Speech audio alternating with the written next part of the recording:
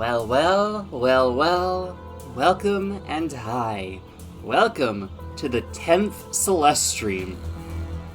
It is weird to finally be here, and oh boy, we are deep in it. So let's get into it, shall we? There we go. There we go. Alright, so before I actually get started, there's something I love about the imagery of, like, alright, so before the recording kicked in for the stream, just for posterity's sake, the music that was cued in was The Name's Dennis from the SpongeBob movie soundtrack, and then Dreams of Cruelty, and they're just, like, looking at Spotify, there's just something, like, silly to me about seeing Dreams of Cruelty beneath, you know, SpongeBob art. Anyway, what was I gonna say? Right, you may, if you're watching this live, you may notice this says C's and Golds. I'm gonna do something dumb. I don't know if I can get any more golden strawberries. I genuinely do not know how far I can push myself. Because just a reminder, I've got golds in 1-A and 1-C. I don't know if I can do it, but I want to try it for 1-B and 2-A. That's kind of what I want to do. Also, hold on a sec, I want to see something. Okay, no, never mind. Alright, but yeah. However, before I attempt more golds, how about, I just do 2-C first, like, you know, see some new stuff, you know? But yeah, I genuinely do not know if I can even, like, ooh.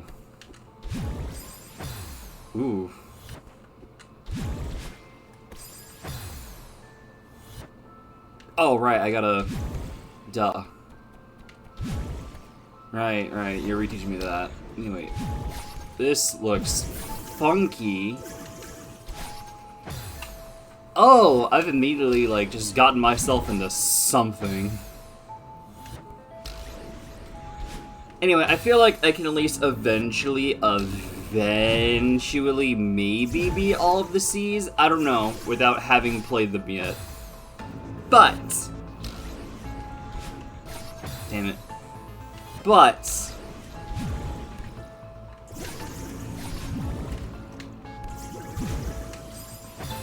I feel like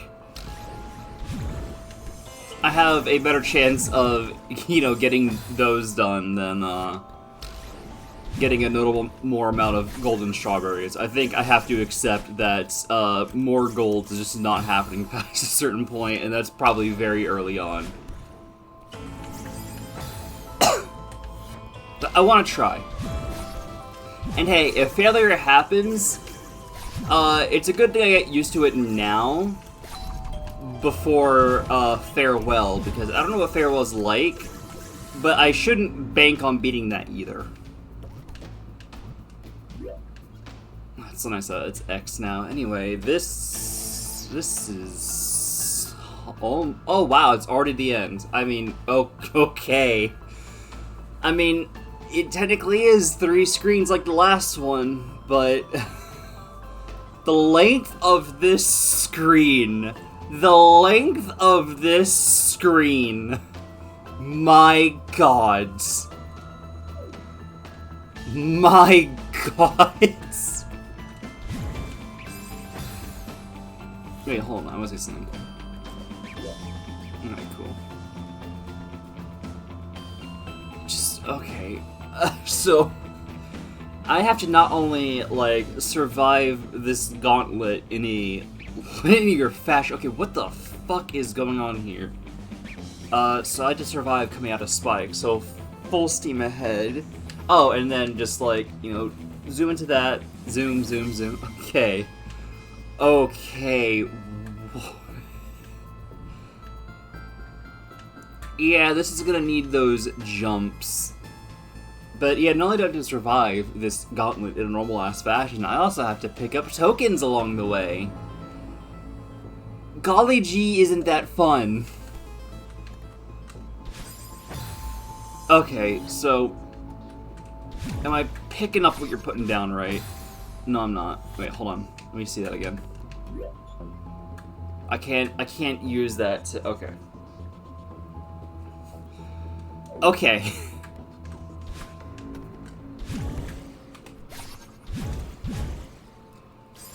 Okay. I think I see I think I see what I need to do there, but yeah, and I need to like jump out of that. Jeez.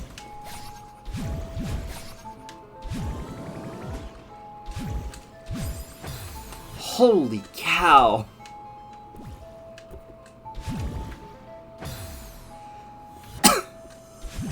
What the fuck? I mean, this is what I signed up for, but what the fuck?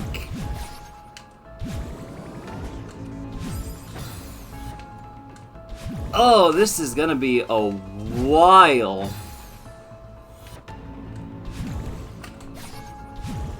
Again, it's what I signed up for. But this is gonna be a while. In this one for the long haul, my gods. The endurance, the precision.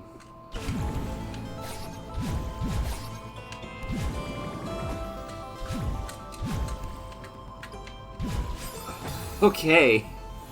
Okay. Again. I know I keep saying this, I signed up for this, but like, I'm still processing it. You're gonna have to give me a moment to go through the 5 stages of grief first.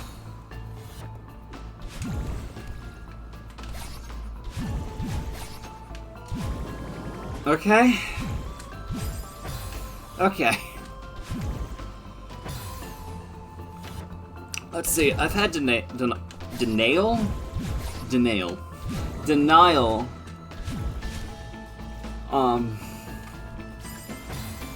Let's hope it doesn't come to anger at least. Let's give it to the 4 stages of grief then. Alright, denial, anger, bargaining. Have I bargained yet? Is that what me saying I want to do golds is? Just holding off on C's, or is it the other way around? Oh shit. Oops. Or maybe bargaining as in buying my time processing this? Let's see, depression, haven't hit that. Acceptance, I feel like I'm getting there.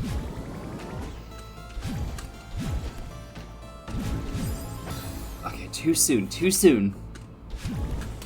At least I see what I need to do so far.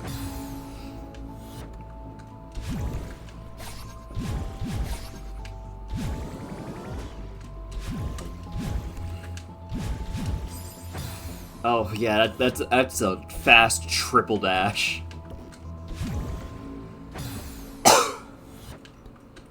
And they are getting their mileage out of these blocks. Holy shit. Honestly, the only thing this is missing is like the followers. I say that like this is a fucking cult. No, I mean like, the other.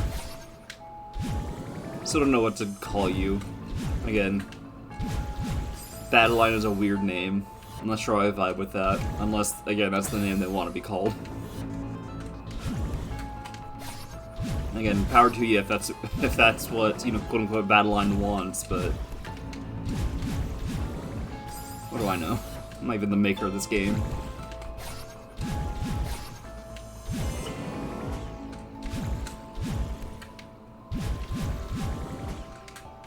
Okay. That's progress. How far along is that again? So I'm gonna call this Section 1, Section 2, Section 3, Section 4. Yeah, I'm just gonna call it one big long Section 4. Alright. I can make it to 3. So that's good progress, I think. Wait, why'd I do that? Let's not jump on that one. Jump on Celeste, kissing gif. Oh shit. That did not pan out well.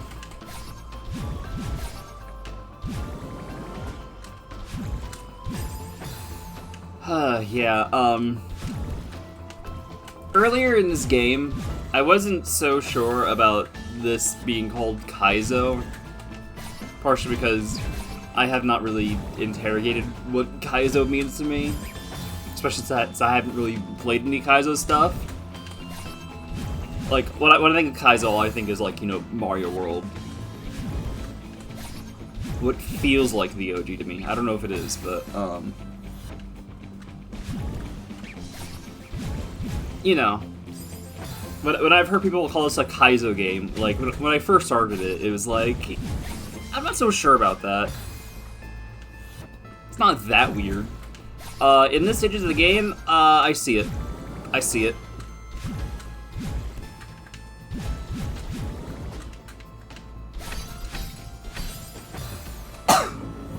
Oh, almost through Section 3. Yeah,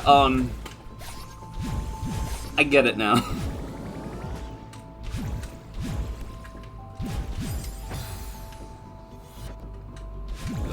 I basically agree. Alright.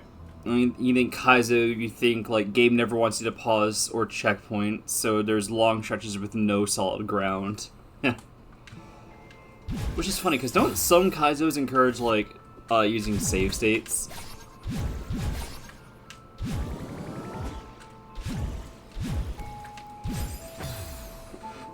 Which is funny, because this game also has frequent saving. And yet, there's also the golds, where if you're,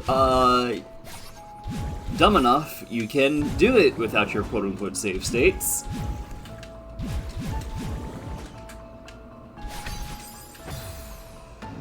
Like, late levels in Blue Fire. I need to actually observe more Kaizos, because I'm not actually the most familiar with, like, you know, Kaizos and Kaizo history and all that. To educate myself more. The most I can say I know about Kaizos is, like, to my knowledge, I know that Kaizo's definition is technically rearrangement, and that's, you know, what the original was.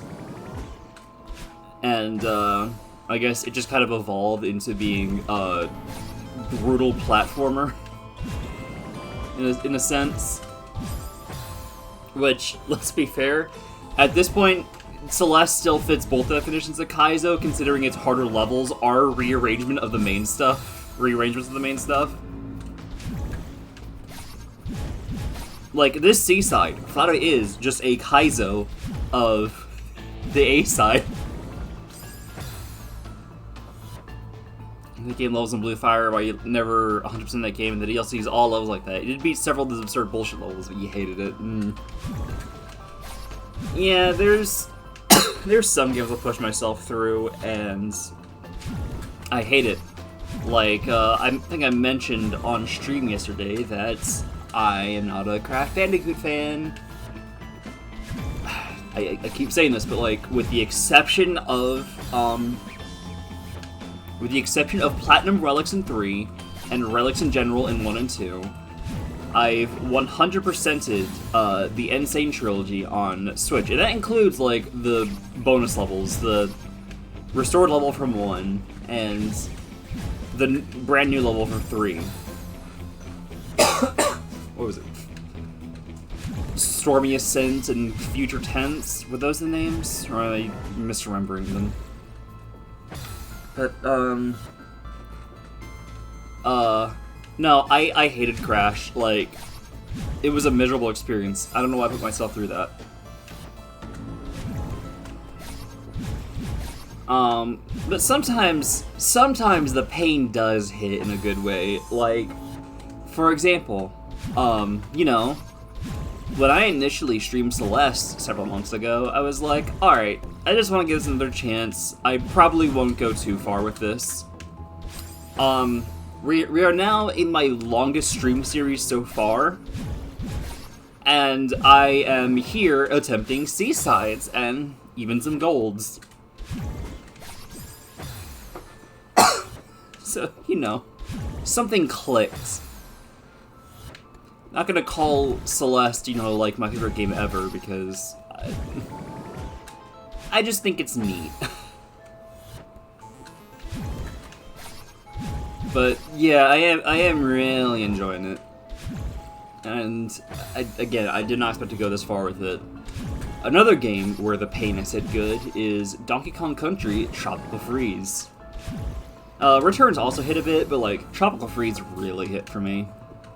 I don't want to be like, you know, overdone and call it, you know, like the best game ever or the perfect game. You know, obviously, because I don't like the concept of perfect or best games. I don't think that's attainable, but yeah, I know some folks have been burned by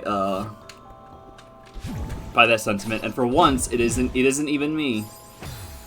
I just like Tropical Freeze a lot, but it appealed to my taste kind of thing.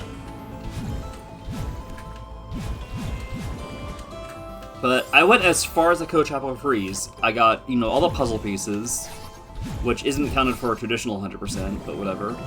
But not only that,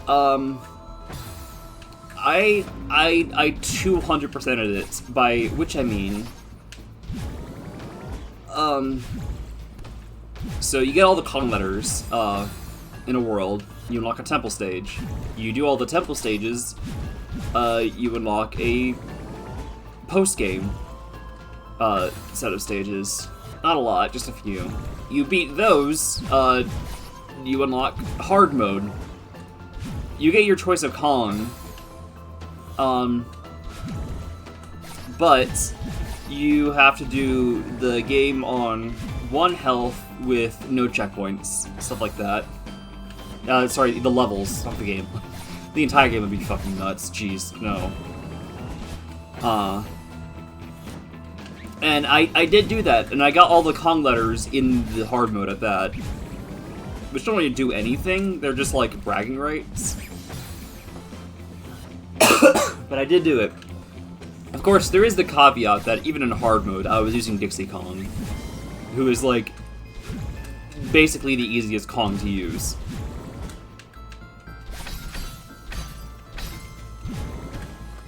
Okay.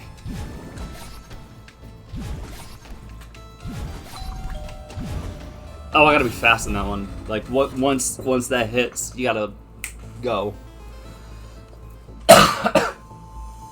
Sorry, 1 second. Jeez. Really acting up today. So I almost beat it. But yeah, I technically did do, like, the hardest parts of Tropical Freeze with the easier aspects, but I still feel accomplished. Like, even if I'm using Dixie all the time. Sorry. Jeez. Feels different today. Anyway,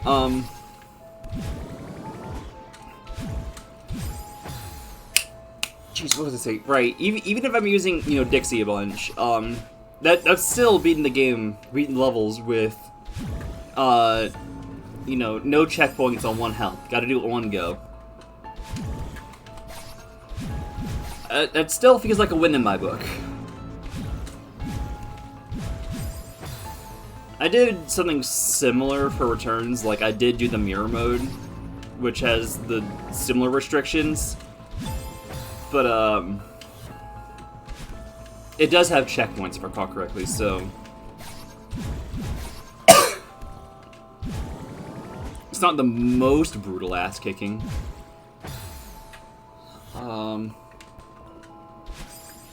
Oh, and for Return to Tropical Freeze, I did them in their updated versions with both difficulty types. I 200%ed normal mode and new mode in Return to 3DS.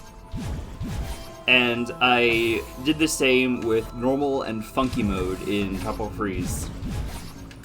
Which means, yes, I have the Switch port, but this is not an endorsement of that. Not an endorsement of any Nintendo games. But especially Tropical Freeze Switch, because, yeah, that was overpriced. I may have been desperate at the time to play Tropical Freeze because I missed out on the Wii U, but yeah, no. You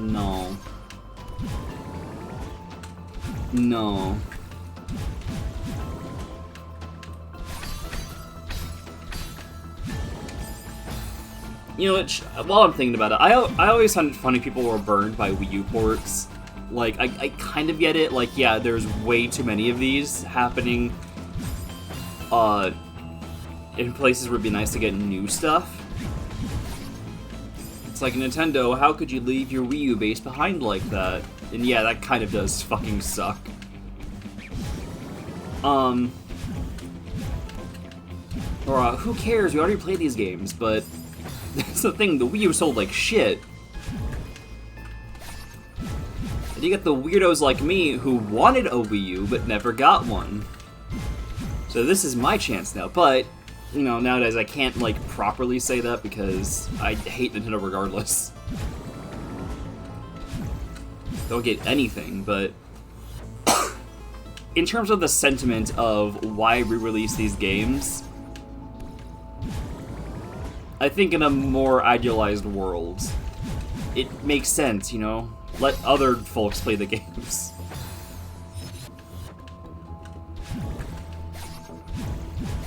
It's actually something... I was recently watching a Scott video. A Scott Stash, I think. Where he was talking about the Virtual Console and... Nintendo Switch Online, and he's like... Man, why do they keep re-releasing these games? We've already bought Mario 3 like 5 times, and it's like... You've bought Mario 3 like 5 times. I haven't. There is, of course, problems with Virtual Console. They do drip feed it too much, and it's always, you know, NES games and whatnot. And, Nintendo really should... Whoa, what the hell happened there? Nintendo really should make it so, like, you buy, you know, Mario 3 on the Wii U, you have it on 3DS and Switch, but... That problem aside, I've never gotten the argument. It's like, oh, but we've already bought Mario 3 5 times. It's like, what? You can just not do that.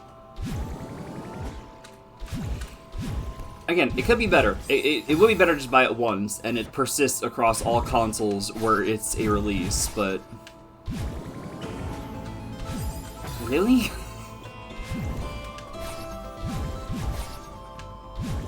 No one's holding you at gunpoint to buy Clue Land for the 6th time, Scott. That's your deal.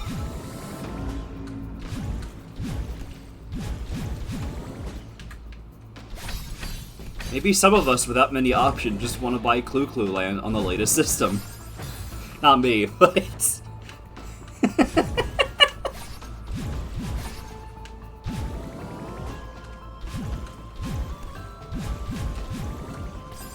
I don't know. It's all very silly to me. It's not like a big deal. Just I don't get it.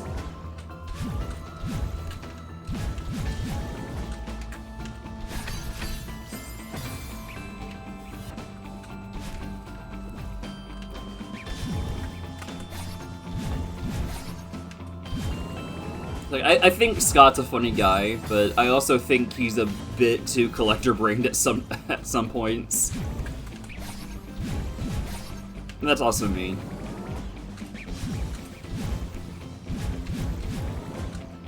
I don't even mean it in like a bad way. It's just like, I don't know. It leads to weird moments where it's like, I do not see eye to eye on this. In the weirdest ways possible.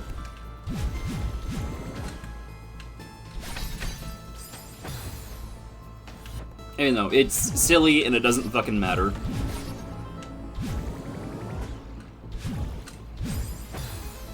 Scott's deal is Scott's deal. I can't decide what's right or wrong.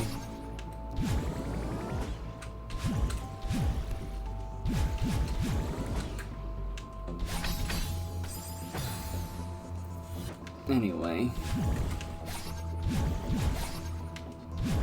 Let's see if I can fucking beat this. So far I can't, but I know I will. Because I've gotten super close, and I'd say this is within my capabilities.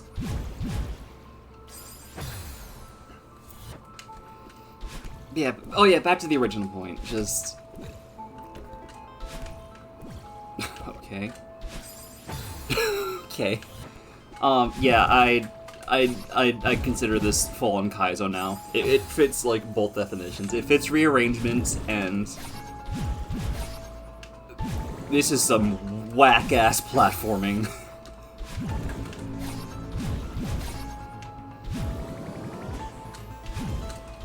I wonder how it'd fare at, like, traditional Kaizo stuff like Mario World. I'd feel like not very well. As much as I'm a fan of Mario World, partially because I grew up with the GBA version, I don't play Mario World for its controls and... Whoa, okay.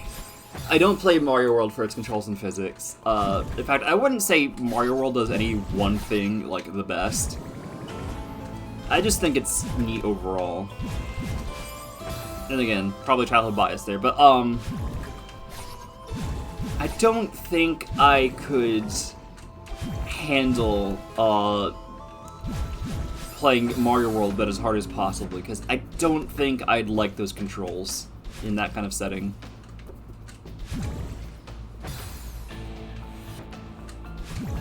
The thought of playing a Mario World Kaizo fucking sucks. Give me something snappier like this. What is... Here we go.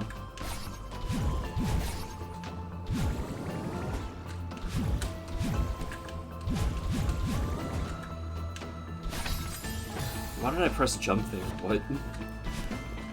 Okay, what am I doing differently that's causing me to snag on that more? Am I just doing it too far? Okay, that was wild.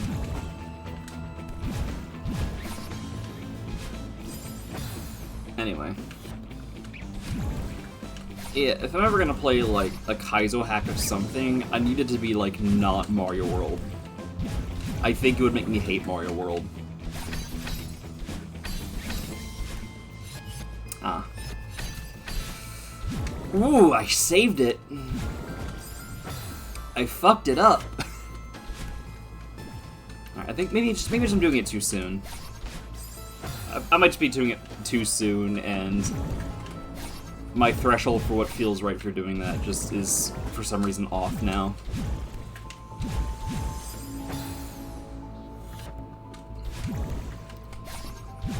Okay, I'm feeling better. I think whatever is causing that nasty, nasty version of the cough was... I don't know, just thing in my throat. I hope I figure out, like, what's up with that someday, because I would like that to stop.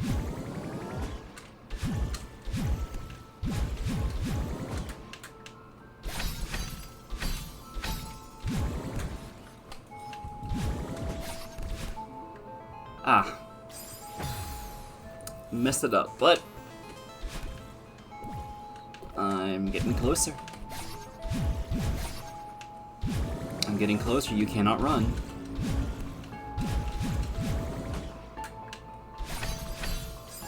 Ah, too close. Yeah, I wonder what other kinds of,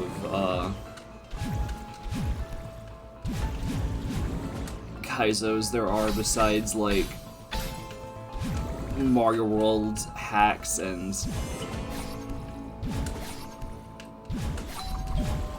Ah, I didn't get the jump! No, that sucks!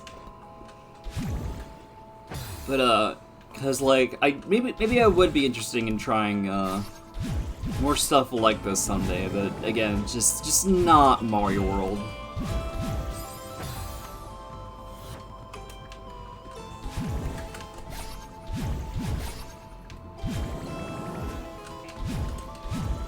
Come on.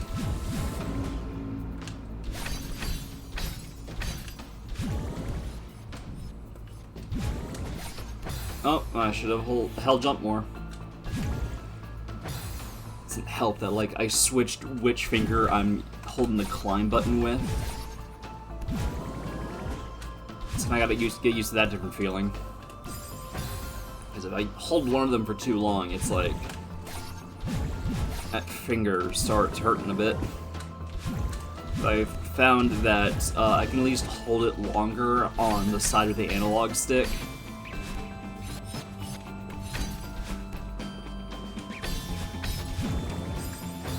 Damn.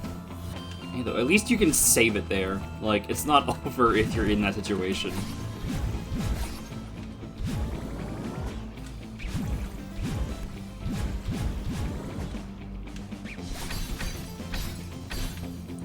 Honestly, this is another one where if you can beat it, you could probably do the C. You could probably do gold of this as well.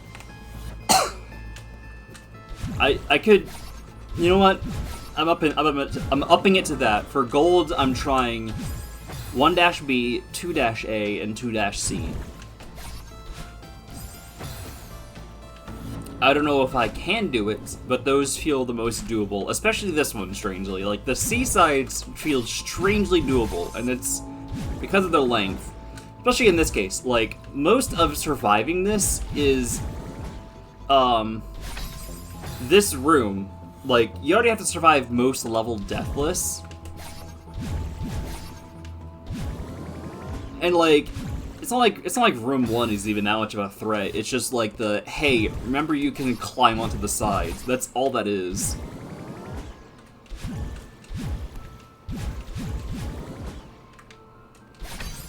Room 2 will definitely add a bit of difficulty to it, but I think once you get it down, it's not gonna be that much harder than starting just this screen. So yeah, gold feels doable here. Really fucking weird, gotta say. I'm not getting used to that though. I'm gonna keep in mind that there's gonna be some C-sides I probably just cannot do. Like, for all I know, maybe they're all just 3 screens about the same difficulty. Neat if that's the case, but I'm not banking on that, especially once they just like summit exist. I feel like Summit has to be, like, at least 6 screens. And I feel like these are only gonna amp up more and more. I could be wrong, but, like, even the B-sides amped up proportionally to, their A counterparts. Ah, too much jump. So I don't know. I feel like given the pattern, the C-sides are only gonna get more and more extra.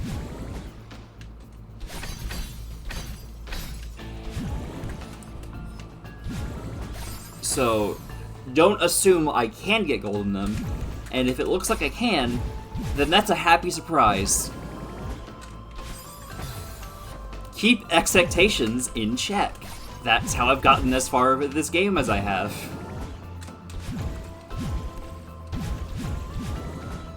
If I went into this expecting, like, I could just, like, do everything, I would probably fucking lose it. My expectation has been, don't get ahead of myself, and I have a couple times anyway. But I lost the train of thought. No. No.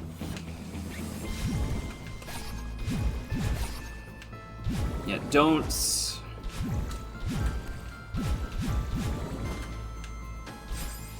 If I go in expecting that I can do it, then it's just gonna become like, why haven't I beaten already?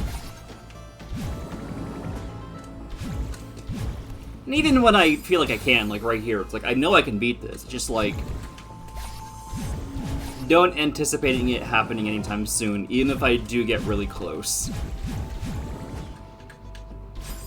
But do have some confidence, I suppose, like, at least gauge the possibility, like, alright, this seems doable, let's do it.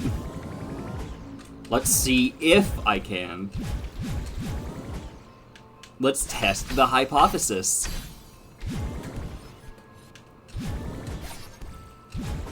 Ah, damn it.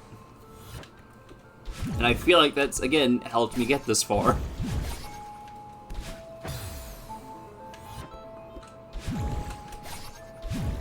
If I went into this hearing it was like the best game ever and expecting it to hold up to that, and trying to 100% everything as I go, regardless of how it feels, I would fucking hate this game.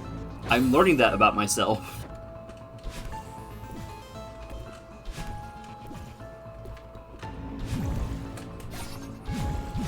I need to approach more games. Like, even if I hear something good about a game, I just need to be like, alright, expect anything. Could love it, could hate it. I'm still working on that aspect. I'm not, like, immune to that yet. But expect anything quality-wise, no matter what people say about it. Which, granted, it helps. I don't think I've really heard about this. I've heard that it's really good and handles certain things really well, but I definitely haven't heard it called the best game ever, but still, keep expectations in check on that. And don't try to 100% everything on the first go, if I feel like I can. Only do it because I want to. I feel like that's helping me a lot, especially on streams.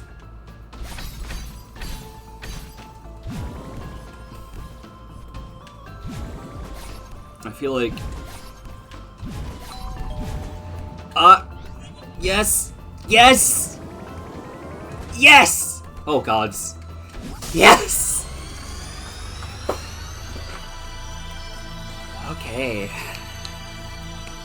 Okay. Cool. That's another seaside down.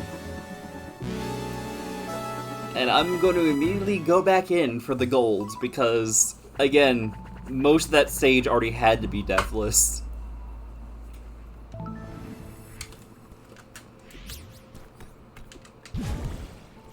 Like, all it really adds is this screen.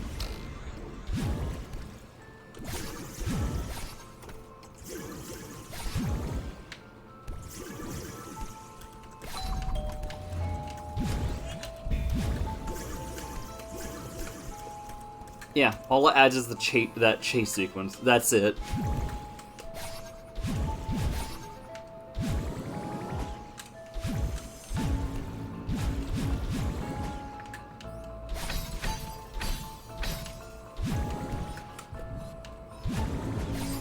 Oh man, that felt pretty far for our first attempt. So yeah, gold on this isn't that much harder compared to... Yeah, this gold isn't that much harder compared to just doing it normally.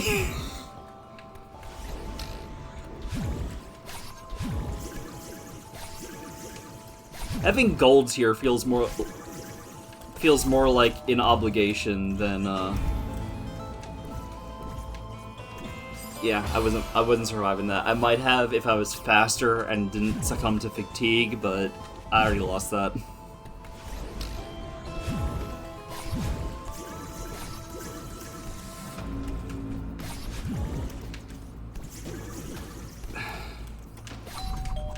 Ah shit. But yeah, like really, that's all gold adds, that screen.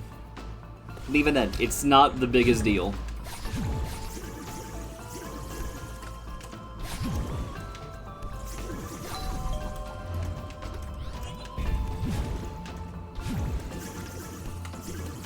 It's not the biggest deal. Just learn the stage and go.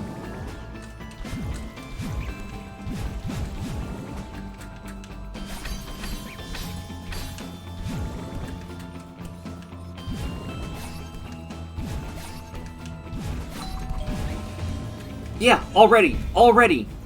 All fucking ready.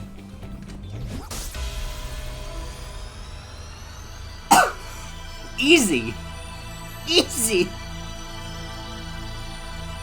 The hardest part of Gold C there is just learning the stage for the first time. That's a free gold. That's a free gold.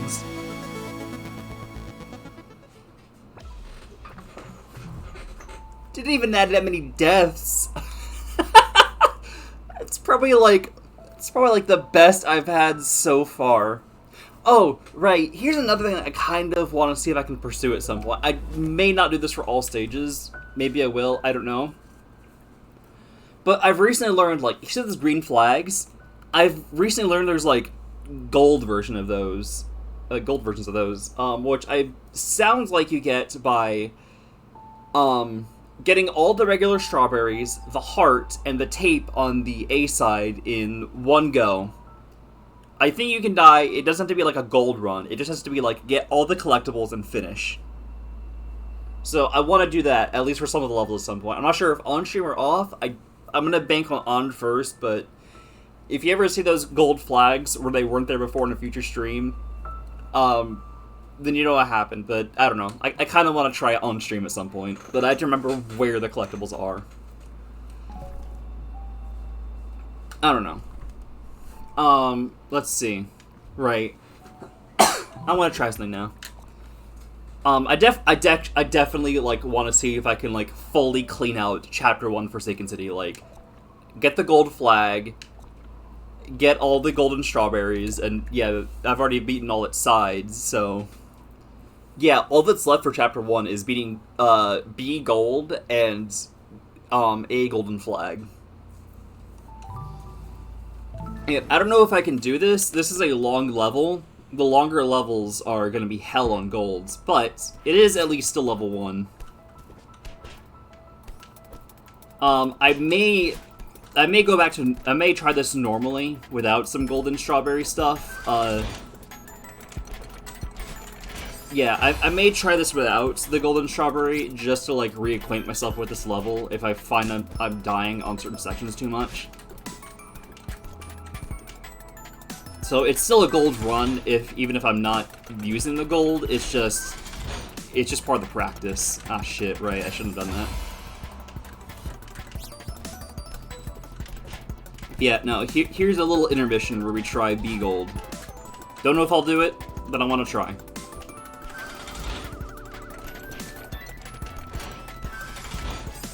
Ah, got too much momentum. But yeah, it's not the longest stage in the game, but it's certainly a lot more than 1A and 1C. Honestly, it's really funny that the B sides seem like more of a threat than the C sides. It's really funny that it's come to that with the golds.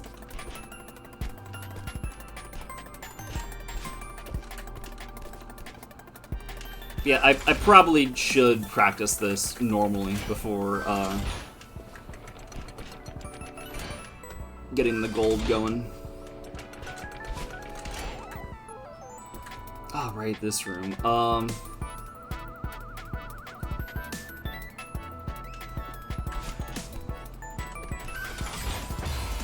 Yeah, that's... Alright, fine, I'm gonna practice this.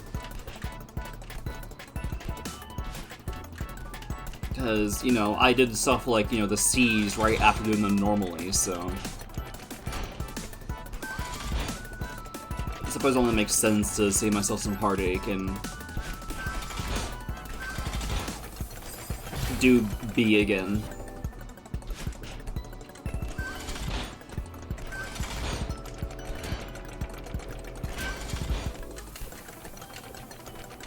Yeah, okay.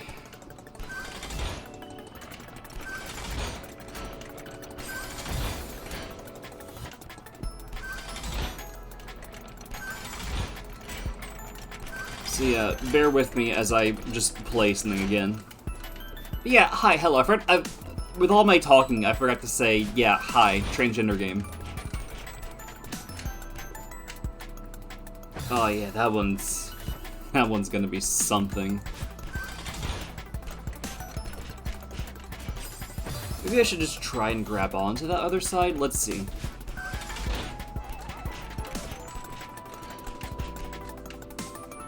Yeah, okay. I feel like that's an easier pattern than trying to...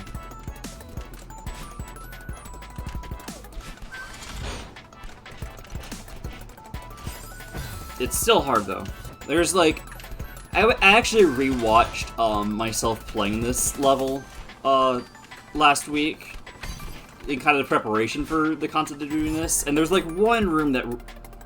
This room that really scares me.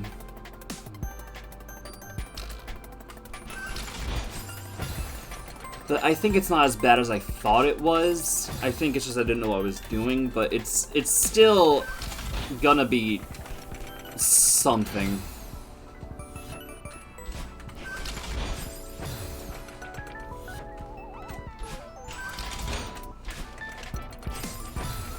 Here, actually, maybe it's better if I do that wall jump instead of dashing.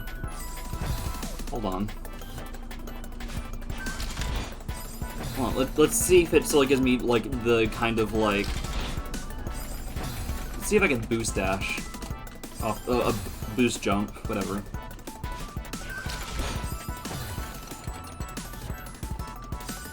Of course, it helps if I don't die. Anyway. Oh, shit! Okay, if I wall jump and then dash straight to the side,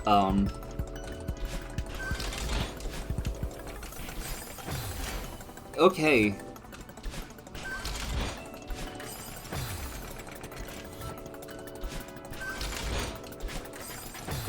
Gotta find that, like, jump and immediately boost kind of vibe.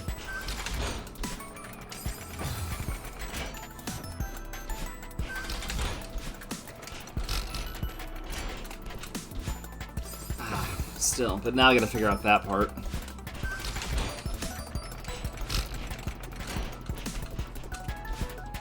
Okay, cool. Yeah, it's not as bad as I thought, but it's still probably, like, the most fucked up room in this for gold. I mean, in general, but, like, gold especially. That's gonna be, like, the gold killer so much.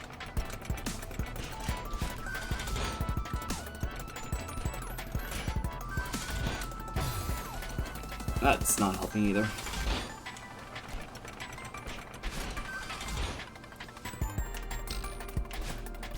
Oh, right. So, I was also I was rewatching this before, and they find it funny what I was overlooking here.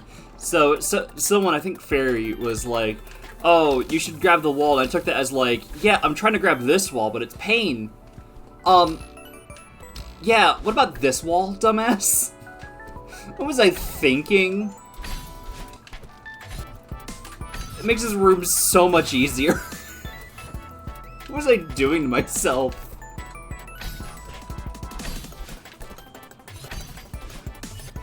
That one, though. I'm not... Oh, wait, I could just wall jump, duh.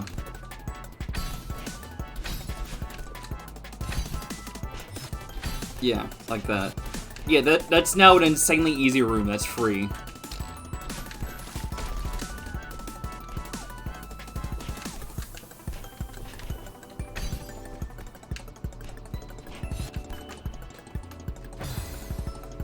What was I doing there?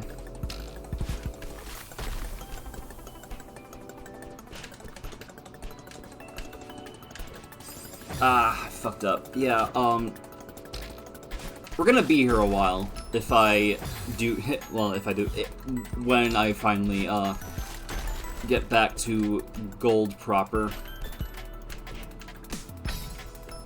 Like, again, like... Ooh, ooh,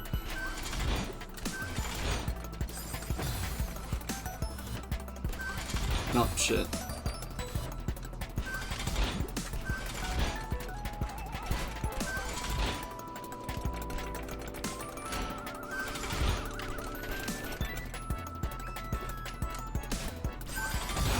This room was interesting.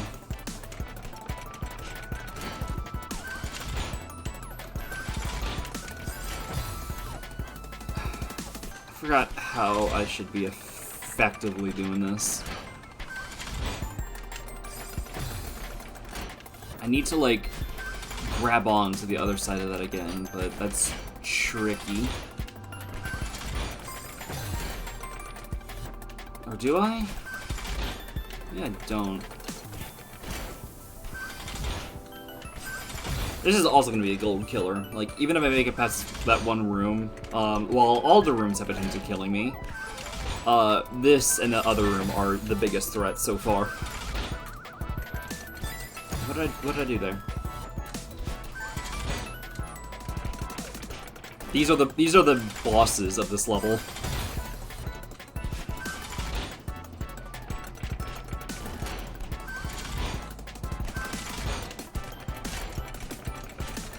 Okay, that works, I guess.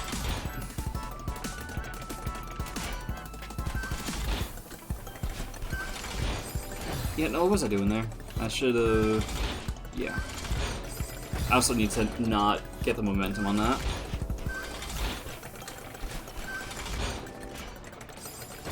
Yeah, alright, that's the way to do it. But I like that, I like that. Whoa! Really? It was going that long, huh?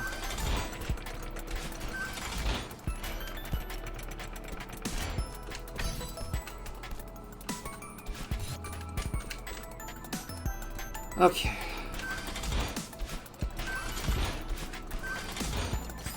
Okay, I need to grab onto you again.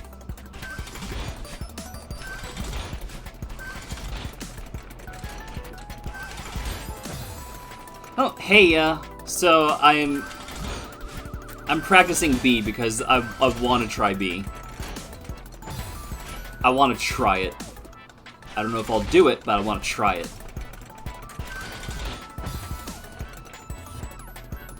But, you know, gotta reacquaint myself with the level first. Really remember how to schmoove. Yeah, also, you missed it. I beat 2C, and I got his golden strawberry because it was a freebie. Like, room 1 was not a threat. Room 2 did not add much. So, like, if you survived room 3, you've already survived most of the stage. It's a free golden strawberry if you can do the base C side. Really?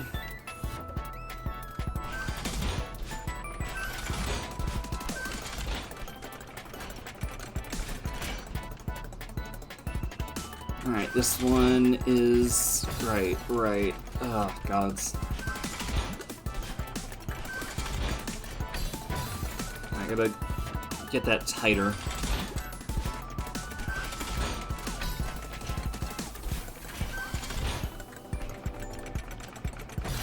And then I forgot to dash. We'll dip at some point to pick up some things in the store and play Pokemon Go, but you'll be here till then. Got it.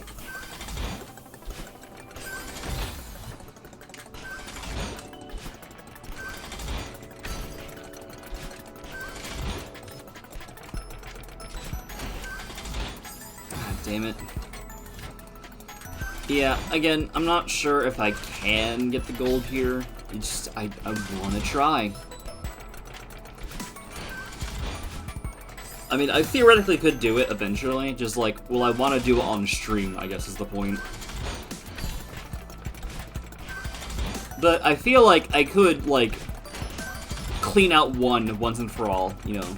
Get the gold flag, get all the goldens.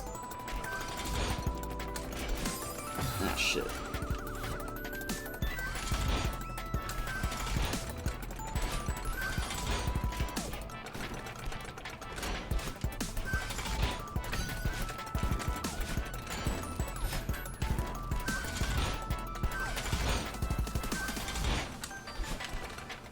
Okay.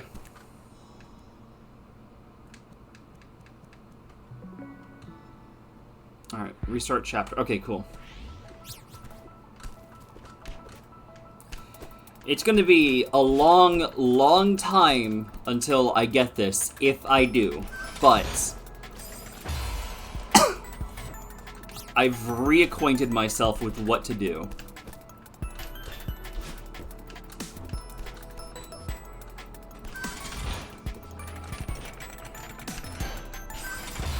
Really?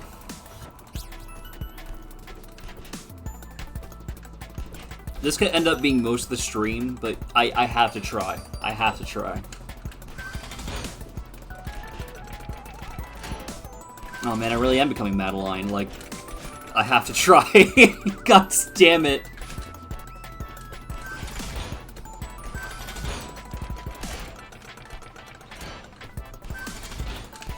Okay, just barely. Wait, really? Didn't run out all of that? On all of that? Jeez, okay.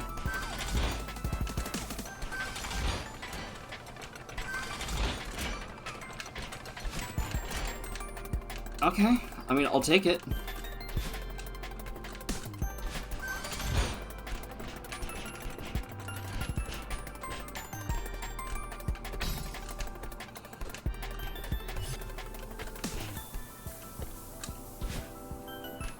I was panicking, I was like, oh, I need to refresh. Okay. This is gonna kill me so much. I'm dreading this, but I have to try. I'm going to die here, though. Mark my words. Didn't even get that far into the room. Jeez.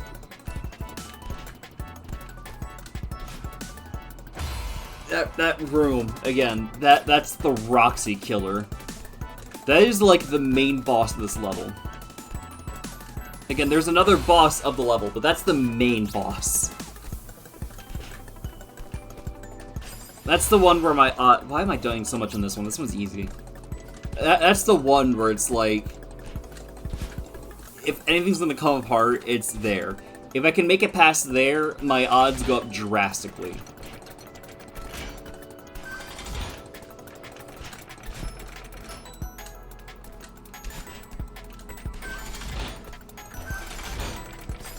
Damn it. Again, let's see if I can do this.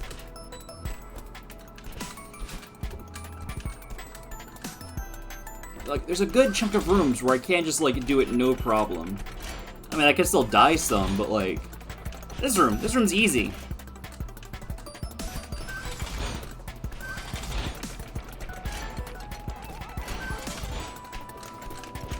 This one's also fairly easy-ish. It's not the most easy, but...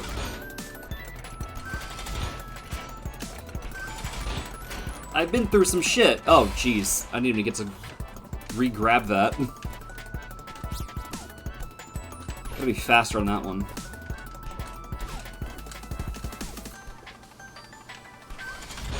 Yeah, this one really seems to be about testing how much you can climb.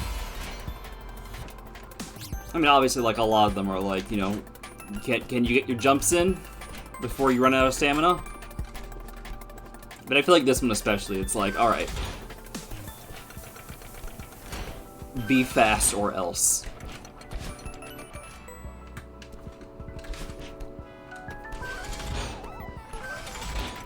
This level's thing is not precision, it's speed. I mean, there's also some precision, but...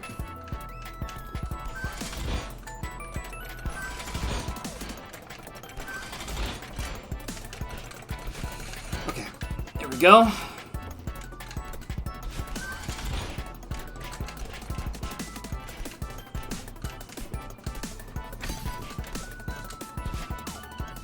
Here we go. Whoa, okay, that did not pan out well. Didn't get myself far over enough. Oh shit, what am I doing without you? Yeah, place your bets. Can I fully clean out level 1? Can I get everything in level 1?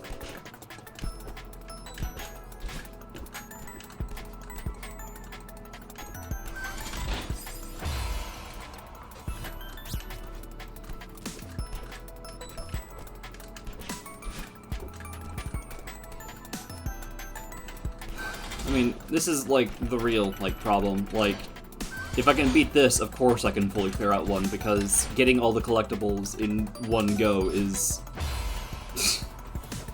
a non-issue compared to this. The biggest problem with that is just remembering where everything is.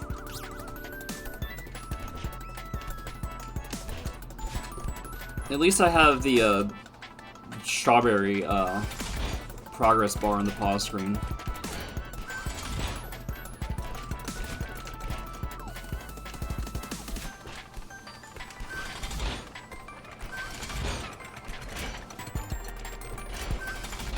I wonder if there's like ultimate gold. Like if you get like a golden strawberry while getting every collectible on A side, will that like do anything?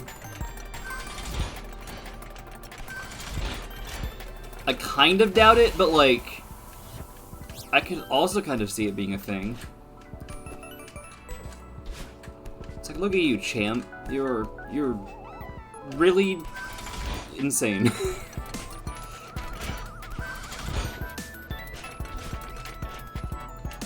Imagine doing that with Summit.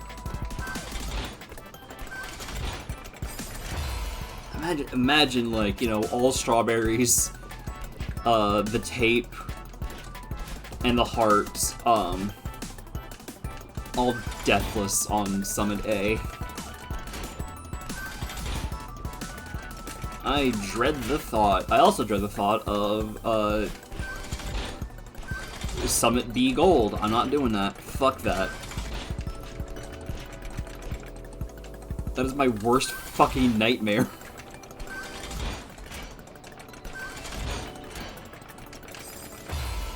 I mean, a lot of these I'm not gonna be able to do. Like,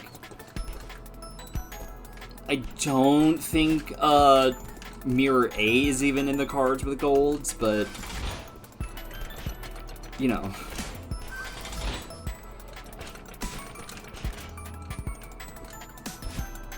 I'll be surprised if I can do, 3A on gold.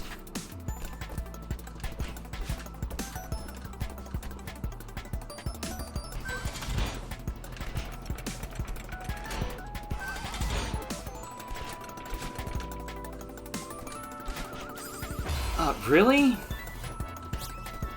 What the hell? Oh, that's just sad. But I am gonna fucking try this. Like, I can do 1 C gold. I'm gonna put in the elbow grease.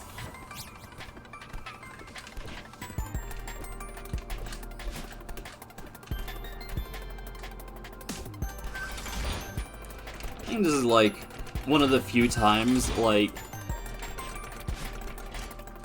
often if I'm going this far in a game, I want to go and like full on 100% it.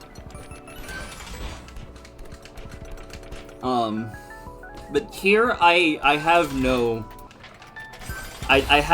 expectations of ever 100%ing this. So this is one of the few times where like I really want to like go the mile without 100%ing. I can be a bit all or nothing when it comes to stuff like that. It's like either finish the game or complete the game. Take your pick. But no, here it's like, what is the extent of what I can do? How much can I chew away? Well, yeah, I fucked myself there.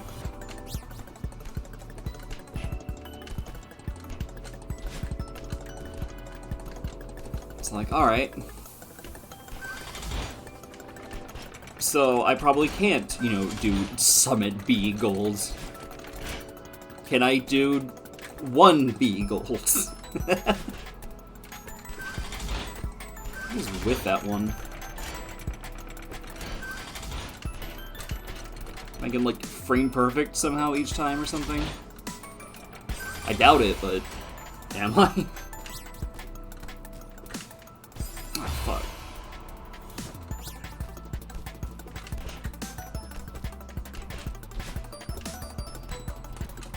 I will say though, it's a bit extra challenging today because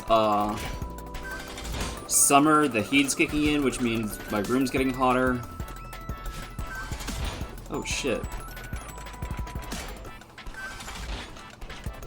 So I'm gonna have to like probably take an intermission at some point just to like cool off. Especially with something as hard as this. Alright, that's you down.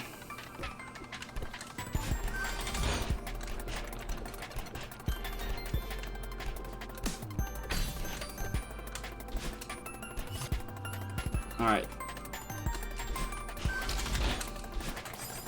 too far forward. Like, I gotta, like, hold off on going completely forward, but I also have to, like, push forward enough at, like, the right time. There's, like, a lot of little things that to be fast in the draw there all at once. Again, every time it's like, okay, it stopped. Surely I can, like, not get launched, and then I get launched.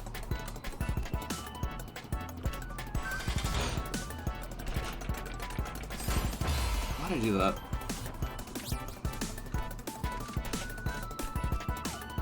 Dang. I'm not discouraged yet. Just because I haven't made it far doesn't mean I can't make it.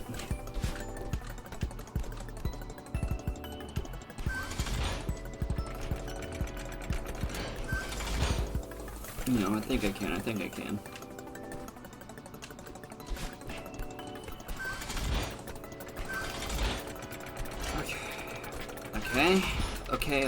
Okay. How's my stamina not up by the time I reach the top of that room?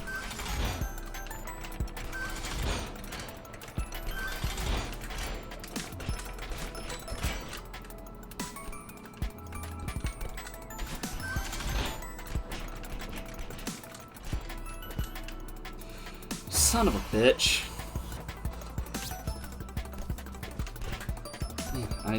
I wanna do this. Am I fucking dumb? Probably. Am I determined? Yes.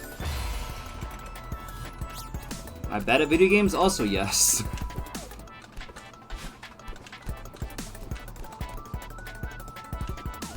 Like, persevere anyway? Fuck, I hope so.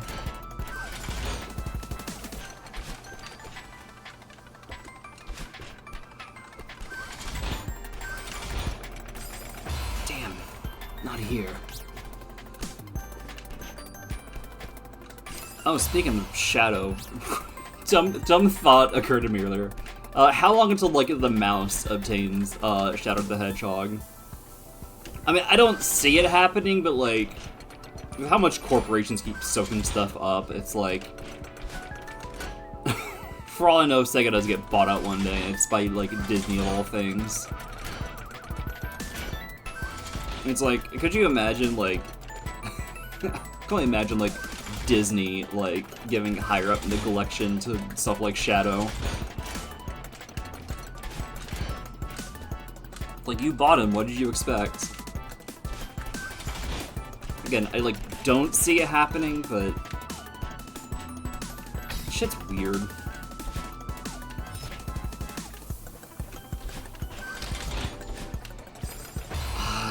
Almost. And then I'd have to, like, intensely dash.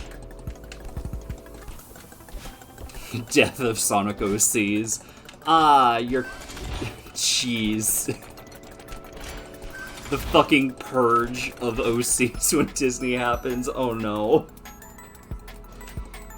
Oh god, no more fan games. Oh.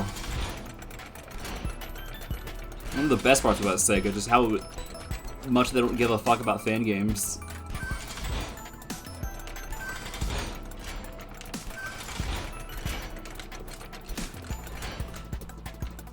That would definitely change. It's like, you see. You're having fun? Die. Damn it. Disney in a nutshell. No fun. All gotta be corporate, family-friendly bullshit as we hog shit and store it in the vault.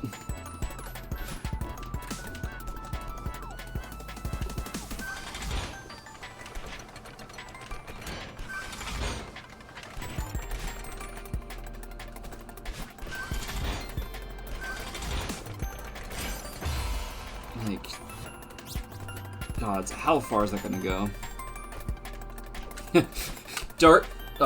Dark future where Disney has soaked up so much that they just become intertwined in the copyright system by default. Like, in a way, Disney owns everything. Any copyright goes through them, they get a share of everything, like literal Disney tax somehow. And they also have to approve shit. If it's not within their corporate squeaky clean bullshit, it's gone. This applies even retroactively.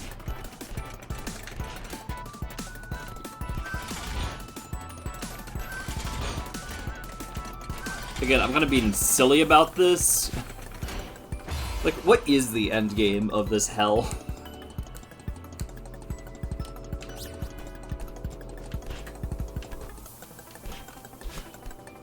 The American corporate empire collapses before that happens. Yeah, same!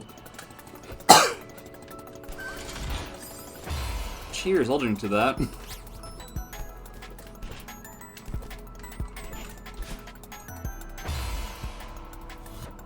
Yeah, the death of humanity through climate change.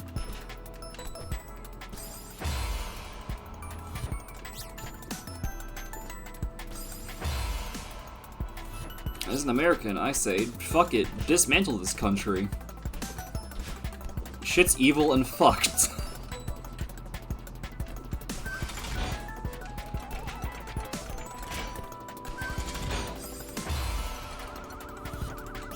Our global export is terrorism and military control and funding genocides. Like, good fucking gods.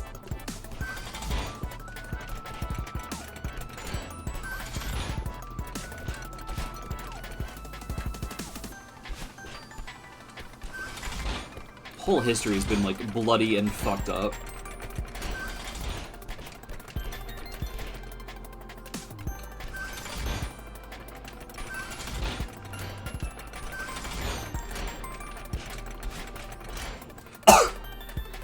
No matter how much this country wants you to believe it's about freedom, it is not.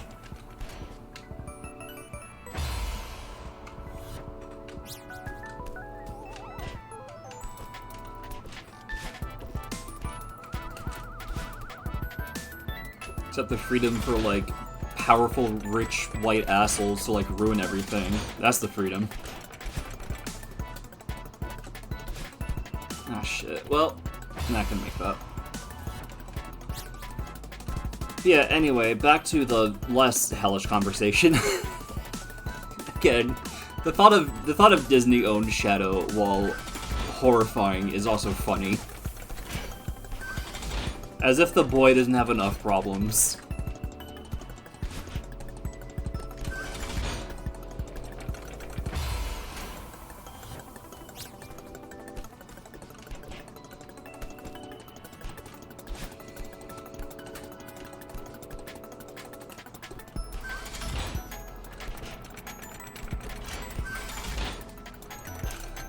Anyway, yeah, place your bets. Will I be able to beat this? On stream. Like, again, maybe one day once I'm done with Celeste on stream, maybe, like, I'll go back and, like, tinker with some stuff that I feel wouldn't be ideal on stream, but, like, yeah, place your bets. Is this happening? Especially this stream.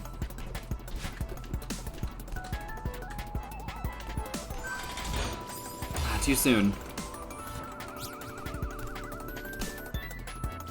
What was I doing there?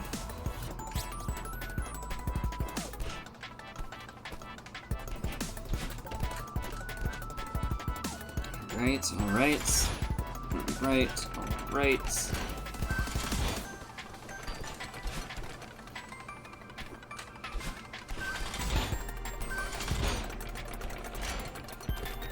Moving, gaming, all of that. I believe only a couple more screens until the hell. Yep, just one more screen.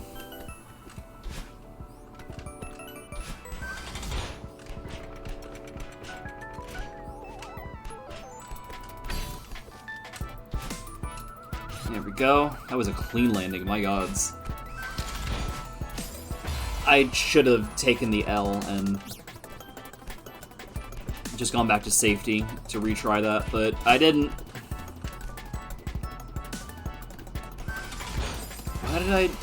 Why did I jump so soon on that? Like, the moment I pressed jump, I was like, wait, like, the exact moment I pressed jump, like, I processed, like, wait, no, what the fuck am I doing?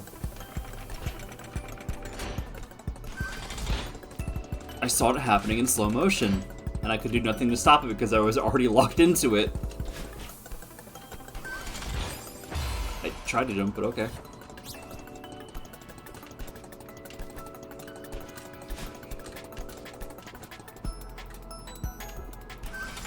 Yeah, so I've been playing Metroid Prime 2. Overall, I'm enjoying it. Gotta say. The funny thing is that for how hard I've heard the game is, I know it's still early in the game. Oh shit.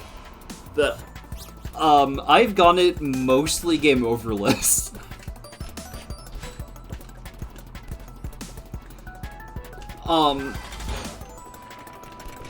I've made it into, like, the second major area without getting a game over, and it feels weird, but I did finally get a couple game overs, 2 of them, against what is apparently an infamous boss.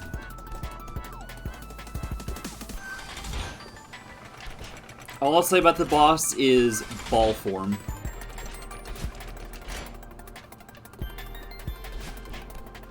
Like, I know I still have so much of the game to go, and I'm gonna game over more, but, like, I'm surprised I made it, like,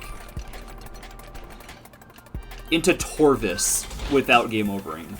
Torvis. I'm usually much more of a chump than that.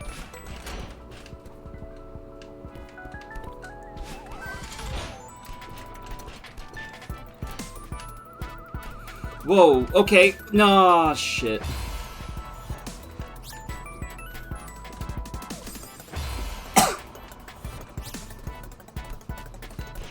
Yeah, Prime 2.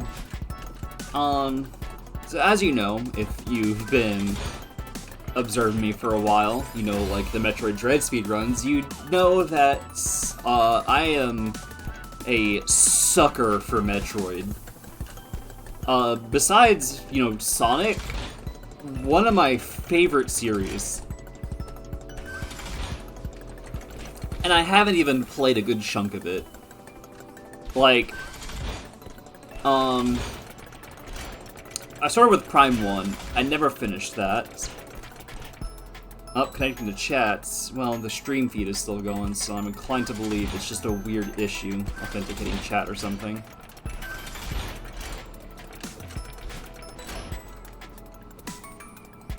Who knows, maybe I had like a micro blip of like being down and Twitch freaked out about that. I don't know.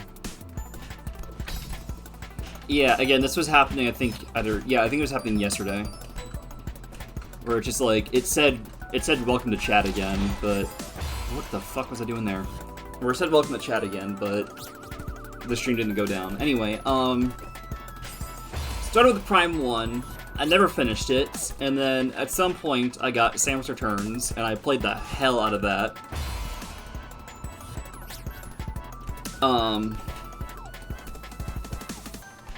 Where did I go after that? At some point, I tried the original Metroid. I've never finished that. Ever.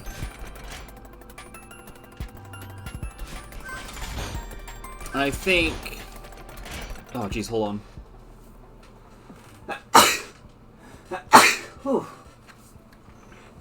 I'm wondering if...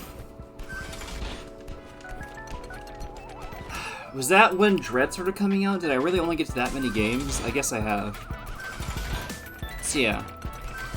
Oh right, Zero Mission. I went to Zero Mission, that's the missing link. I fucking played the shit out of Zero Mission. Adored that. I adored Samus Returns and Zero Mission. I know, in terms of story and vibes, Samus Returns is not a good adaptation of Metroid 2. I've seen points made on that.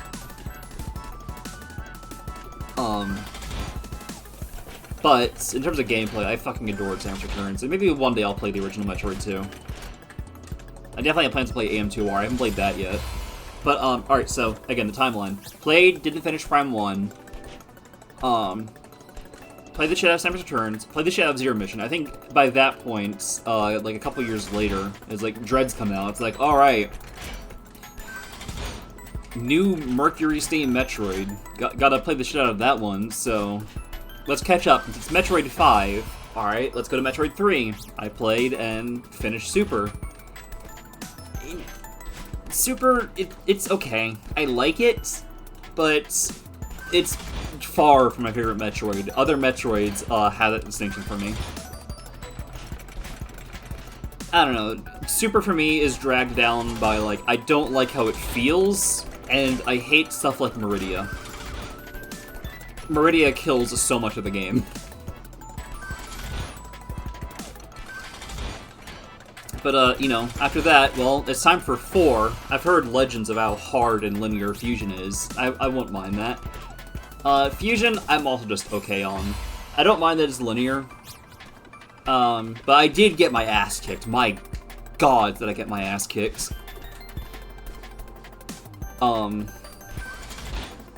Game overing left and right.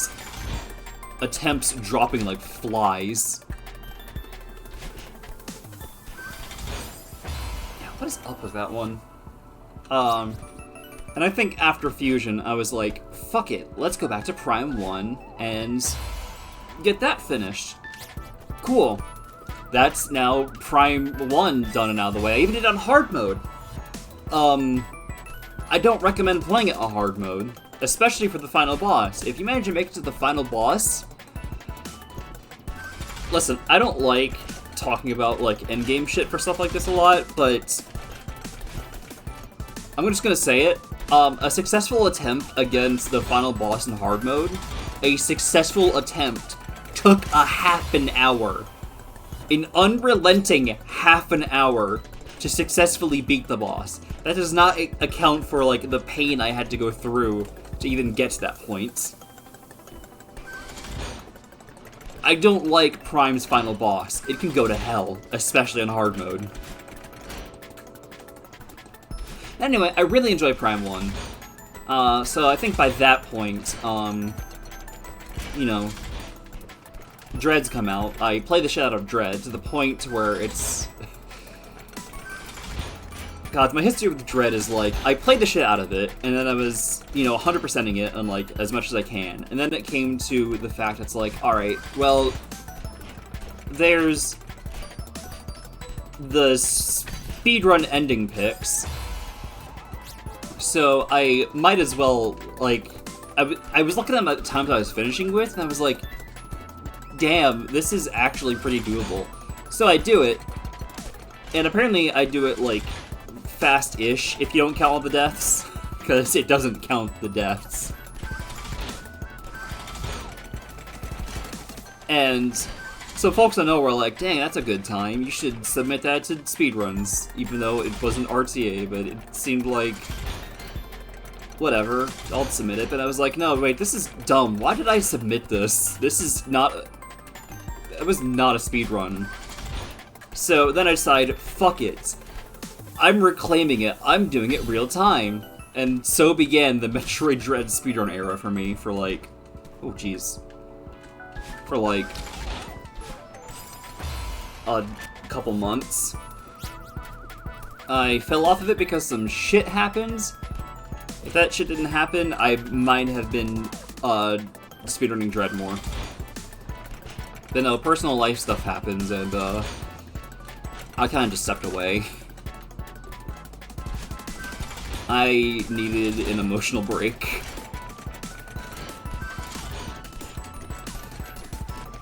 And then, of course, you know, streaming happens. You know, I started streaming again back in, like, October 2022. Prime Remaster comes out early next year. Played that on stream. And, now we're here, where I'm playing Prime 2. Because those are the gaps in my Metroid history. I haven't finished 1. I haven't finished Prime 2. I haven't played Prime 3. I haven't played Prime Hunters. If you want to count it, I haven't played Prime Federation Force. I've heard it has a good multiplayer mode, but as a Metroid game, folks did not like it as a Metroid game, to my knowledge. 2016 was a year. Let's see. I have not played the infamous fan game, AM2R. That's on the to-do list. Did I bring up 2 yet? Like, the original 2? Shit.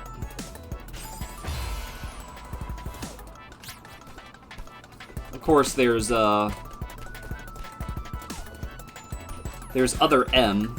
I might give that a shot, but I'm not expecting the world of it. It's more so just, like, curiosity. So yeah, the gaps I want to fill are... My high priorities are Prime 2, obviously, Prime 3, and AM2R. Secondary targets are Prime Hunters and Other M. And Metroid 2. And yeah, I guess that's it. I'm not finishing Metroid 1. Fuck that game. I don't care if it started one of my favorite series. I fucking hate that game. It is not fun to the Roxy. I get that there's ways to, like, make it fun depending on who you are. You could, like, ROM hack it or, like, make your own little maps or whatever, but that's... I don't like 1. It feels like ass. I don't like early NES games. I don't like Mario 1. I don't like Zelda 1. I don't like Metroid 1.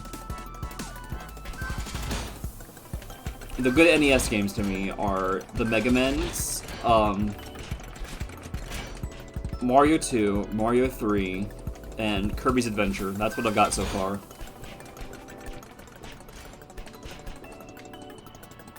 Mario 1, hate it. Lost Levels, hate it. Zelda 1, don't like it. Metroid 1, hate it.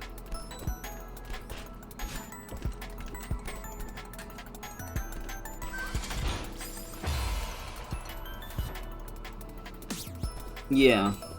But it helps that there were later NES games. Like, even if Mega Man was probably, like, started, like, mid-NES, I'm pretty sure it was still later NES, to my knowledge.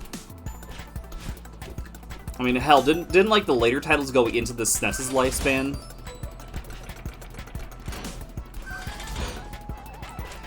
I don't like early video game history. Like, sure, it's interesting to hear about sometimes, but... The early days of games are just not for me. And I'm gonna take zero shit on me not being a quote-unquote real gamer, because, like, I can put up with some bullshit. Hell, I've beaten Mario 1 on hard mode, all 8 worlds. And that's not, like, the most, like, big NES thing, but, like, you know, just because I dislike Mario 1 does not mean I'm not gonna, like, put up with it, but...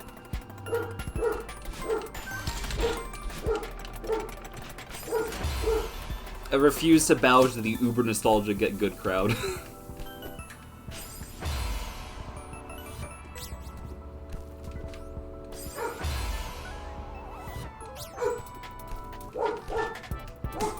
Just like, oh, they don't make games like how they used to nowadays. It's like, cool. I'm glad they don't make them like how they used to. I think games started being what I really like during the 16-bit era. Not consistently, like, it still had its growing pains, but, like,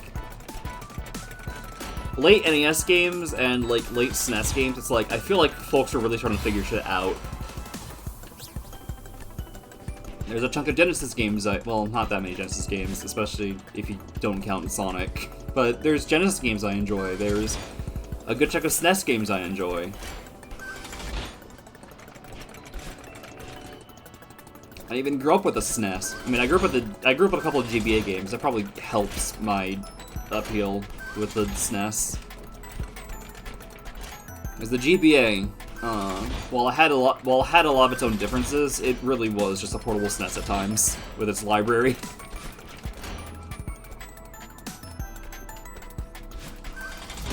Like, my first video games were Fire Red and Mario World GBA.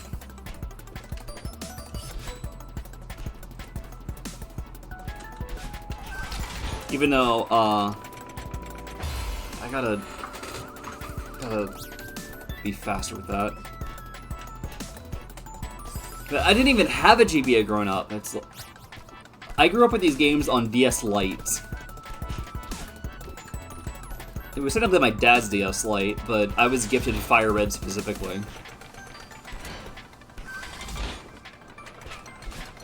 And over time, I became the DS nut. That was the start of something terrible. I became a gamer. And now look at me.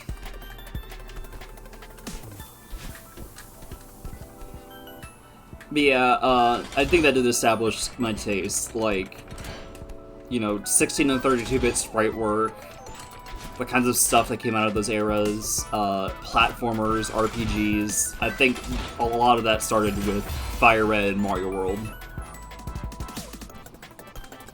But I wouldn't say that's peak gaming to me. That's my gaming baseline. I think shit really starts going, like, 6th gen. Like, what are they doing? Yeah, 6th gen, I believe that's GameCube, PS2, and Xbox. There's still, like, a lot of, like, you know, bad games if you stumble into the wrong places with the wrong taste. Especially if, you know, don't, like, you know, collectathons with way too much variety. But I think shit really starts going in 6th gen and then 7th gen, like, and especially once you factor in like indie games and later generations, it's just like, yeah, 16 bits the baseline. Early 3D was alright. There's a lot of growing pains 3D, but there's a good chunk of 3D games from the era I enjoy. You know, the Zeldas, you got your Paper Marios. I know I played some other, like, you know, N60. Oh, right, Spyro. Spyro came from that era. I like Spyro. I was liking what I played at Pac-Man.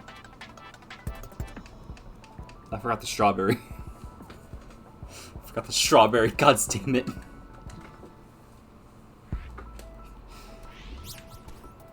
Yeah, I don't know. It's like, I think folks are really figuring out stuff in the 16-bit generation. I forgot which one that is. Is it like 4th gen? Because NES is like 3rd gen, yeah? And then 5th gen was like that really messy period where you had like, you know, all the 32 bits and the 64 bits and all that.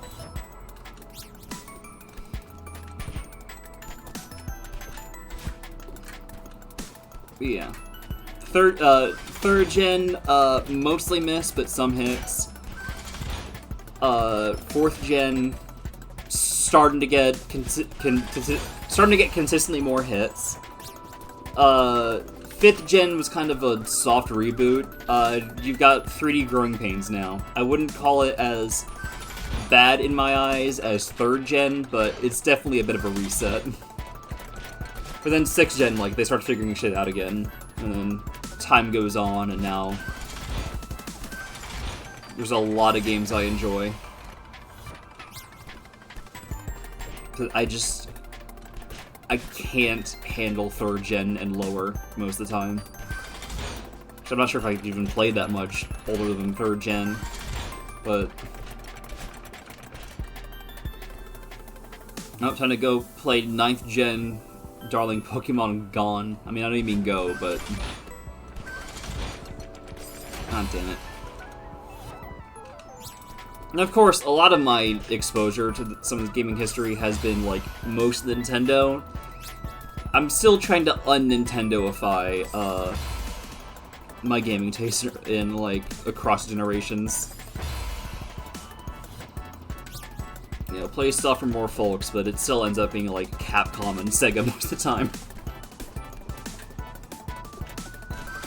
But, yeah, no. You know, during the 3DS and the Switch era, you know, everything's Nintendo for me. You know, Nintendo saved the industry, and it's like, yeah, I guess it helped bounce the US market back, but we can't overplay Nintendo's successes. Because, like, we get to the point where it's like, Mario 64 was the first 3D game. Like, we've game of telephone that into being the thing. When it's more so, Mario 64 was one of the games that, like, got a bunch of other 3D games on track, but it's not the first 3D game, and it's not the only early 3D game to do things well.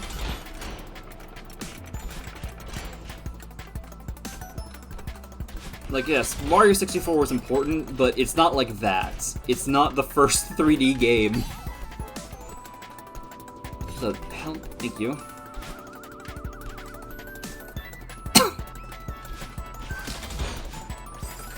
Yeah, I either need to, like, yeah. I might try diagonal dashing again. I don't know.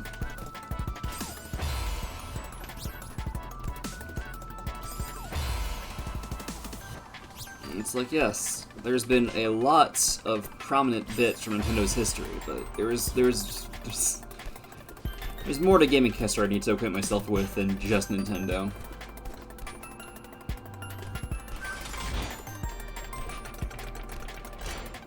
I mean, I don't like Sony that much either, but I need to play more stuff from, you know, Sony's end of history, you know. There's games I missed out on, like Ratchet & Clank, Jak and Daxter, Sly Cooper. If I'm gonna play old Nintendo games, then those have to be on the table as well. Right now, I'm mostly interested in Capcom and Sega. You know, filling out the Sonic games I haven't played, going through the Mega Man timeline of games. You know, trying Resident Evils, and I've only played one of them. I have the other Capcom games I've been playing, but I'm drawing a blank right now. Oh, right, Ace Attorney! It's been a while since I've really given Ace Attorney a proper go, but I've played the first 4 games and some of 5. Of course, it's not like, you know, I've only ever just played Nintendo games, even, like, during the height of me being a fangirl, but, like... Because, you know, I play a lot of PC games. PC is, like... Oh, PC is home.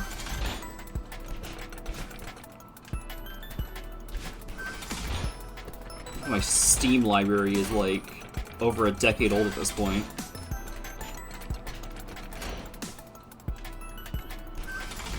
And of course, like, Minecraft was, like, my turbo love for a while. Technically, Microsoft owns that, but I consider that Mojang, especially in the early days. Especially when Microsoft was more hands-off. I can't remember if I got to Minecraft before Microsoft bought it, but it was definitely early times. Oh, shit.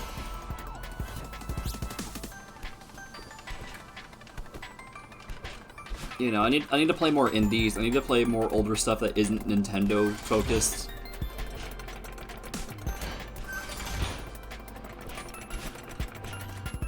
That I need to play so many games.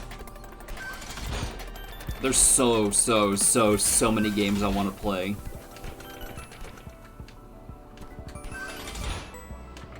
Old and new, indie and AAA. Though indie's healthier.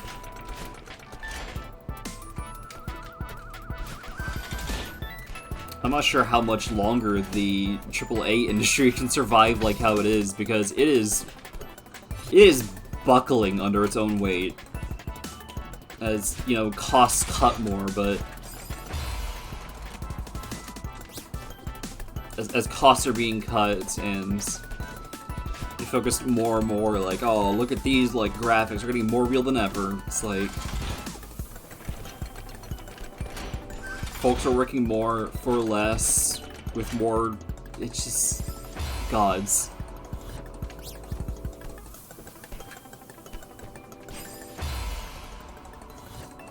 Like, I think it's gonna implode at some point.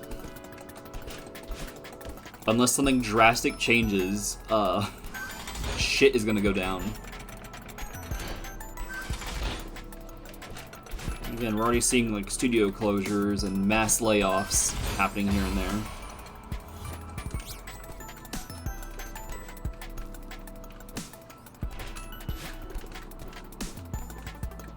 We just will AAA collapse. Alright, like, of course, like, also, it's starting not just, like, the workforce, but, the consumer, given that, you know, you got shits like, you know, never-ending, like, season passes, scraps of DLC, microtransactions.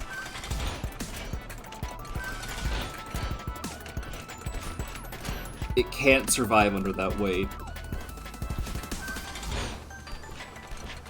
At some point, folks are just not gonna have money for this shit, and you cannot make them efficiently enough.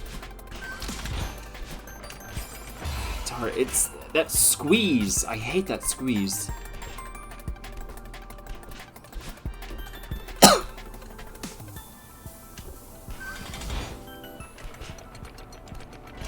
And everything's getting all more, you know, corporate, family-friendly too. We gotta avoid certain things. I mean, it's always kind of had that issue, but like,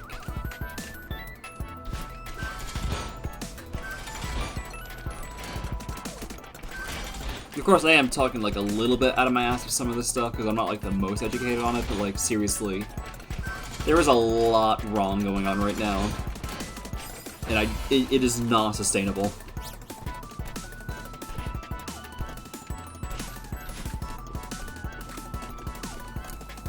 We gotta slow down game dev cycles and stop focusing so much on graphics.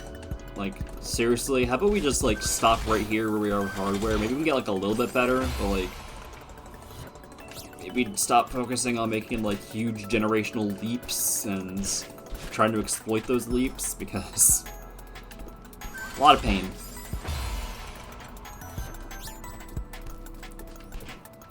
I think game graphics are in a good spot. We got power to do what we want. Again with the timing.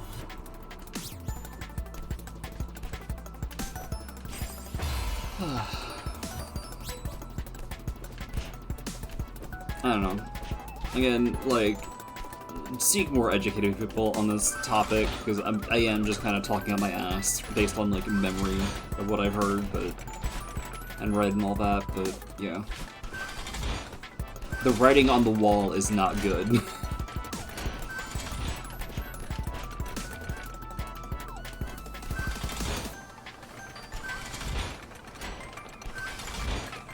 Yeah, games history. Gotta diversify what games I play more. I think I've been doing a better job of that lately.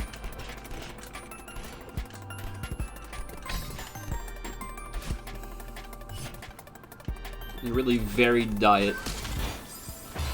I tried to wall jump, but I guess not. It kind of sucks. I wish that was the beginning, so, like, I could really, like, one, practice it more, and two, like, any attempts to funnel out of it rather than attempts getting to it and then having to funnel out of it. You know, put the hardest first. Or the most finicky, at least.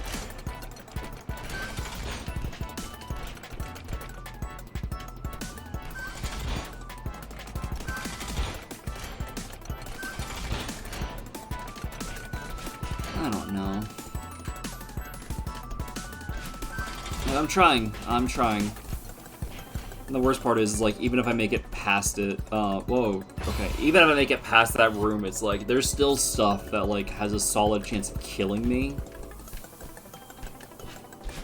That room is the biggest reason why I don't have as much confidence in beating this as I do with some other stages. It's like, a lot of this, it's like, yeah, I could easily do most of this. Clearly not, but that room is a death trap.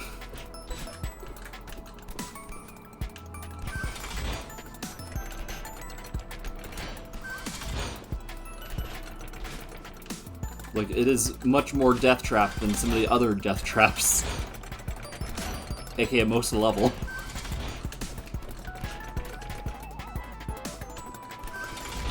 Again, I want to do it. I want to see what I can do.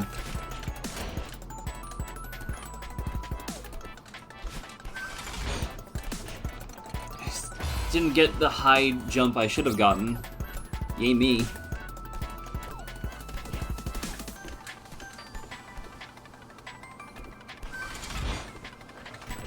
I'm curious how much of an ass-kicking Prime 2 will give me, though, because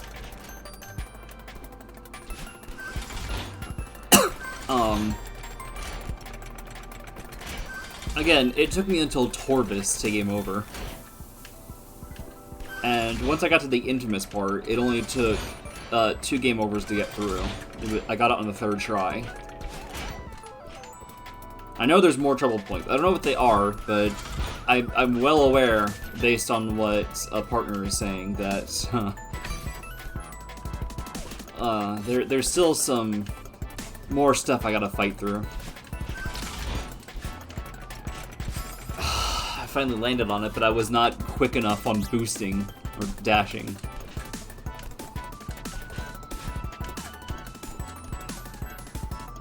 And it's like, yeah, fuck it. How many game overs will it take?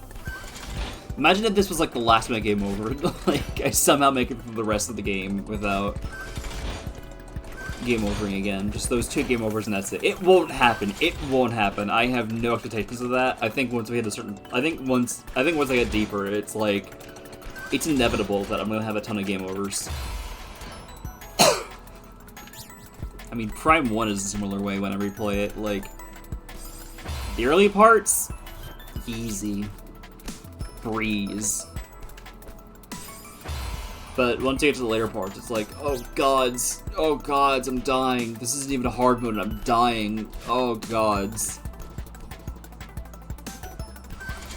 Yeah, I can't beat that on hard mode.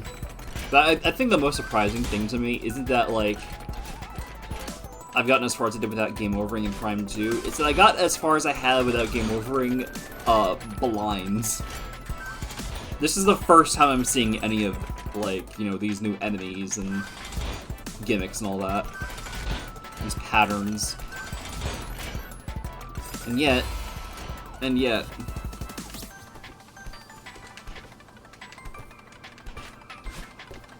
I don't know, no more clean record. Game overs engaged.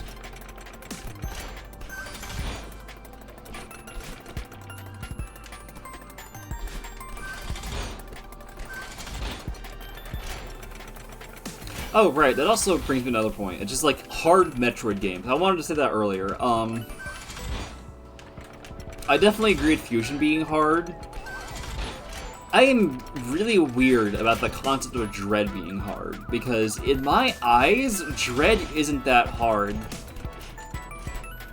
There's just something about Dread, it's like, yeah, I can make it through this, no problem. But Fusion... Because, like, by the sounds of it, folks regard Dread as harder than Fusion. It's from what I'm hearing, but I find it easily the other way around. Dread is spicy, but it's not Fusion spicy. Dread is comfortable. Fusion is hell. I love that line out of context. Dread is comfortable. You know, I don't know what it is. Like, you know, something about Dread just, like, clicked. It wasn't that hard to me. Hard mode wasn't that much of an issue. I started, like, speedrunning it on hard, no less. The point where, like, I have a personal best of... I've got, like, a personal best of, like, beating hard, no major glitches, like, all bosses, darn, but... done a bout of doing it on hard, no major glitches, all bosses, just under 2 hours without dying. When did that happen? How did that happen? And then, of course, I've streamed and beat Dread mode. A couple years back. Or like a year and a half back, I think, if I have the time correctly. Let's see. October 2024, I'll have been streaming like this for 2 years. Dread mode, I believe, came around December. So yeah, like a year and a half? Ish. We're in the middle of the year right now.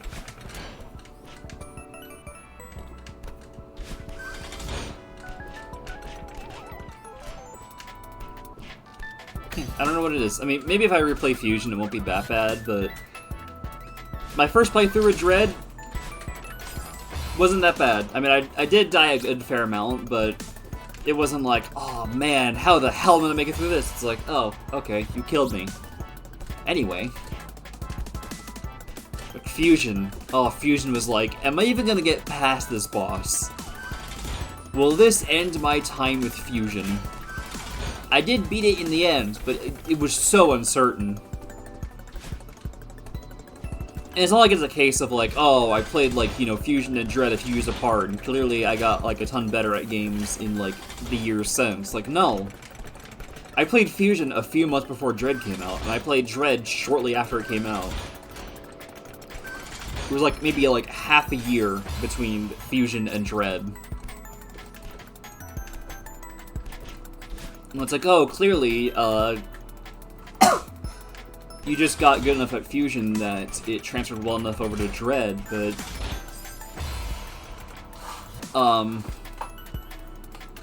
Fusion and Dread are very different playing games. Controls and physics are very different. And it's like, okay, one of your first Metroid games, especially the one you actually finished first, was Samus Returns. I mean, I guess, but there's also folks who played Samus Returns and found Dread hard as hell. It's like, what gives? What happened between me and Dread? What clicked? Anyway, Dread's my favorite Metroid game. I'm not gonna say it's devoid of problems. It definitely has problems, you know, between stuff like crediting artists, not being very accessible, and how it plays. Some of the unskippable cutscenes are a bit much when it comes to speedrunning. I can't believe the firing mechanic works the way it does in that game. Like, it is 2021. Why does mashing the button fire faster than just holding the button? There was like a whole ass debate where the speedrun moderation was like, alright, do we allow turbo controllers for this game because of how much it makes a difference? And how much, you know, health is important. That was like one of the last like things I saw before I had to... Yeah, I was actually gonna get like a controller with turbo just to like speedrun Dread, but again, personal stuff happens. I really wanted to go like really all in on that speedrun stuff, like really route things, try and get better at stuff. Get a controller that won't be hell to play the game with. But yeah, no, stuff happened, I fell off, and now, you know, I got the Nintendo ban, so I can't really ever return to it. But whatever. Another thing, it's weird. When I played Super Metroid, that year, despite how much folks talk about Nintendo games being accessible, they don't really mean it for, like, disability reasons. They just seem to mean it for accessibility reasons, difficulty reasons. So, you don't really see options a lot in Nintendo games. You don't see, you know, like, color blindness, friendliness, and all that. They say, fuck you, deal with it. You're playing our games how we want you to. Fuck you. We're putting that shit under lock and key. Options, how dare. You mean to suggest that the way we presented it is like gods, what the fuck with this company? And that includes like some stuff that's more applicable in general. Like disability or not, like again, you won't see control remappings.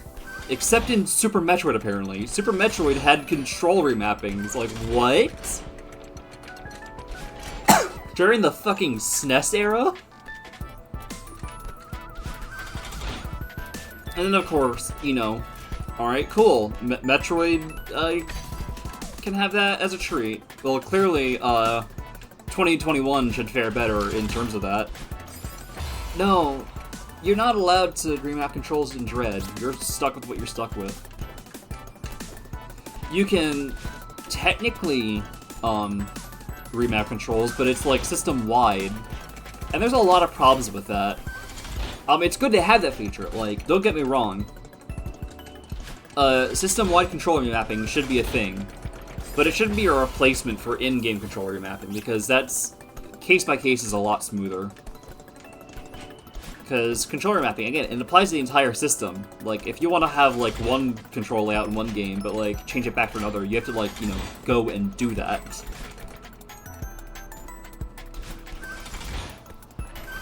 And again, it isn't like, you know, if you switch A to X, it's not like games are going to magically be like, well, now we gotta replace the prompt with, you know, the X button. Like, no, it's all gonna say the A button. So I believe the optimal way to do things is have system level remapping and game remapping. Like in-game remapping. And Dread doesn't do that. Like, it's 2021. Super had it. Dread doesn't. What is going on?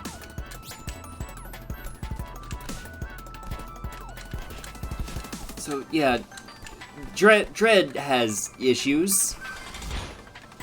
Got some good spots, like the developers, for as much as they were uncredited and all.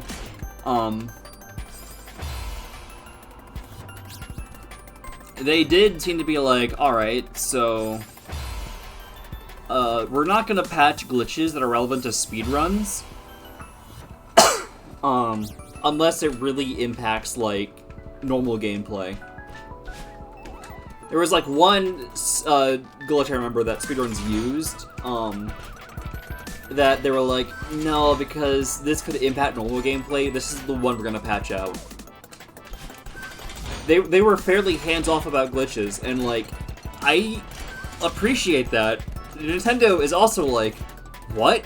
A glitch? We can't have that. What, it improved the game for some people? No, we can't have that. Fuck off. No more glitches. At least the ones we can patch out, that they're aware of. Nintendo is a fucking prude.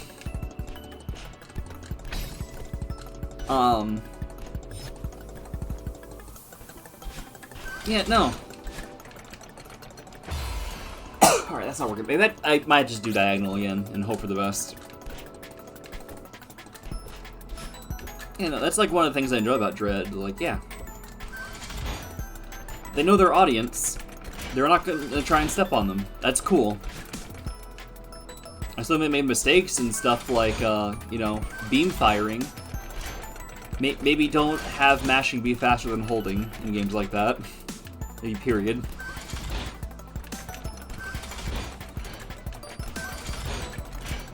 Because that is a health risk in your hands. They cannot take it that much.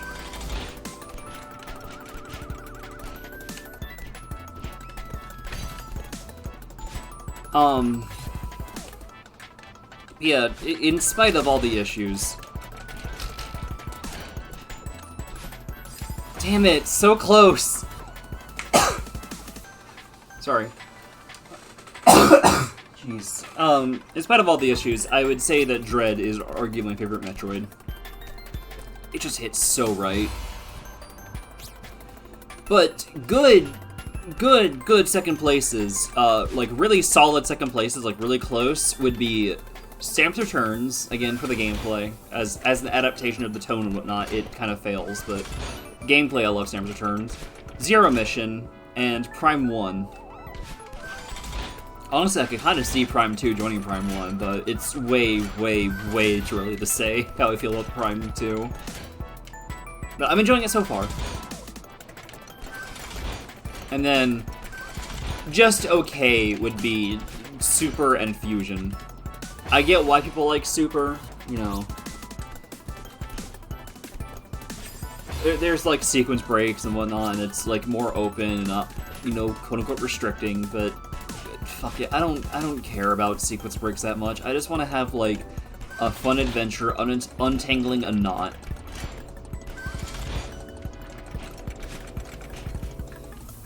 To me, Metroid games are like big Zelda dungeons. I love that. You can be non-linear if you want. You can be...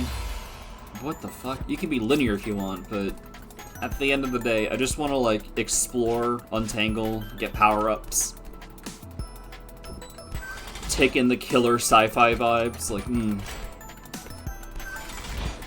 I'm a sucker for sci-fi. Like, Portal, Doctor Who, Metroid. There's a lot of sci-fi stuff I fucking adore.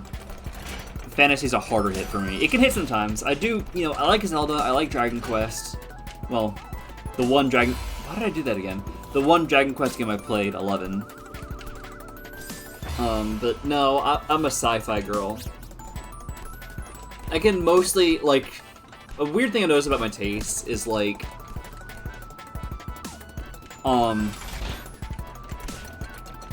Brighter, more chipper fantasy is... that's fine. I can handle that. I like a nice, colorful fantasy adventure. More dreary fantasy, like the looks of, like, say, Dark Souls and whatnot, not so much my vibe. However, the script changes with sci-fi. Nice, bright, colorful sci-fi can be nice, but dreary sci-fi is like, that's tasty.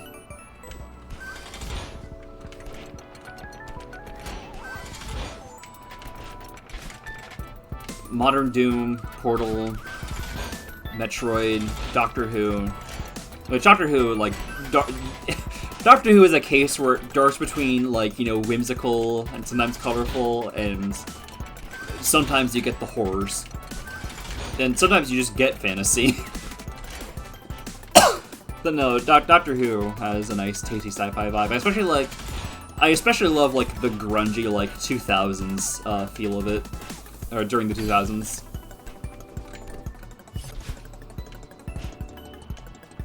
I thought that was really tasty.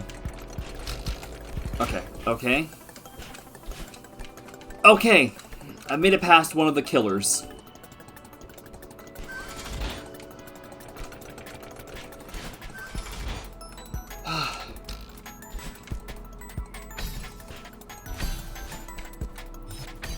Okay, almost fucked that up. Okay. Alright, don't get nervous, don't choke. I think I've already choked. Okay.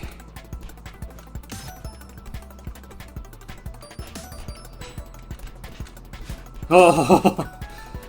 Okay. Ah, darn, I felt like I was making it deep in.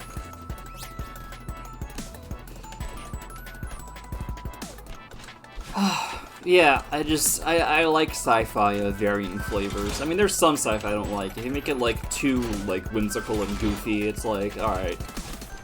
Alright. Maybe take a step back, but... No, sci-fi's my flavor.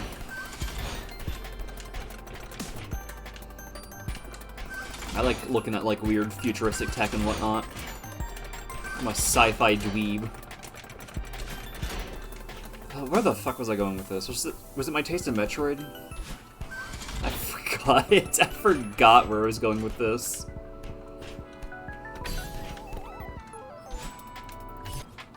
Yeah. Ah, really? Alright. Why did I try to dash like that?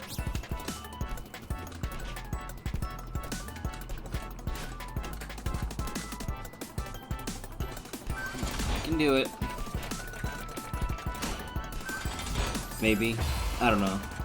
Again, I feel like I can do it eventually, but it's still up for debate if I can do it on stream. And again, so far this has been most of the stream. 2-C has not been much.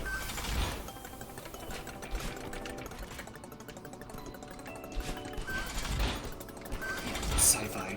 Tasty. Good. Give me more. Alright. You... Ah, damn it. I wonder how many deaths I'm adding to this.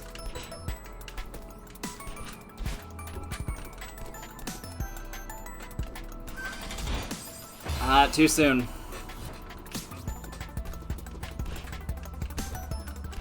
Yeah, Metroid hits the nice sweet spots. It's... Despite all my modern distaste for Nintendo, as much of a scummy company as they are. If we're just looking at retro games, I don't have to buy from them currently. Oh, Metroid's tasty. It's like an easy second favorite game series. Even if there isn't that many games, and even if I haven't played a significant portion of them.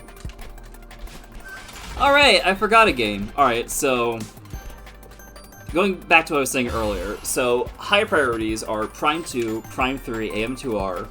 Follow-up priorities are Prime Hunters, and Other M. And then, you know, the baby. But, and then my I'm never bothering with this includes Metroid 1. And then the This Exists is Prime Pinball and Federation Force. That's my long-term plan with Metroid. And then, yeah, if I can get a used copy, I might as well look into Prime 4, if it ends up well.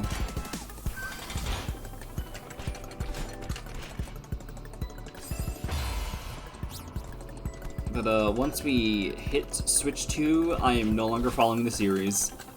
As painful as that will be, Nintendo is dead to me. I'm not getting a Switch 2. Or whatever it's gonna be fucking called.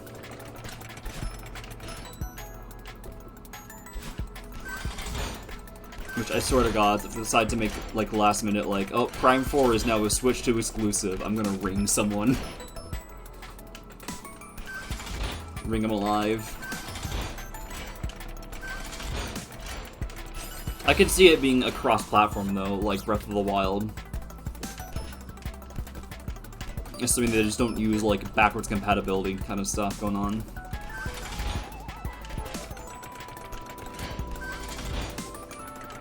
It'd be funny if they tried to push it as, like, their big system launch title, like Breath of the Wild, because, like...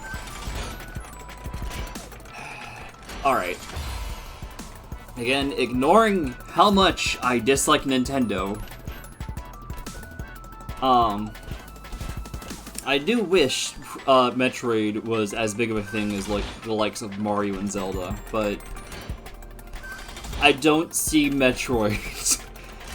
Metroid, even with its newfound popularity after Dread, it does not have the popularity power of Mario and Zelda.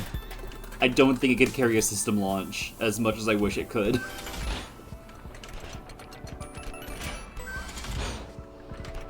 Yeah, no. Fuck this shit.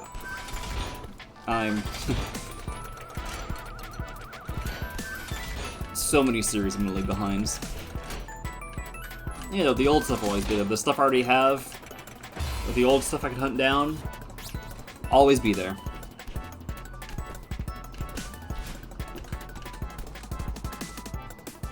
But, yeah. I have to look if there's any other, like, notable fan games besides AM2R.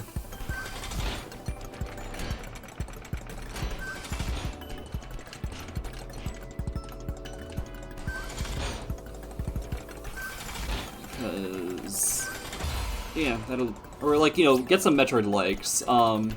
Oh, right! I forgot. My first Metroid experience wasn't a Metroid game. It was a Metroid-like. Axiom Verge. I played Axiom Verge before I played any Metroid. At least I think I did. Either that, maybe I played Prime first, but Prime, there's reasons I don't count it as, like, my first proper experience. I just bring it up as a footnote, usually. I didn't finish it and I went about it really weirdly.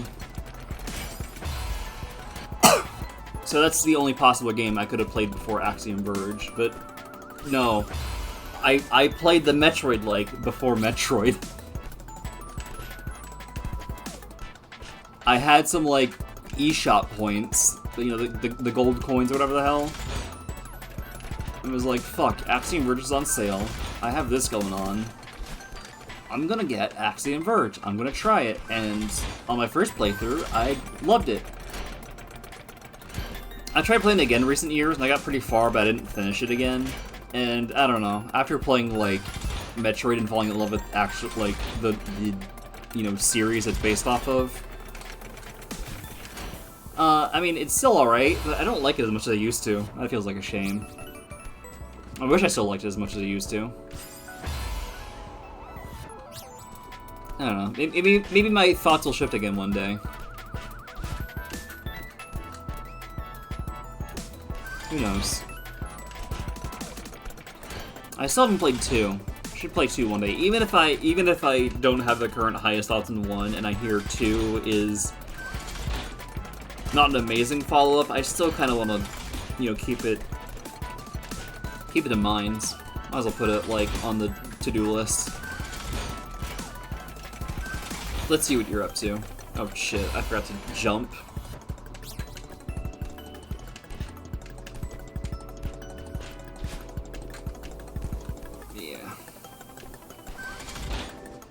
I'm hoping to, I definitely want to, like, get through my Metroid list, get that knocked out of the way. But of course, there's many other games. There's, like, 7 million indie games, there's more Sonic games I have to play, or Sega games in general, like, you know, Bayonetta, Yakuza, I can never remember how to say it. I might give Shenmue a morbidly curious poke. I know it's not looked on fondly nowadays, but I do have 1 and 2. I got those for free at one point. Like, it was like the Humble Redeem or something. So I can technically play that. I'm not doing it on stream. That's on my own time, but actually I think I've had that in my library for like half a decade probably. But no, there's Sega games I want to try. You know, I don't know, Choo Choo Rocket. More Knights, more Sonic, more, I gotta try Bayonetta, I gotta try more Yakuza.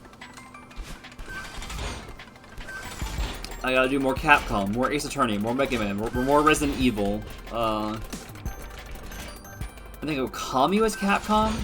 That's definitely on the to-do list. I'm not sure if I'll stream that, but it is on the to-do list. I have it on hand. Like Axiom Verge, it was on sale and I had gold coins, so years ago I redeemed Okami HD. And for some reason, I still have not gotten around to it. Even though I've heard good things about it. Even though I gotta keep my expectations in check. You know how it is.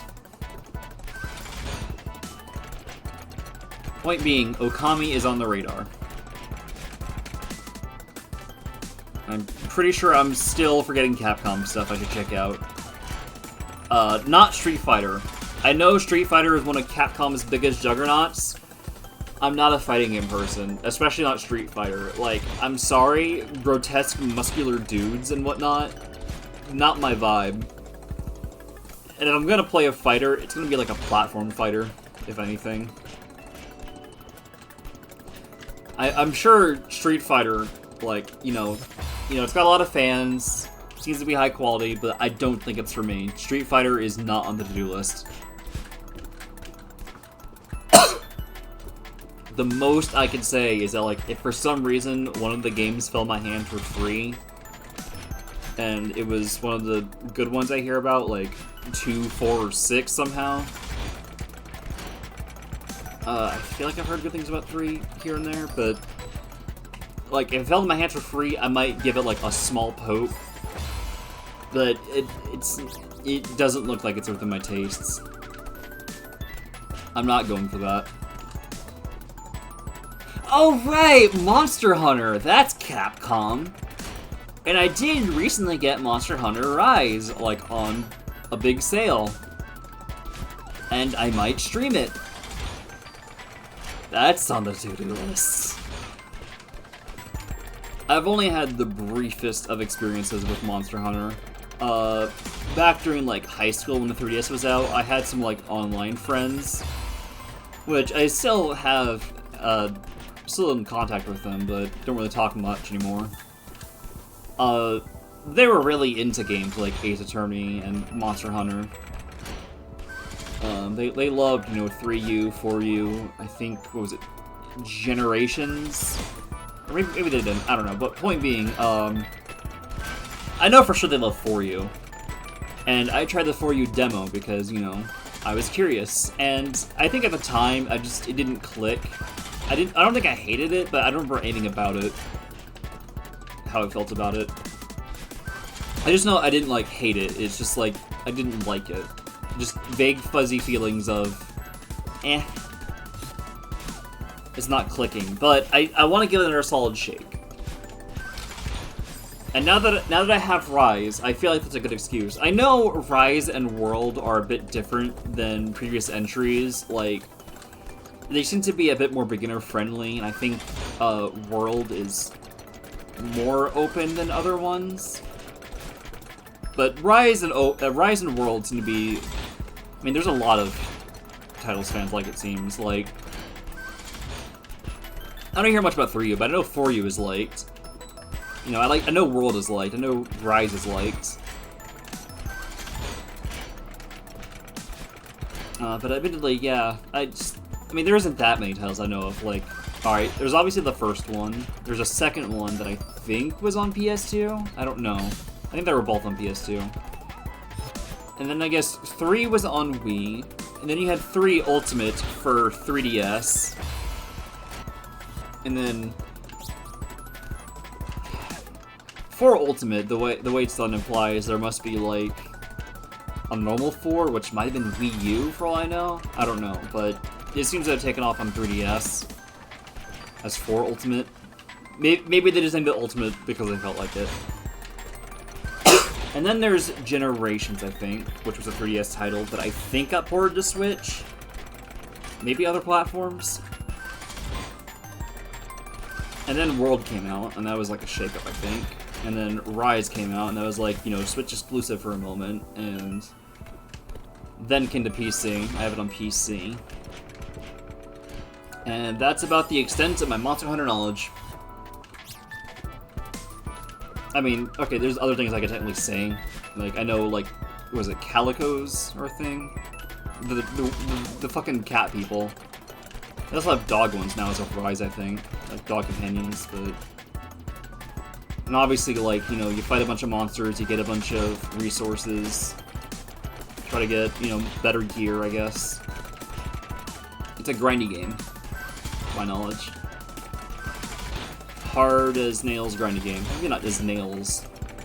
You know, at least compared to stuff like this, but, like, it will put up a fight, to my knowledge.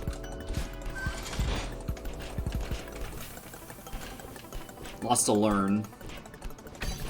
Lots of mechanics and features to learn. Darn it, didn't go far enough.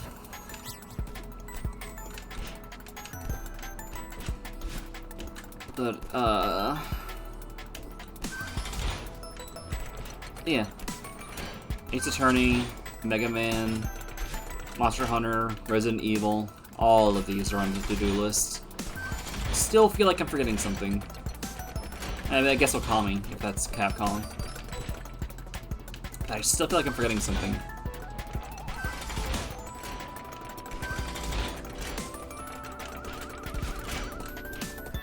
Oh, but I don't know. It's, again, Sega. Huge Sonic nut. Sonic's my favorite series currently. Despite starting with Mario. Generations kind of clicked and have never been the same since. And there's games from various styles that I super enjoy. You know, I like the adventure style. I hated Adventure 1 at first, but now I've come to love it. Especially now that I've, you know, played on controller, my first exposure was keyboard. And now I also have better SADX. 06 is technically an adventure game in a way, and despite it being messy, I like that. But also you get the boost games. I enjoy Unleashed and Generations. Those are also some of my favorites. In terms of classic, I mean, 3's grown on me. I hated it at first too, but it's grown on me over time. 1's alright, but of course my love for, like, classic style is Mania. I need to get back to playing Rush Adventure. I fucking adored when I played a Rush Adventure. But there's some post-game stuff I need to do. you know, the usual super boss affair. But like, no, despite how weird Rush Adventure is, no, yeah, like I don't care if people find the boat stuff weird. I kind of like it. I wouldn't want it out of more games, but as a one-off, it's cute. It doesn't play the worst. Out of all, like, the secondary Sonic gimmicks I've played, it's one of the better, in my opinion. And I had my issues with Rush. Rush Adventure kind of... Rush didn't click with me. I'd say that's a D tier game for me. Maybe C tier at best. No, for as much as I heard, you know, Rush was one of the amazing ones, I kind of went into it with those expectations, and it was like, man, this is it? This is kind of frustrating. You know, Rush Adventure kind of looks at, like, all my issues with the original Rush, and he's like, oh, that's cute. Anyway, look at this. I genuinely consider Rush Adventure to be an improvement on the original Rush's formula, even if it has some odd bits about it. Like, yeah, the sailing is weird for a Sonic game, but I kind of dig it. Yeah, sure. Touchscreen minigames, you know, again, the sailing are just weird, but fuck, I dig the vibe. I gotta find a way to not slide there.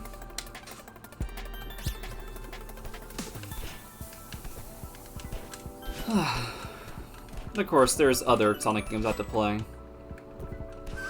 You know, I gotta play the Storybook series. I gotta play more Riders and Riders Zero Gravity.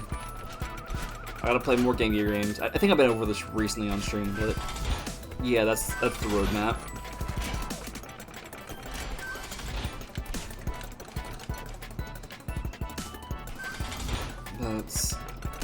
Yeah. But of course, again, never-ending indie games. I think at this point, I've evolved from a Nintendo girl with a lot of PC flings into a primarily Sega, Capcom, sometimes Valve, but not really, and indie girl. And Sega, Capcom, indie.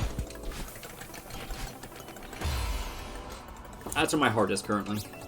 Not to say, you know, they can do no wrong, like Sega and Capcom have each done a fair amount wrong, but they don't piss me off like Nintendo, or Sony, or Microsoft, the big three.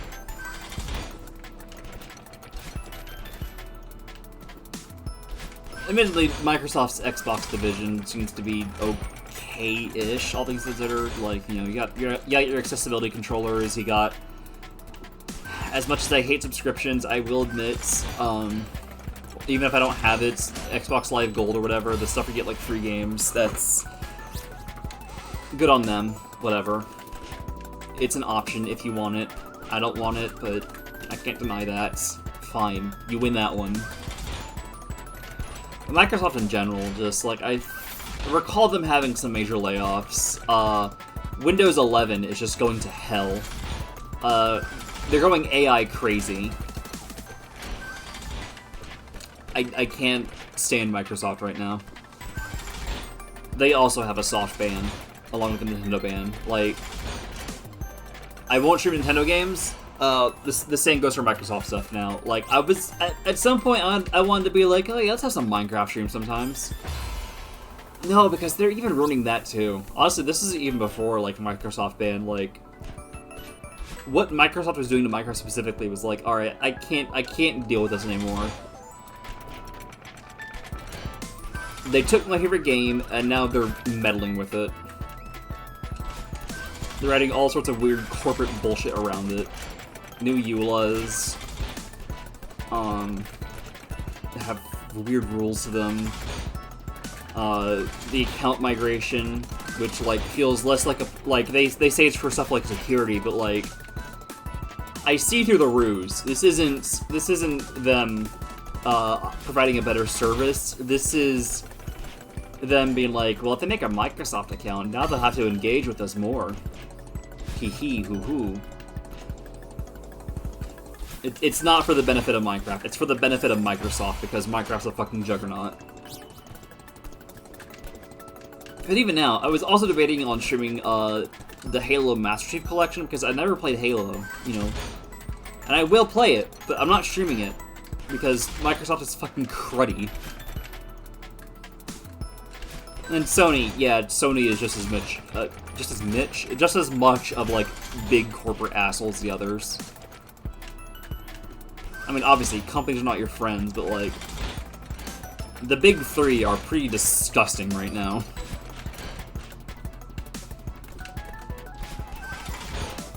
They're industry juggernauts, they know it, they're doing what they can to get away with things. I mean, again, strangely except Microsoft. Microsoft is doing some strangely, oddly pro-consumer choices here and there, but...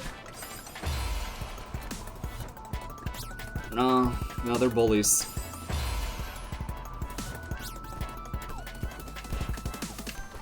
They don't care about the art their studios make, they just care about that it makes them money. They've got good developers under their wing, but...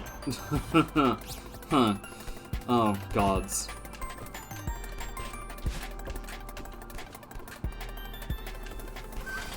I wish those developers had stable footing elsewhere.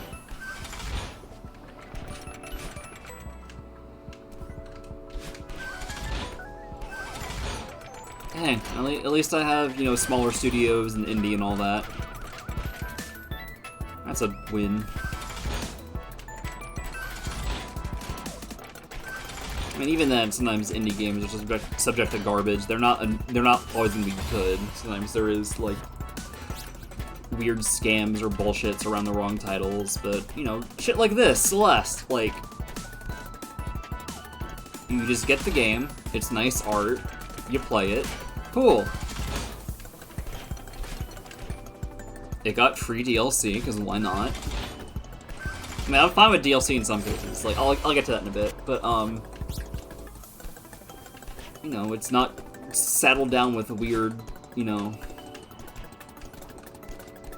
money garbage because it got popular or anything. It's just Celeste. Nice. Anyway, I can be fine with DLC with certain guidelines. It must be like a notable usually like if you're gonna charge a lot for DLC, it's gotta be like a notable expansion. Like, basically, give me an expansion pack, like the days of old. I'm expecting a new adventure, or something of the sort, depending on the game style. That's either like, really intertwines a bunch of stuff into the main adventure, which is not my preferred take, but it can happen. Or, it's like a whole new thing, like, here's a little side story, using, like, the engine and all that. And it's meaty. Like, it's not like meaty. It's like not gonna be like as meaty as the base game usually. But, you know, it's a whole thing. Here's like half a game or something. Quarter of a game, sure, depending on the game. But also, it also has to be clear that they didn't like withhold stuff. Or, like, they just did it just to be like, we got DLC, whoopee, like... If it looks like you just cut stuff out what was supposed to be the main game, and you siphon it off the DLC, fuck that. Fuck that. But no, like, best case scenario to me, DLC is like, we had some more ideas we wanted to play with after the fact, and we turned it into a whole thing. Here you go. It's smaller than the base game, but it also costs less than the base game. You need the base game to play it, but oh well, it's mounted. That's my favorite kind of DLC. Again, when it's basically a proper expansion pack. If you go the microtransaction route, or whatever the hell, just like where you're like, again, if you're siphoning bullshit for money, like here's a bunch of costumes, or here's stuff that was supposed to be in the main game, get off, go to hell. Do not pass go, do not collect $200. Ah, finally, I made it past the killer.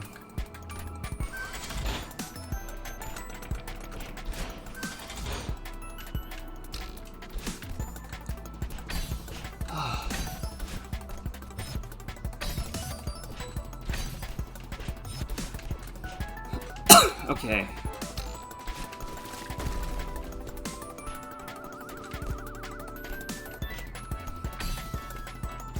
Ah, come on! No! Yeah. DLC can be done right, but the industry likes to ruin it sometimes. It's less about more game and more about more money. And that fucking sucks. I do not vibe with a lot of, like, current and recent industry trends. It's like, oh, really, nickel and diming you. Like, oh, here's a bunch of DLC that we cut from the base game, and or is just like a bunch of costumes and shit. Like, making even more money. Here's like a subscription to like play the game with, or to access certain parts of the game with.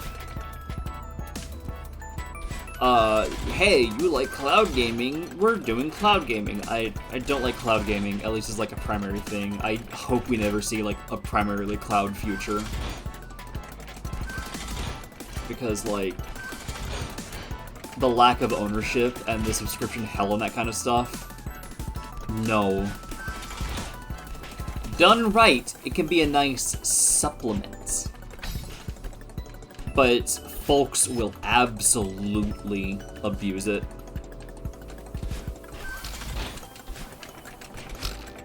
Okay. Cool. That's like, what, twice in a row I've made that one? I'm getting better at it.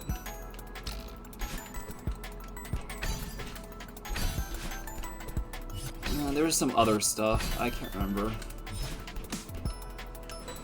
Listen, just let me vibe in the corner with my single player and occasionally multiplayer games that are like actually complete and like there to be games to have fun with. Son of a bitch. Art to enjoy.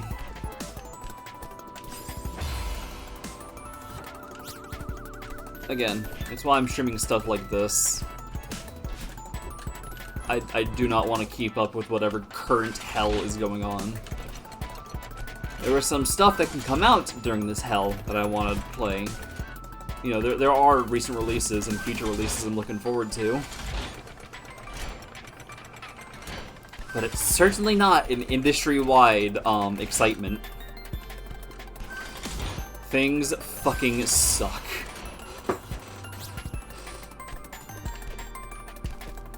But hey, what else is new? Some of you probably heard this like a billion times. What do you need me to say it for?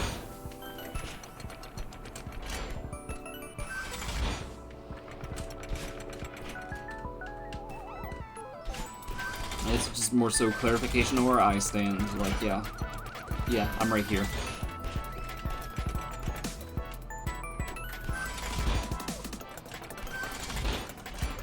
Hey though, again, I've got lots of stuff I want to play and stream still. And just because I've cut out, you know, Nintendo and some Microsoft and, you know, I'm not, you know, looking to play the latest, you know, Battle Royale shooter with 10 million microtransactions or whatever the hell, doesn't mean there's not a lot of stuff that I gotta get around to still. Current things on that I want to include in the near future are obviously more Celeste. There's more Spyro coming. Mega Man Extreme, Monster Hunter Rise. I want to do a replay of the first Katamari on stream via reroll. I played that on Switch before, but I got it on PC now, and I also have We Love Katamari reroll, and I want to play that for the first time on stream. I know there's other things. All right, again, Pac-Man Worlds. You know, all three of them. I'm still forgetting something. Yeah, I'm getting more consistent.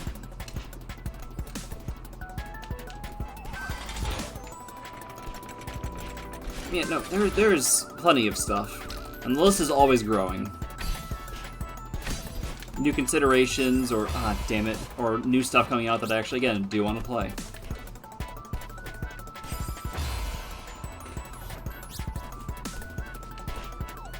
The party never ends.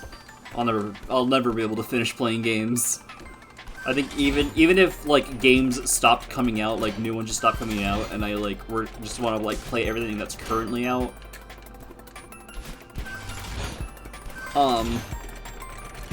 I don't think I'd be able to finish them before I die of old age.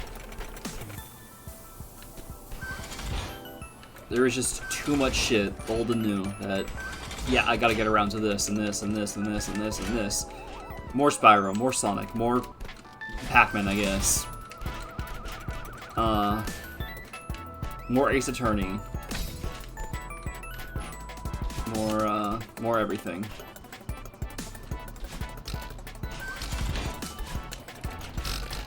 Okay.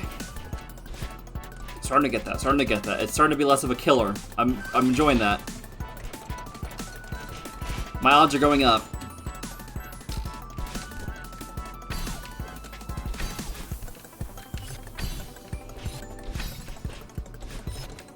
Alright. Cool beans.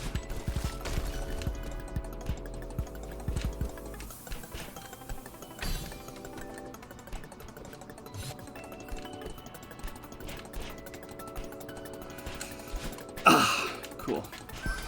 I think this is the farthest I've made it.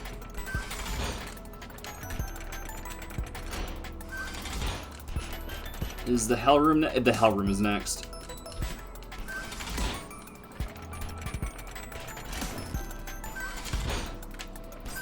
Ah, darn it. That's the farthest I made it, though. I can't, you know, I feel like it'd be kind of cute if, like, there was a holographic golden strawberry for, like, the furthest you've made it.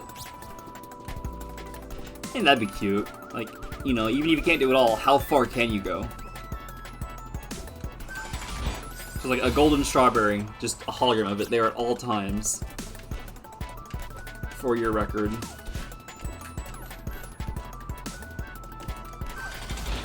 It'd probably be, like, it probably wouldn't be precise. Like, you know, it probably can't handle the first you got on the screen because the screens are too weird. You'd have to, like, explicitly, like, go back through, like, every screen probably and program, like, what is, like, the furthest in the path. Because, like, obviously, like, for screens like this, obviously, it's just diagonal. Like, the further you made it diagonally, you know, the further you made it. But there's just some screens that are too twisty and turny. I don't see it being, like, accurate to where you last died. I just see it being, like, the golden strawberry exists at the start of the screen. Which would still be, like, you have to, like, program a spot for it at the start of every screen. But I feel like it'd be a lot less work than adding, like, subtle paths to everything. Invisibly. But still, I think it'd be cute to have little holograms of records.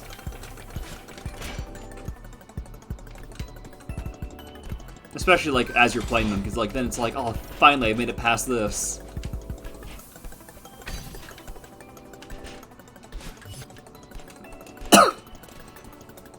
Yeah, don't mind me just playing an entire fucking Kaizo level without saving. Without save-stating. What could possibly go wrong?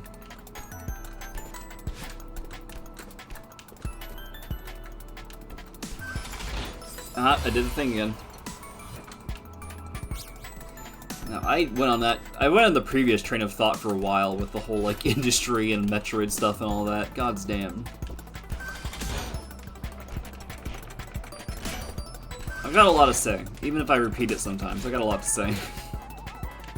But sometimes I just forget what to say. I'm constantly forgetful.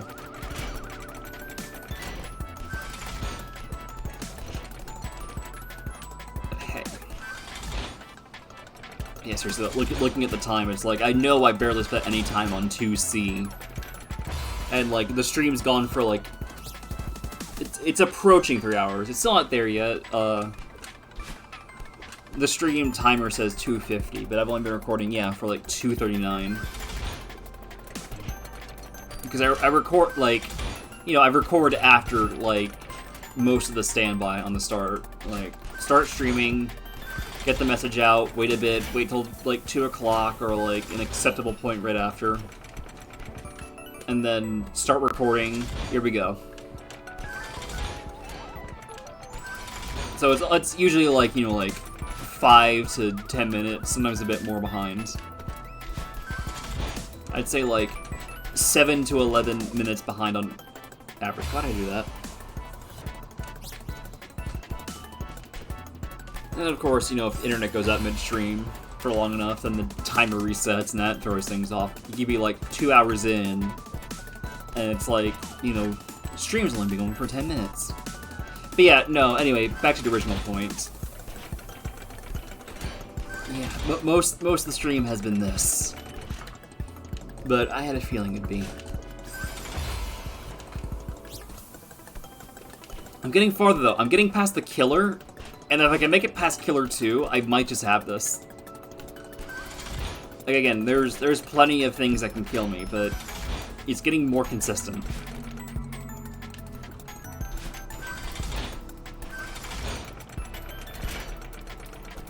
So many spikes though. How many spikes does a fucking mountain need? I suppose it's another trademark of Kaizo. Spikes everywhere. No, not Sparks. Sparks is not here. There is no dragonfly to point me to strawberries. And give me extra hit points. Actually, I feel that'd be like a silly Celeste mod. Like, Sparks is here. You can survive more hits somehow. Even though you'll still likely die when something happens. And best of all, Sparks points to strawberries. Probably wouldn't be much help, it'd be like silly and cute.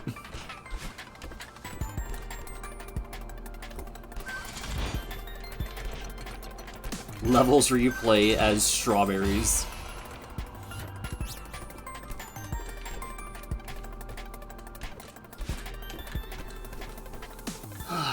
It's still weird that I'm done with Classic Spyro.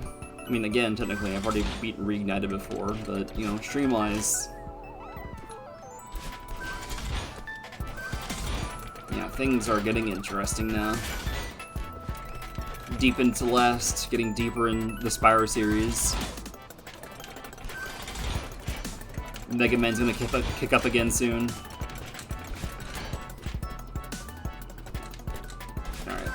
Almost to the killer again. Or not. Oh yeah, and as I said in the Spyro stream, you might have been hearing like a fan going in the background because, yeah, the weather's hot. I need something on, and even then, I'm trying to keep it like quiet yet still cool, and it's not pacing well, so I might have to take a break at some point. Because, yeah, it is hot in here.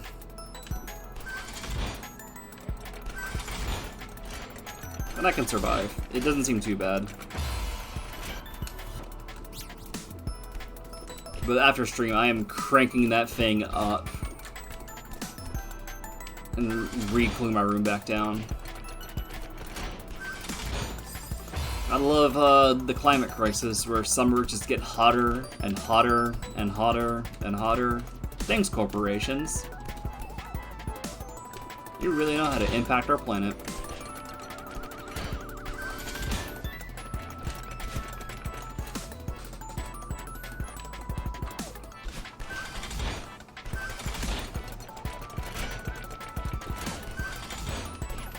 I love the corporate hell we live in. Anyway, I was gonna say something else, but I fucking forgot. I guess it might just been the point about, you know, spikes everywhere, or maybe the Spyro series, I don't know. I think it was just like, yeah, more Celeste, more Spyro. Mega Man's gonna kick up again. Though I think before I stream Extreme, fun phrase, I should get reacquainted with a certain game. Rockman and Forte. I've beaten the game as Mega Man, but I have not beaten it as Forte. I don't know if I ever will beat it as Forte, because the endgame is harder as him. But, I want to replay some of that again to remind myself what true Mega Man hell is. So, because like I've taken a hiatus from this franchise for a year, basically. Like, I started going Mega Man crazy like either like late 2022 or early 2023, I think. No, wait, no, it was early 2022. And then, I think, again. Yeah, whatever. Basically, I've been away from Mega Man for a bit. And I know there's going to be some true hell coming up, so what I need to do is, I need to play Forte to, like, reset the bar of, like, how low it can go. So I can, like, make sure I'm appreciating, some of the midpoints.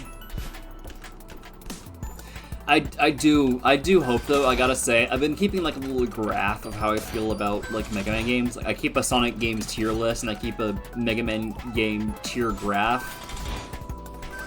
With, like, the different, like, series, sort of the different strands. You know, you got Classic, the Game Boy World games, X, the DOS games. Those are each their own branches along the graph. And, while a couple of lucky games, 7, X2, and X4 have hit, I believe, high A tier for me, none of them have hit S tier. I'm hoping to get some Mega Man games that hit S tier. I think that'd be nice.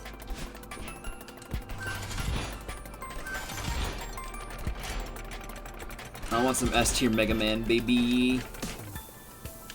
But I know I'm about to hit, like, a turbulent era of varying quality. I've heard things about X5.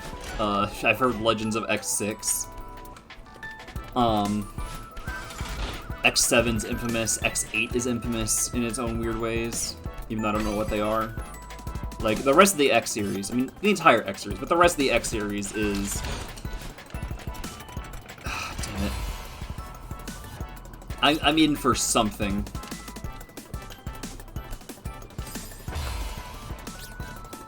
So I need to gear back up. Alright, and the Zero games. I've heard infamous things about stuff like Zero 1. To the point where I'm told I should not stream Zero 1. Because it'll probably just make me frustrated. And not in an entertaining way, just a shouty, ranty, angry way that I'm trying to avoid on streams. Like, there'll be streams where it's like, yeah, I'm pretty sure I'm gonna stream X6 is like, take my pain, feel how good it is, but it sounds like Zero's not gonna be that. It sounds like it's gonna be plain old frustrating.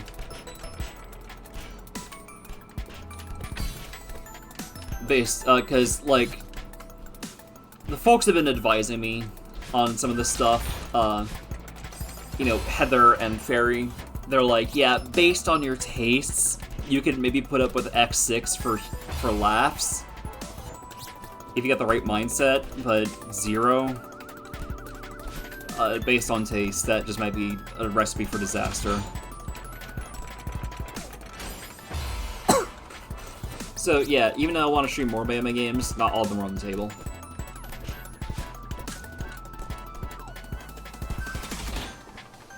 But there's some I kind of wish retroactively I streamed. Maybe Legends? At least Legends 1, not Legends 2. Legends 2 was... I was loving Legends 2 at first, and then, like, later parts of the game hit, and it was hell on earth! That game went from holy shit I love you to holy shit I hate you, and it overall just balanced out to... Sure, you're one of the better ones, but you lost me. But Legends 1, even if it's not, like, a perfect game, it is a weird kind of mid-game. I kind of adore Legends. Tron Bon's also kind of cute, too, but it's... Like, that is the edges of the Mega Man franchise. Like, Legends already does not play like a typical Mega Man game as it is. And Tron Bon does not play like Legends 1 or 2. It is its own weird-ass beast. It is unique. but I still enjoyed it, kind of. I would say, you know, I enjoyed Legends 1 the most, and then Tron Bond was nice, and then Legends 2 was like the weakest of them. Hey though.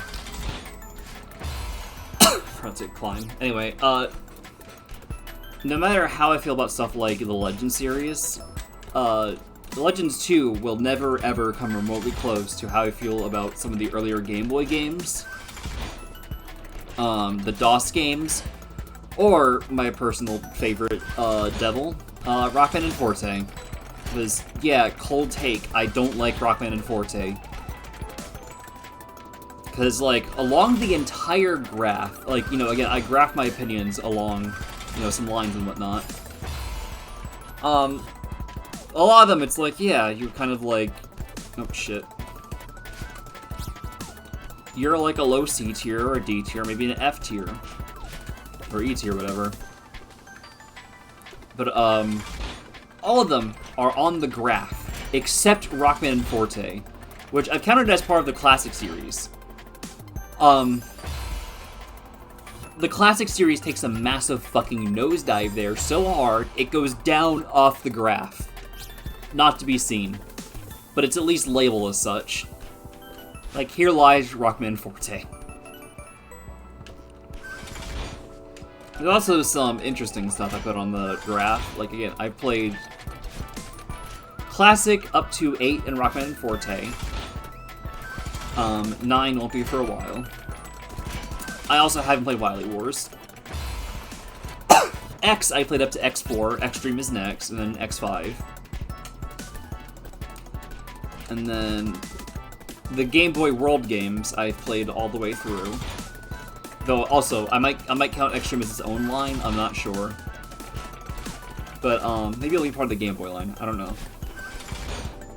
But yeah, I played Classic, I played Classic Game Boy, I played some of X. I played all 3 Legends games. I wish there was a 3.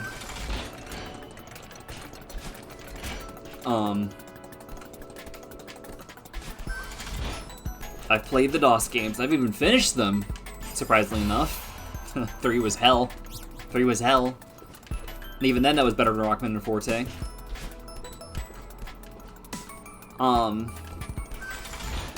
Which I can't wait to get to Mega Man and Bass, which is just, to my knowledge, the same game but worse, including reasons like screen crunch. I don't know for sure, but it sounds like I'm in for something if I ever decide to play that. Maybe I'll do it on stream for kicks. Who knows? You know, that's where I'm at with those, but,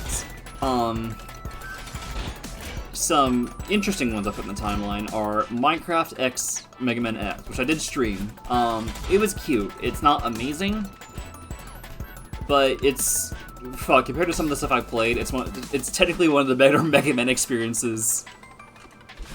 And from what I hear, technically, arguably the best 3D Mega Man, depending on who you are.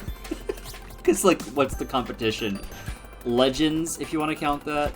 X7, which I've heard infamous things about X7. Though most of what I know about X7 is burn to the ground, burn, burn, burn to the ground. That's the extent of my knowledge. 3D and boss lines can be weird. But I also put Shovel Knight on that graph list, because why not? I know it takes cues from other stuff like Castlevania, but the Mega Man DNA in that thing is strong. Now that I've actually played Mega Man, I can see it. Who knows? Maybe I'll put some Shovel Knights on like a Castlevania tier thing or whatever. I don't know, but I gotta put it on the Mega Man graph just for completeness. There will definitely be other stuff going on that graph, like, if I play Mighty Number 9, that's going on there. I hear there's like a game called like Azure Gunvolt or something that I should maybe put on there. Fan games and whatnot are gonna go on there. Oh shit. But yeah. Maybe I'll pull up the, maybe I'll pull up an image at the end of the stream. I've never shown on stream before, but like, you know, who watches every one of my streams? I know I have, you know, my regulars, but I can't expect someone to hunt down a random stream that I don't even remember where it is. But I do have the image on hand. I think I could just plug in.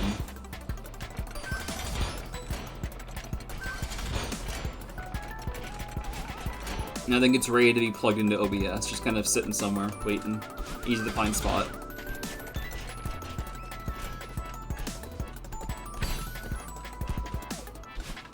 Alright. Killer time. And I fucked up. And you failed.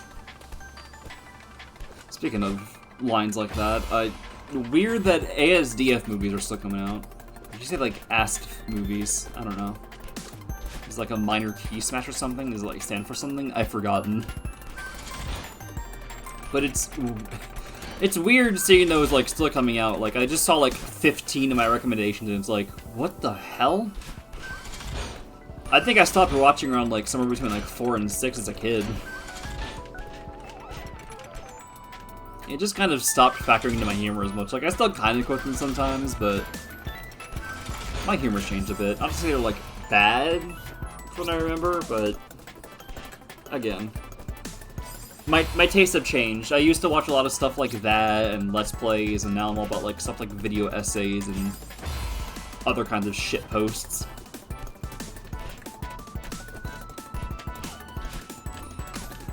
It is always funny, though. I'm thinking about an image again, because, like, it's funny seeing, like, the eternal, like, you know, old generation thing good, new generation thing bad, that some people, you know, get roasted with.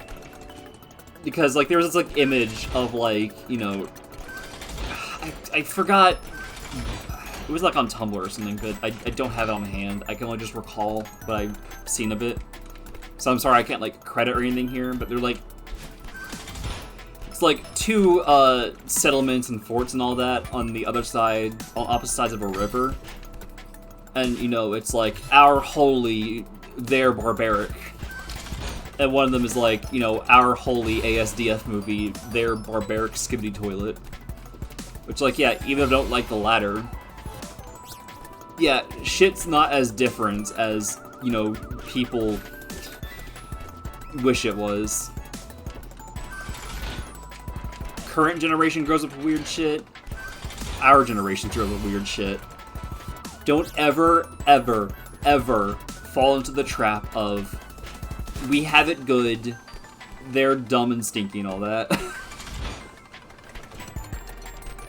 We have it bad, we have it good, they have it bad, they have it good. There is garbage and wonder from every point of, like, generations and whatnot. Now, that being said, there is some stuff where generational stuff come into play. Like, I'm not gonna say, like, every boomer is, like, a fucking, like, you know, awful bad guy person, but we're still reeling from the effects of the baby boomer generation and their crabbiness from, like, you know, perceiving, you know, earlier generations and whatnot as lazy. Even though times have changed so much that things are more unfair. You know, sure, judge an entire generation's character based on your rose-tinted view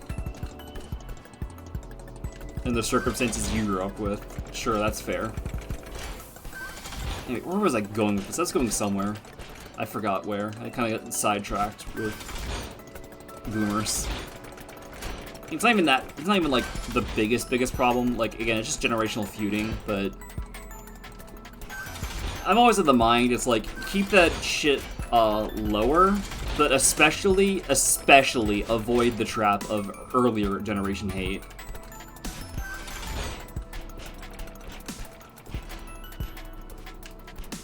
Really consider the circumstances that folks are growing up with or having to deal with. Consider that you haven't grown up with, you know, the stuff they were exposed to, and therefore your tastes can be different. don't ever write a younger generation off, because, you know, it sucks to see your generation written off. Don't pass it down the chain. I know this is fruitless. This is always gonna happen. There's always gonna be people going, "Oh man, new generation bad," but don't, just don't.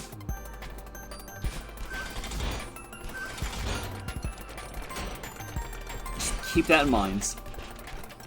There's the sucky and there's the awesome to every corner of time.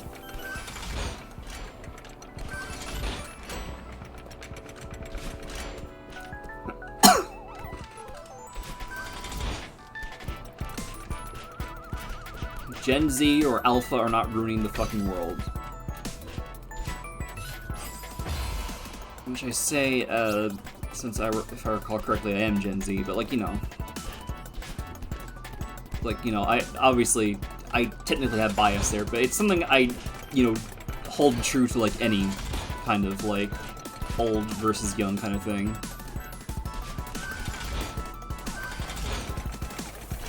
Don't be a curmudgeon-y asshole, or whatever the fuck the appropriate term is. Whether it's Gen Z, Alpha, or beyond.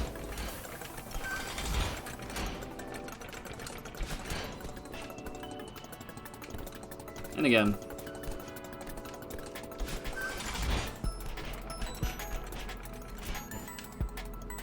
it's not like, you know, again, older generations aren't bad either. Again, I'm approaching this in like a really messy way. It's just,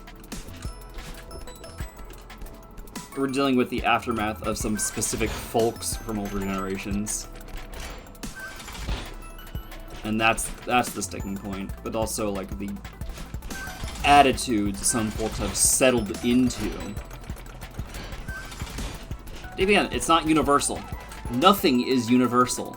No one's experiences are universal. The only universal things there basically are is, like, everyone breathes and eats, I guess, and sleeps. Even then there could be complications to that. You know, sleeping problems, eating problems, breathing problems.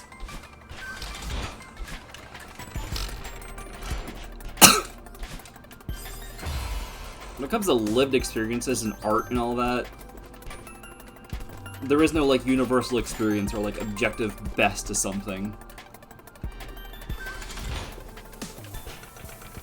We're all messy, subjective soup.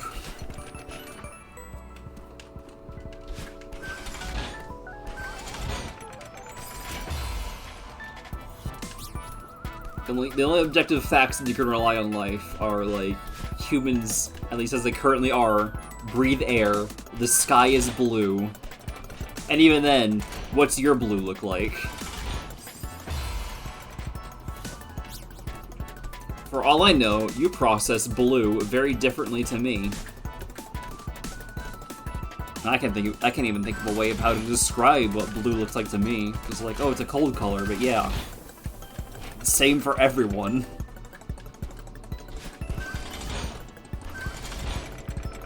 Granted, there's probably some level of consistency, but can I say for sure that my blue is the same as your blue? Even if we have, like, the same amount of cones or whatever, do our brains process blues in the same way? As complete individual strangers.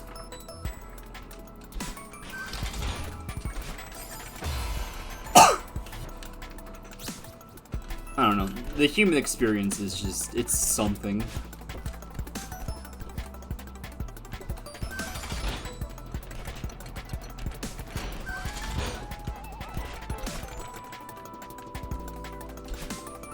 I probably, like, again, pulled some stuff out of my ass and said some really weird shit, but fuck it, I'm rambling, I'm talking, I'm commentating, deal with it.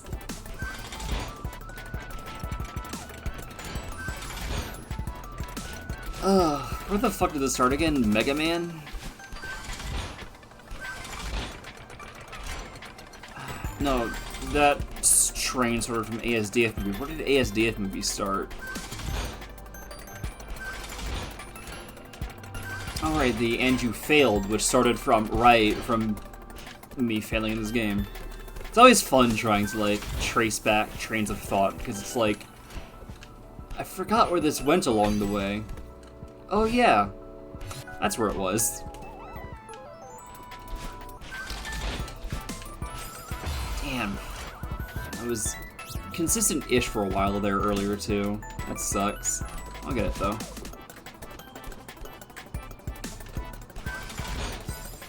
Really? Alright. Yeah, I'm sorry most of the stream has been the same rooms of level 1B. Too bad, though. This is what we're doing. I do hope I can at least move on to something else before streams end. But I'm feeling more confident that I can get this eventually, even if it's taking 5 centuries.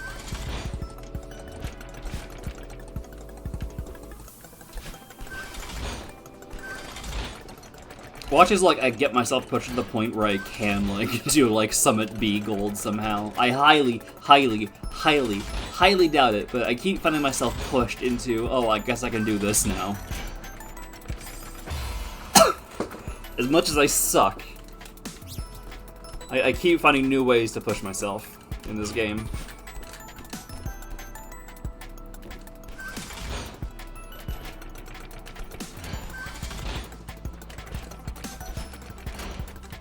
I had to, like, adjust controls, like, midway through that jump. It almost did not work out for me.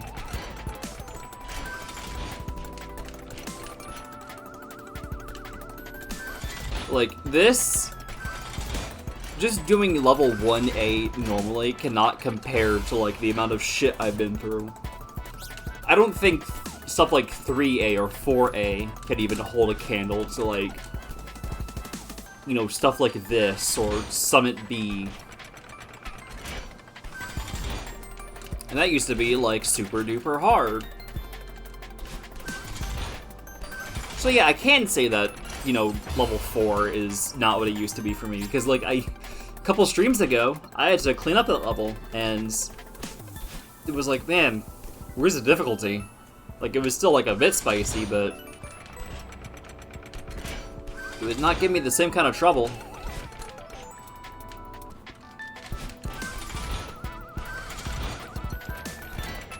Yeah, here I am, attempting 1B gold. 1BG.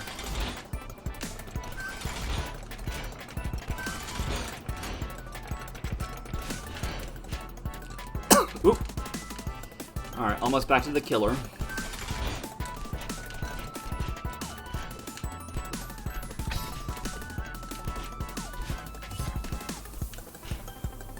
Alright. Ooh. Made it through the killer. Oh shit, almost didn't make it through the killer.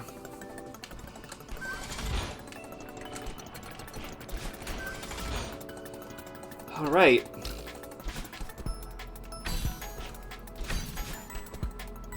Ah, no!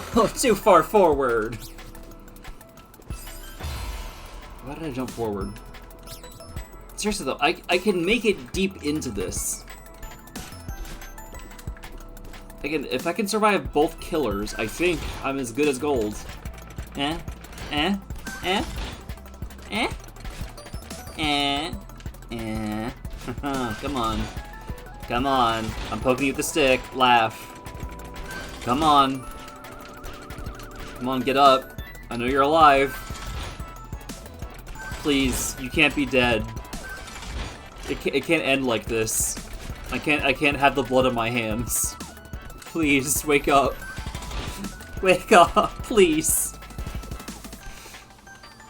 What am I gonna tell Frank now? Oh god. What does it come to? What have I done? Please, please wake up. I've got your favorite strawberry pie. Just right over there, please. You have to wake up. You have to get up. I'll miss you.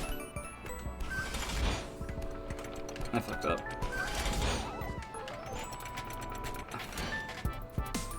That wasn't gonna happen. That was not gonna... Well, Maybe like a fringe possibility if I made like a perfect jump fast enough up around the little overhang.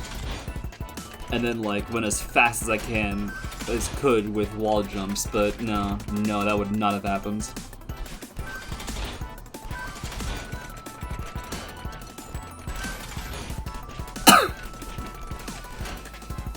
Oh, today's been a day already. What's funny is I was not expecting certain someone I enjoy watching streams to be streaming today, because normally it's been Fridays, but schedule's been out of whack, so now it's Shadow the Hedgehog Wednesdays. Speaking of which, check out Austin on Sugar, please. Good friends. Good friends. Fun stuff. He doesn't stream, a lot besides Shadow, if at all, but, you know, lots of silly old Let's Plays and goofy stuff and all that. And again, good friends. I like his sense of humor.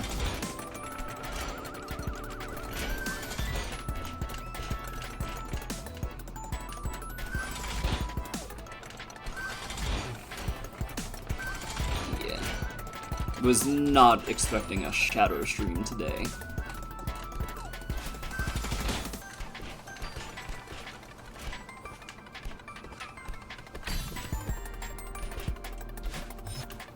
There you go. Lovely surprise, I suppose. I wish I could just wake up earlier for those and not miss them. Alright, Taylor again.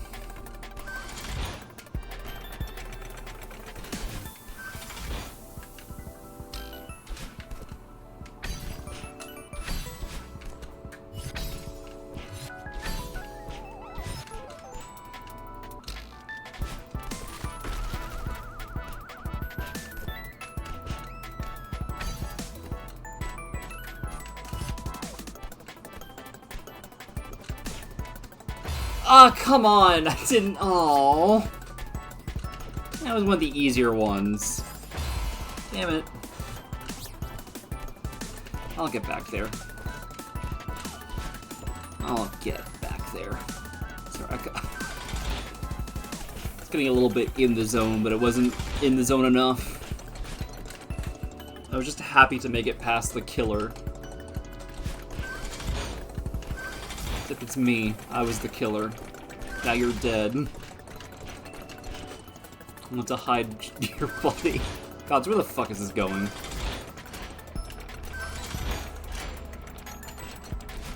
Where are you going? Seriously, I lost the script on this bit.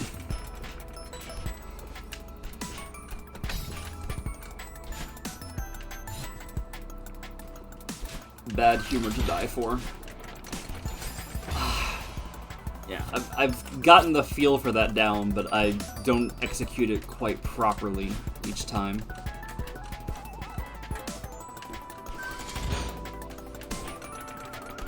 I'm gonna find you, and I will beat you. End of the level.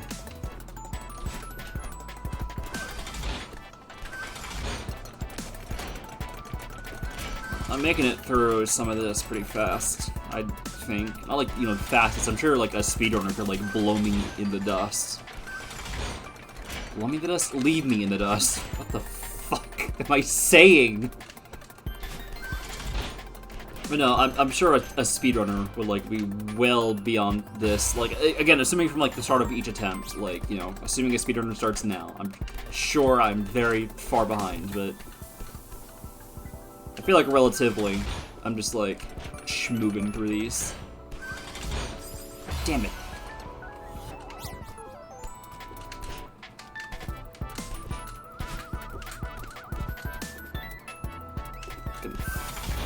I gotta stop. I gotta stop doing that.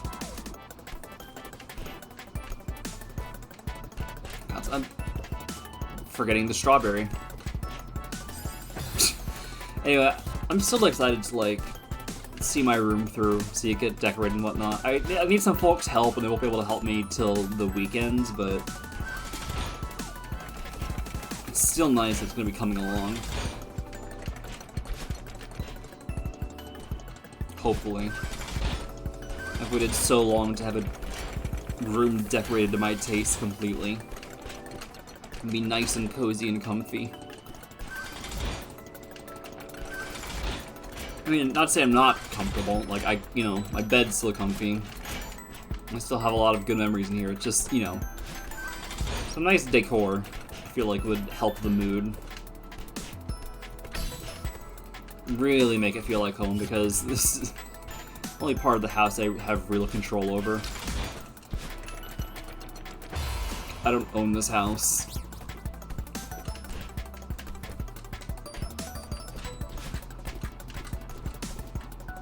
I'm not the ones in charge of it.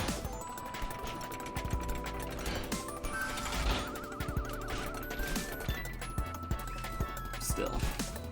Oh, shit. Alright, give it a second. Let's, Alright.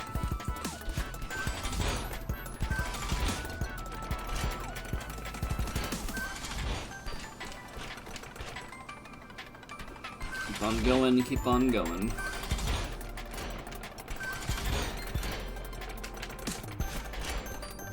So it feels nice that I've done as much as I have, deathless at least.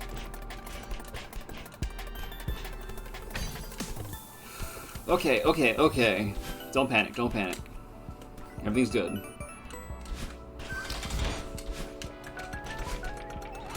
Son of a bitch. Well, I made it further in that jump than I expected. But yeah, I was not gonna make it back.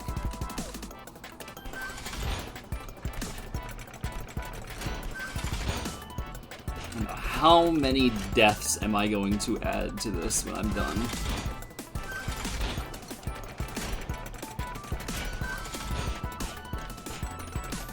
I am so deathly curious.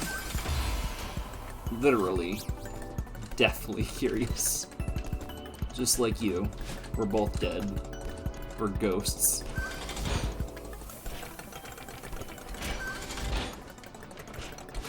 Wanna watch some ghost soap operas?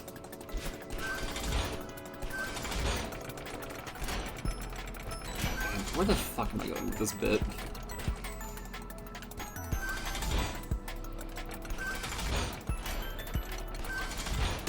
Oh yeah, I brought up Portal earlier. In other sci-fi news, I've been going back, like, obviously, like, recently I also played, the Flash version map pack, and aka the Still Alive DLC, which I didn't enjoy. But I've also been playing good Portal 2 again lately. I mean, me and Portal 2, I have a weird habit of like just going through the single players over and over with Portal and Portal 2, especially Portal 2. It's kind of like a weird like comfort chomp every now and then. I don't do it as much as I used to, but I have an embarrassing amount of hours in Portal 2. But, let's be fair. A good chunk of those hours are from playing custom tests in the Perpetual Testing Initiative and making a good handful of my own. I've made some Perpetual Testing Initiative tests. Not great ones, especially the first one. Just the earlier ones in general. I think they get a little bit better later on. But they're never truly amazing. Though I will say I like them more than those dealing with in Still Alive. But no. I've got like hundreds of hours in Portal 2. It's... I don't think Portal 2 is meant to be played this much. I mean, obviously, you can play any game for any amount of time, but like... Well, besides online-only stuff, RIP Mario 35.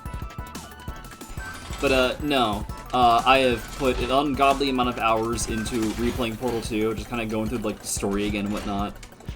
Not even, like, interesting ways, just like, man, I feel like vibing in the Aperture again. I'm just gonna play the single player.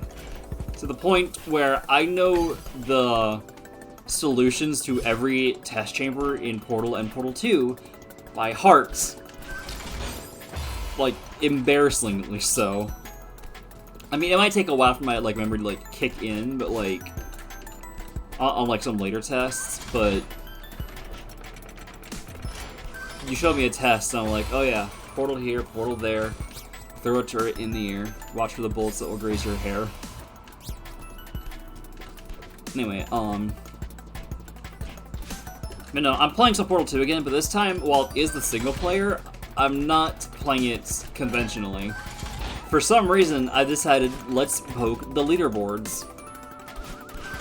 Which, Portal 2, strangely enough, on Revisit, has my favorite take on leaderboards. In terms of, like, in Games of War leaderboards.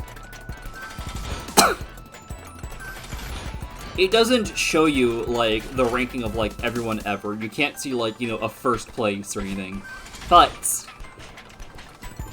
that's good in my eyes. Like, you won't see, like, a bunch of, like, the top of the leaderboard, like, flooded with, like, 100 or so, like, you know, 0,0,0,0s. No, instead it, like, shows you compared to, like, your friends who have done it. Up to 2 of them. Or I guess, like, 3 if you haven't played it. But, no, it just lets you compare yourself to your friends, so if you want to get competitive on that terms, sure, go ahead.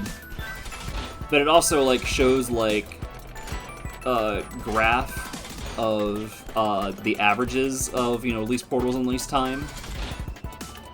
And I like that. I think those are good ways to do leaderboards without, you know, having, you know, again, the hundreds of 0,0,0,0s. And also, thankfully, Portal 1 technically had these. I don't think in a leaderboard sense, just in a personal sense. And it had least portals, least time, and least steps. I fucking hated least steps. Bane of my existence.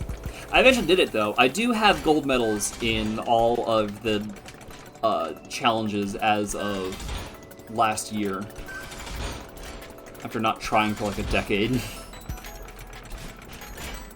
Because, again, I hate least steps. But I decided to look up videos of least steps. I don't know, I think it's a silly challenge. Challenge yourself if you want, I guess, like mod the game or something, but as part of, like, an achievement system, what? Let's see. No, I've been doing least portals and some least time in Portal 2's leaderboards. And it's kind of fun here and there. There's like some moments where it's like, alright, I kind of hate going for this. Sometimes on my own terms, sometimes on terms I've seen elsewhere. I'm trying to like do these on my, like, let's not look at how other people are doing this, at least at first. Let's try and find least portals and the least time we can get, you know, on my own. Again, to a degree. And it's been satisfying because, like, in some cases, like, in a good chunk of cases, I have manufactured less portals and, least time, more than the, peak of the average. Like, a good chunk of my lines are before the peak. Even, like, I even met, like, some of the, like, the earliest possible requirements. In fact, there's, like, some cases where I'm surprised the numbers aren't lower in some cases. Like, Smooth Jazz is the second map you can do leaderboards with. It consists of 2 chambers. It is exceedingly easy, like, without any jank, to get 1 portal used on Smooth Jazz. Like, I'm genuinely surprised it is not more common on the graphs. I mean, I know they're mostly dead nowadays, probably, because, like, who the fuck is gonna do this besides, like, speedrunners, but, like, fuck it, I'm doing it. But yeah, no, Smooth Jazz, if you know what you're doing, is insanely easy with 1 portal. There's no, like, a weird, like, execution you have to do with, like, you know, timing or precision. Just use 1 portal.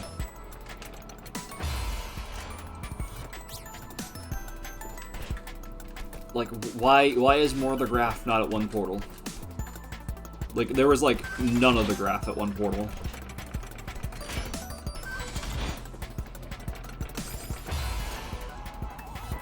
Not like, you know, it's at 0 portals either. Like, I'm not taking any, like, you know, spikes in 0. It's literally just 1. Or, sorry, like... There's been... Most folks are at 2 portals. Hey, the further I get into the game, it's getting more and more interesting, especially in the old aperture part. Where, Gel Hell. Oh, welcome back. You've missed a lot of discussion. Whoopsie. Just me talking to myself.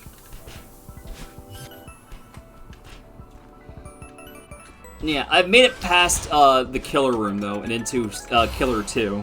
But yeah, just, I've been talking about a lot of different things. Currently just talking about, Portal leaderboard stuff. Just how I'm doing that again. And, some of the later tests,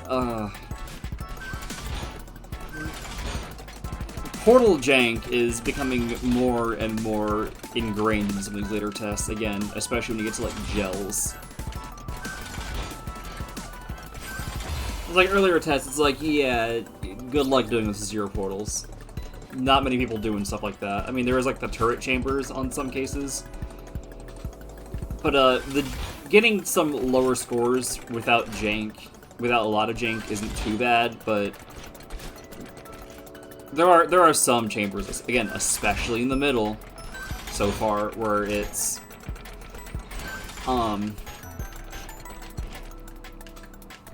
yeah, there's some speedrunner gunk you could do in some cases. There's, like, a test that normally takes, like, a good chunk of portals, like, maybe 12 or so, that, I looked up a video. You can really abuse some things you're not meant to get it in, like, 2. Technically, it seems like you can even do it in 0. But, no, you're really pushing what's possible there, and it's really annoying. And, like, there's just some stuff where it's like, I have to accept that I can't bring this as low as possible. For, like, my own sake. Like, I'm not gonna, like, meet the lower parts of the graph. I have to settle for a more casual ends. Because I'm not a speedrunner, and I'm not gonna put up with shit like bunny hopping. Which, bunny hopping is gonna impact times, and bunny hopping also impacts some of the tricks you can even do in the first place. So, no, at some point, you just have to look at it and go, yeah, no. But there's still some moments where it's like, yeah, I'm glad I got it down that much. I think there was like a test I did last night where I was looking back at an old record I sent like years ago, and it was like 46 portals to the point where it's like, it wasn't even graphed. My line was not there. I was off screen on that one. But, nah, I've since like cut that in like almost half. It's down like 20 something. Felt nice. It was a bit jank, like, there was, like, a little point early on where it's like, if you don't, like, get this, like, hop through a portal right on your...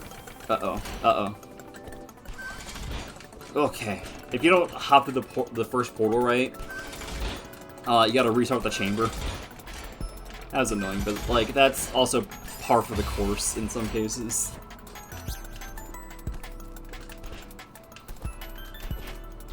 Yeah, no. It's kind of an interesting task seeing how we can shave down some stuff. Like, all right, using my own thinking, what's the lowest I can go? And then maybe in some cases it's like, all right, how are the other scores so low? And then I look them up, and it's like, do I want to try executing that? Sometimes I do. Sometimes I don't. Because I don't like the looks of some of those earlier stuff. There's like some like extreme bullshit you can get to like get super low portals in some chambers, and I'm not about that.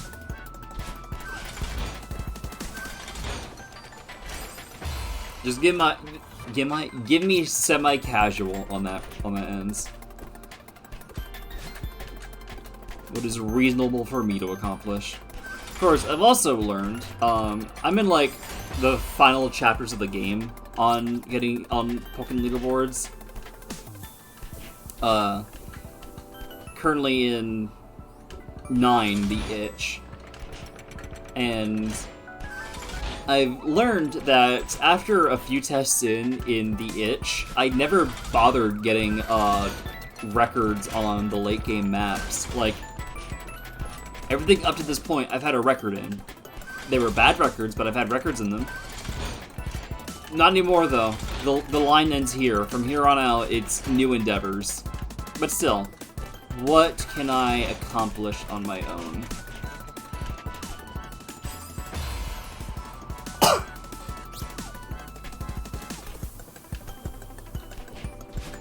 And I feel like slightly proud. It's like, oh cool, I figured that out. That's a nice save. But it also, again, just has a fair share of, oh, I don't like this. This is a really jank way to, like, save something, but it's not, like, too jank to, like, fully avoid.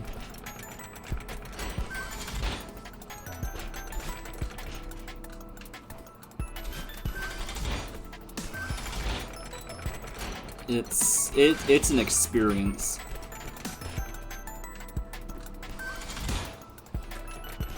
Maybe I should poke leaderboards and stuff like this more. Or just like revisit games and see how efficient I can be.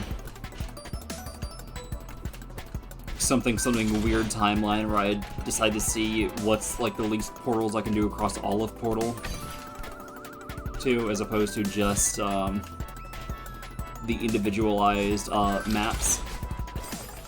What the fuck was I doing there? I would like to get to where I died before. That'd be nice.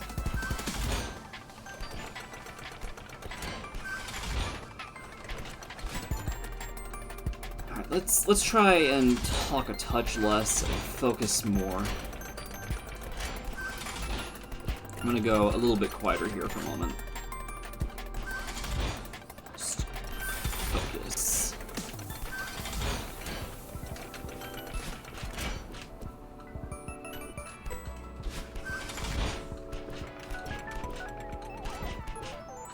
Oh, what was I doing? What was I doing there?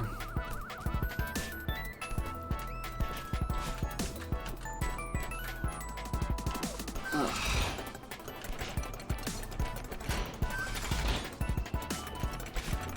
Come on.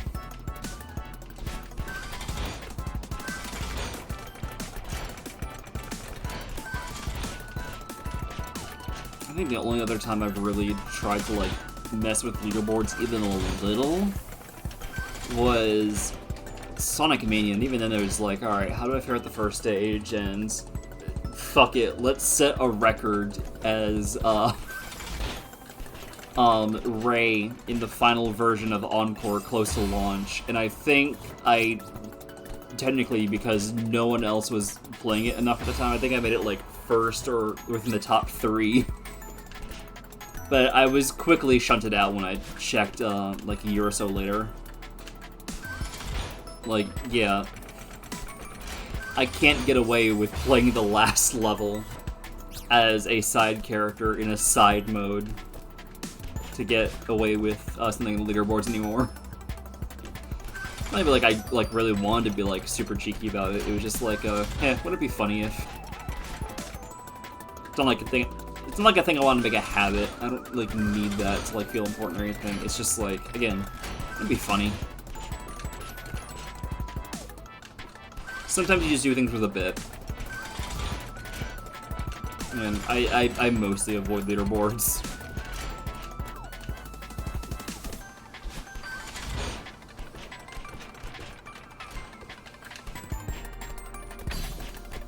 Maybe I'll poke them more here and there.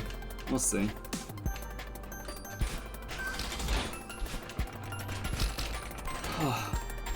Ah, there we go. Made it past the killer again.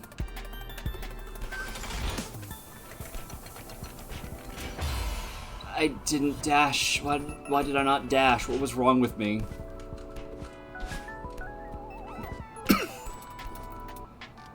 What is wrong with me?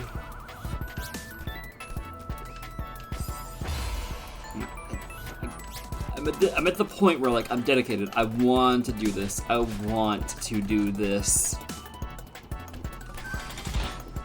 This might bleed into next stream. I might be determined enough to try this next stream.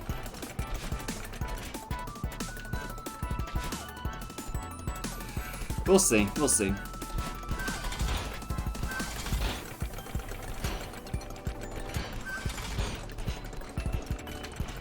We shall see. Why did I jump when I did? What? No, I'm feeling a bit better about this now that I'm, like, getting past Killer A and can make it into Killer B.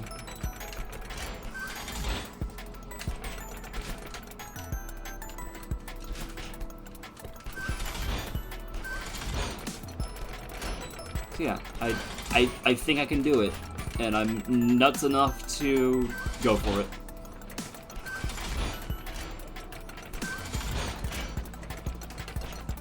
This does mean things are going to be longer than if I just went for C-sides, but hey. Ah, shit. I'm weird like that. Imagine if I played enough Celeste that this just went on to, like, part 20. I don't know. I get the feeling it's going to stop around, like, I don't know, part 17 or something, but yeah, for all I know, maybe we get to, like, part 20, longest stream series. Well, it already is the longest stream series as of this. It's beaten Fallout New Vegas. But, you know, leaving... It would take a lot for any other stream series to get longer. Which, I mean, it already is. Like, most of my streams, I don't stream past, like, you know, parts 3 to 5.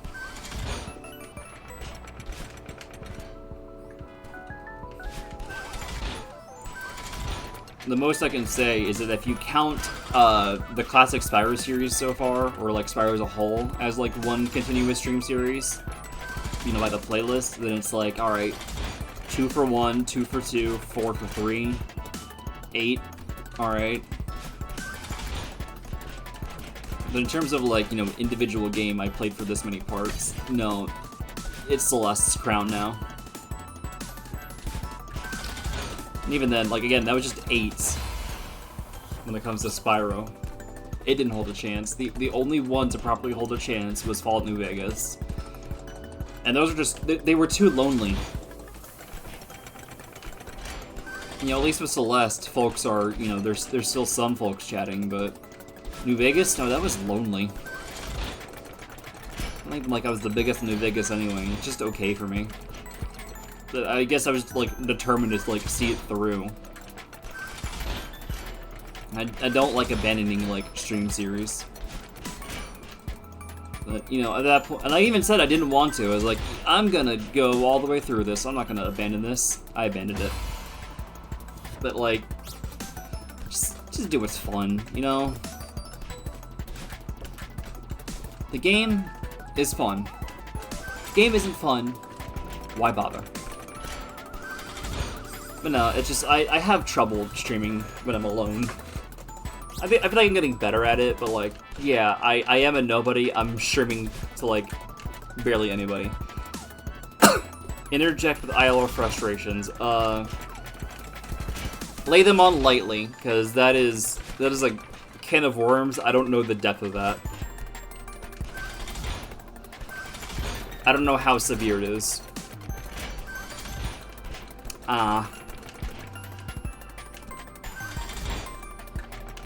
Depending how severe, maybe just like DMs. I'm unsure, but yeah, that sounds rough. I'm sorry.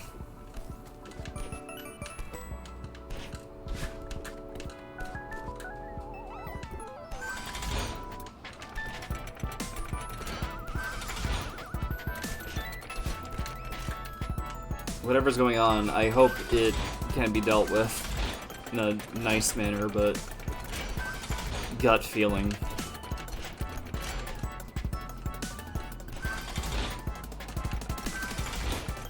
Gut feeling is that you're dealing with something severe.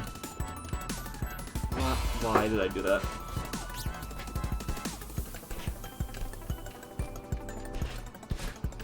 Okay, they're quiet again.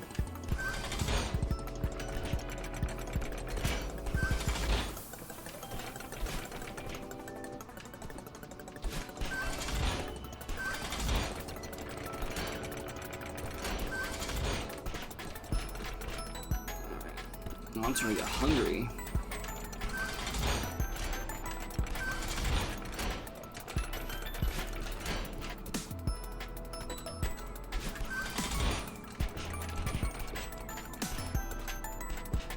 Oh, okay.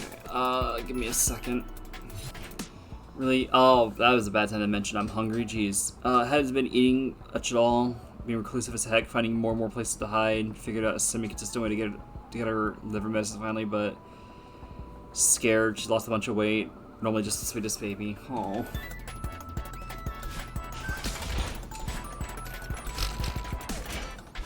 I hope things improve.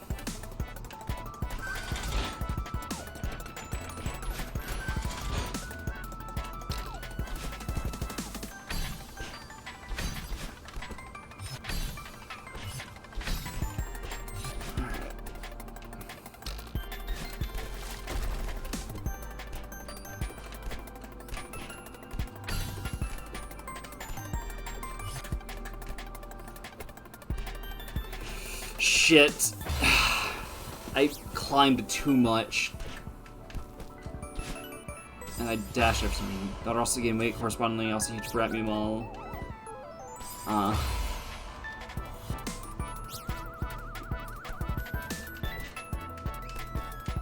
that sucks.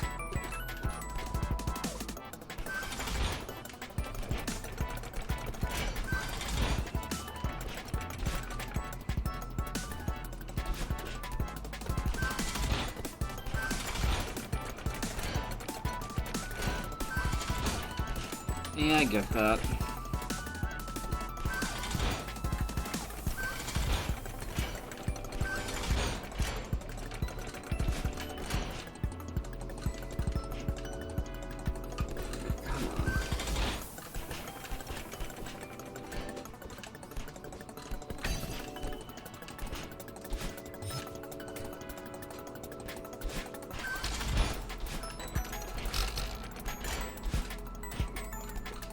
Come on.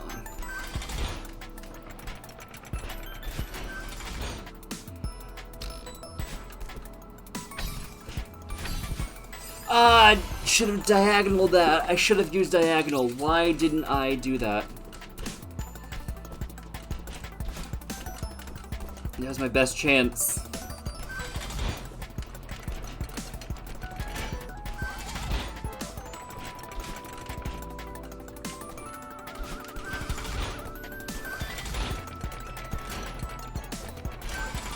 I can make it deep.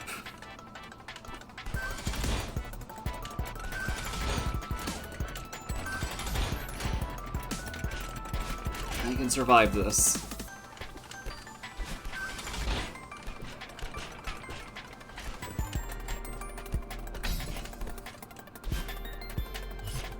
All right.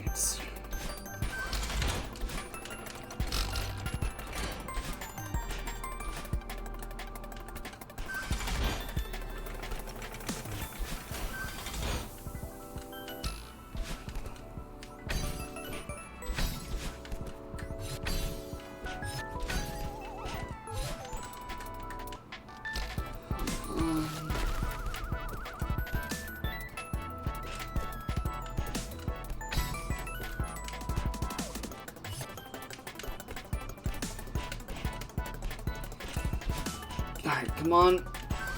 Oh, why did I go for... I was half paying attention for some reason. Why did I... I'm the furthest I've made it.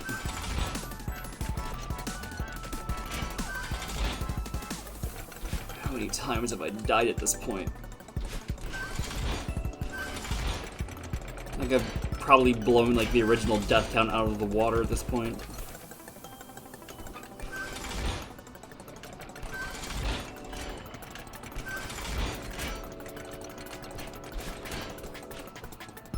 Alright.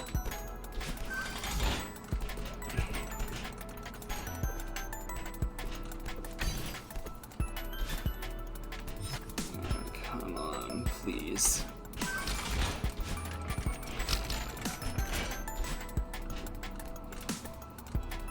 Please.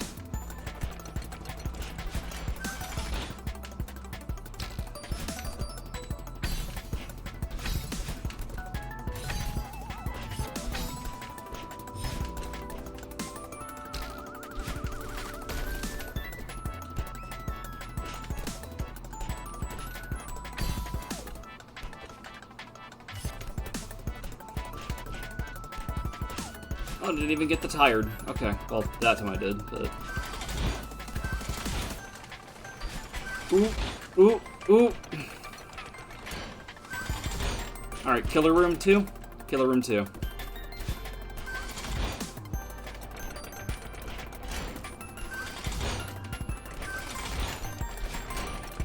I should have gone back. Darn it. I didn't mean to dash there, and there's a chance I could have, like, gotten my dash again if I just, like, went back around. But I didn't. Hey, though. I've now technically gotten a little itty-bitty tiny bit farther than I did before, because that time I at least grabbed the platform.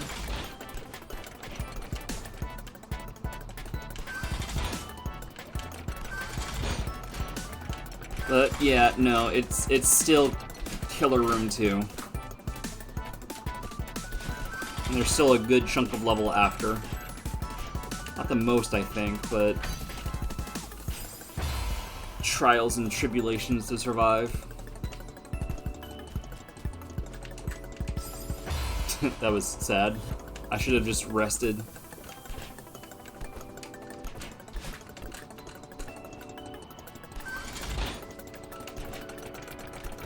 Alright.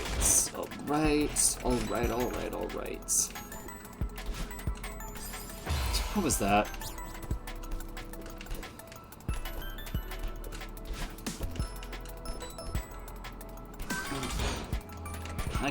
I can do this.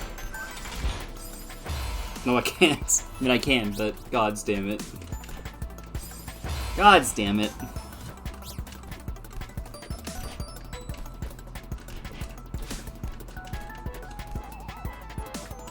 Alright, up and up and up and up and up. Again, I feel like by that point I shouldn't be flung. Like, it came to a stop for like, what, a second?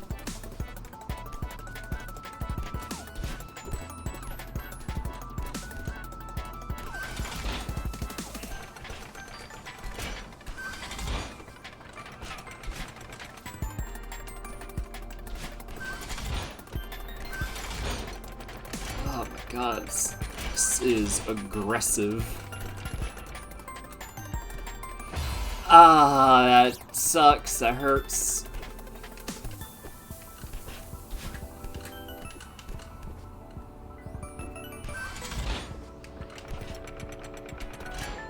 God's damn, no. I'm determined. I will get this god's damn golden strawberry. Mark my words. Even if I've spent most of the stream being fruitless. Well, I have a fruit following me, but, you know, fruitless. Fruit being followed by fruit. No. I will get this.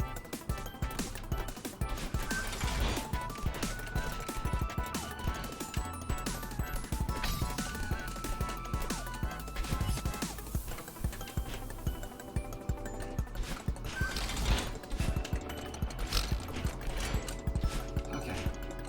It's driving you again. You're becoming more consistent.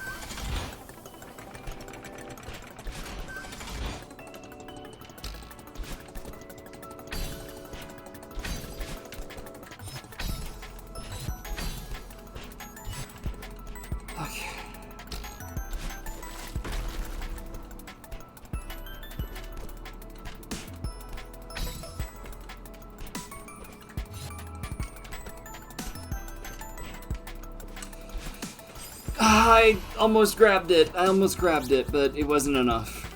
Too much climbing. Too much climb time.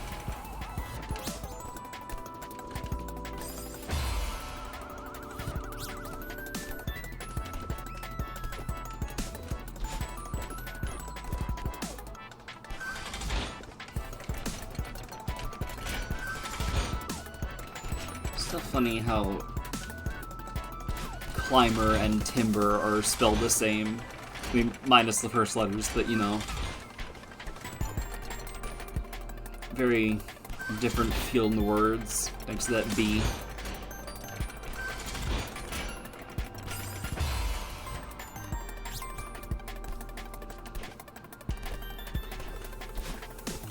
And I guess some folks, say climb, but I don't really hear the B emphasized as much as say, you know, timber.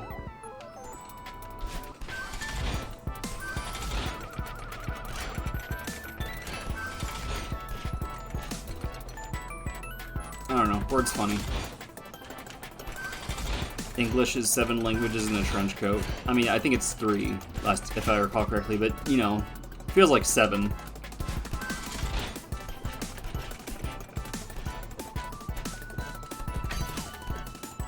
And the evolution of language over time. Son of a bitch. I should stop climbing there. That's not helpful to me. I should stop dying there. That's not helpful to me.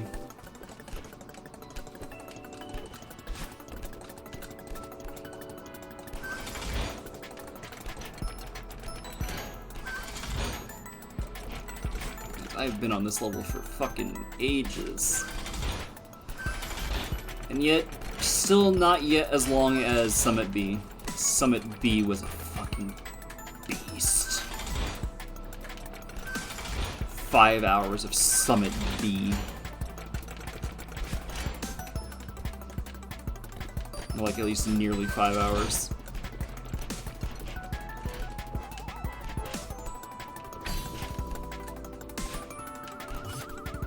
Go death room again. Why'd I do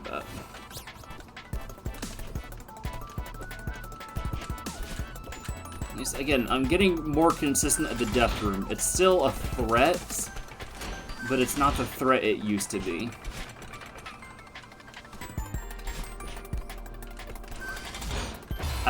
Pain.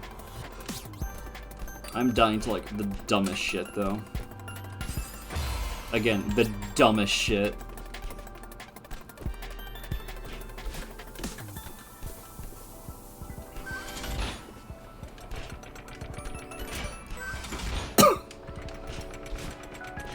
This is my test, though.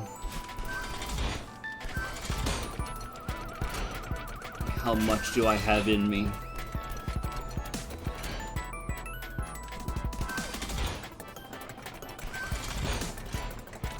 Can I fully clean out level 1? Can I do it?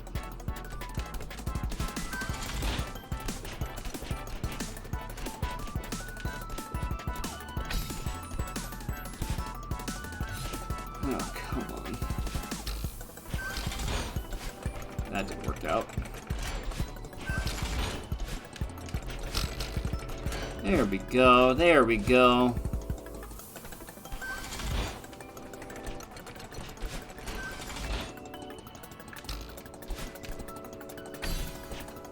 So nice to be in this room again.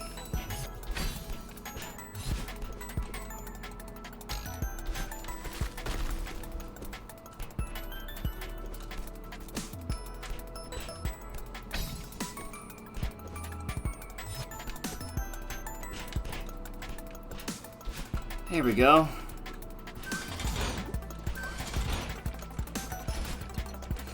I almost made it back.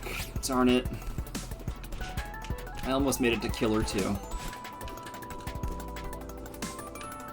As well.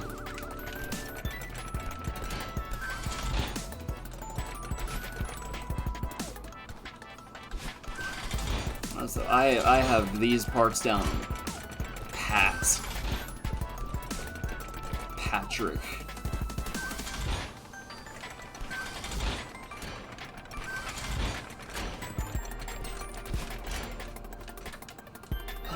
Far can we go?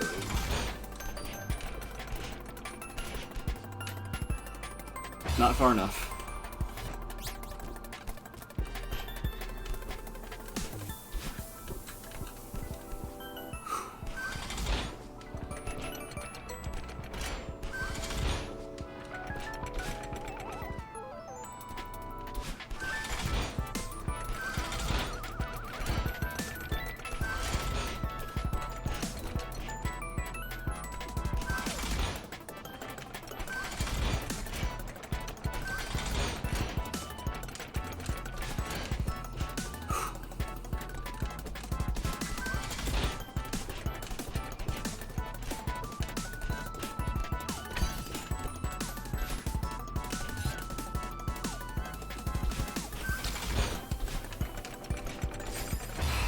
slid down. Come on.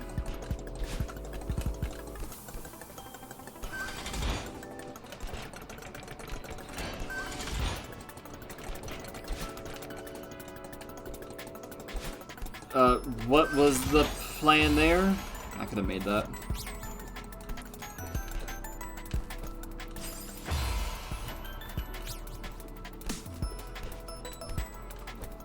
I want the golden shrub. I want it. I'll get it.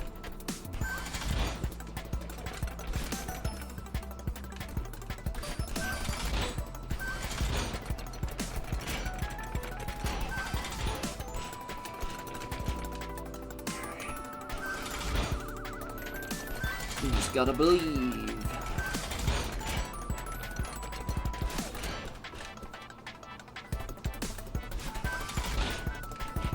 Lend me your power to get the shrub. Let me fucking spirit bomb this thing. Ah, come on. I dashed into that. Fuck you.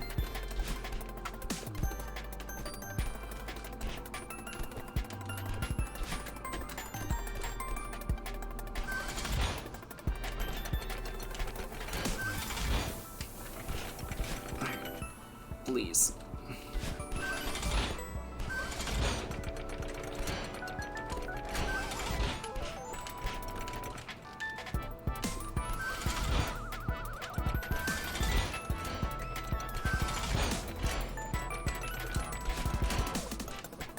Persevere, persevere.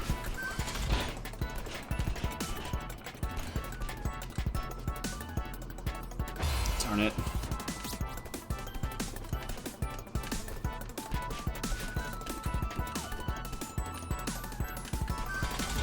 Get it, I will get it. Not like that, though. Really?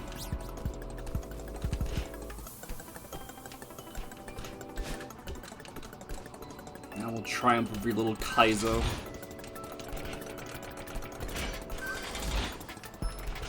We'll all go according to Keikaku.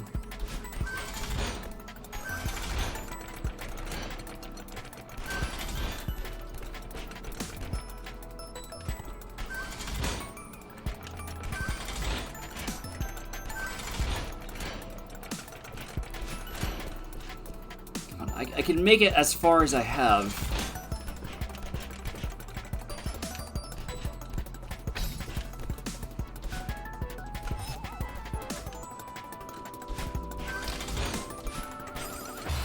Really, I fell for that? Jeez. I feel like it's been a while since something like that's happened.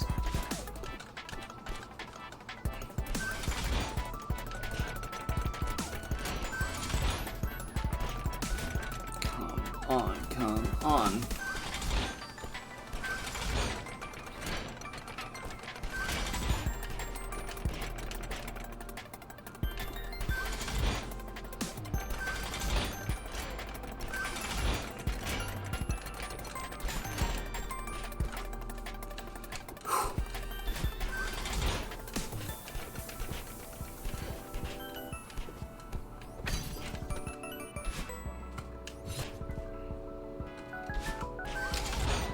I have the stamina to do this.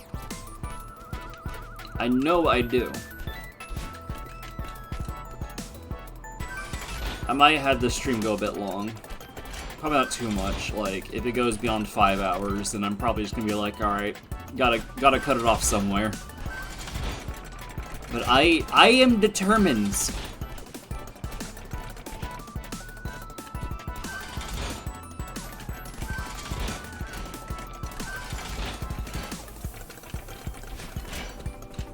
Oh, I am determined.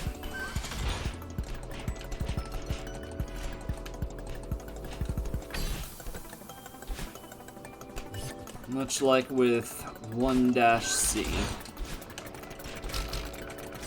Oh, whoa, that was a lot of momentum upwards. I don't think I even pushed upwards at the end. I think it just, like, ended up like that. I'm not entirely sure what happened there.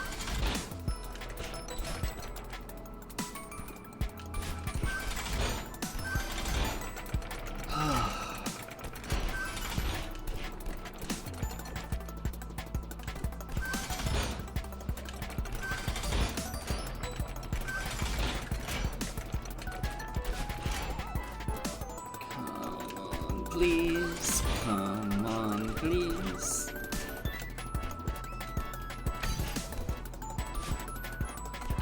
That was almost bad.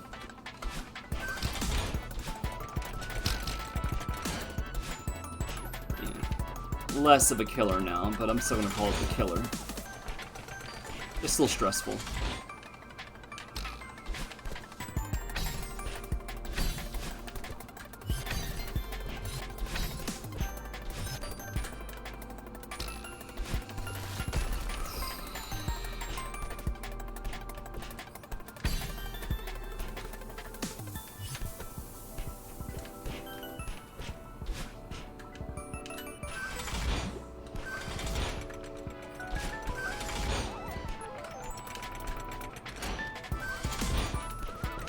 Alright, killer 2.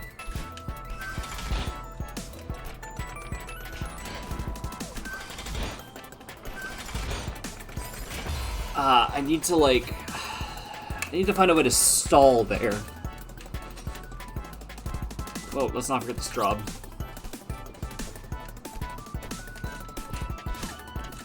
I can figure out a way to stall there. Stallin'.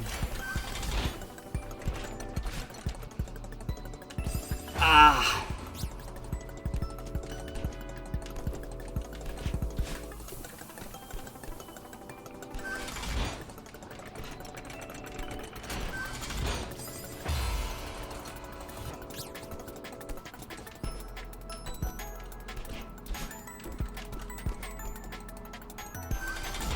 Please, please.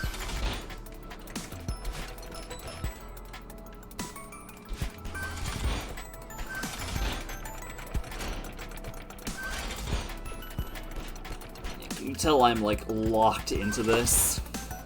My brain will not let me go. I'm probably being too stubborn. But I know what I'm capable of, and it includes this.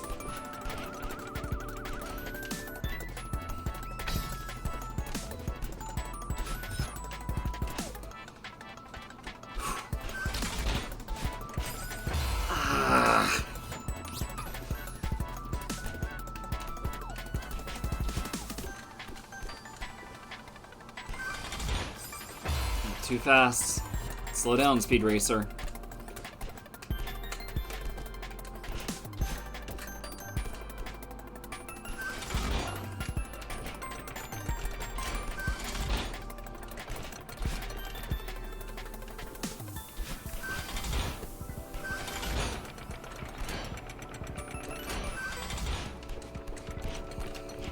Oh, please.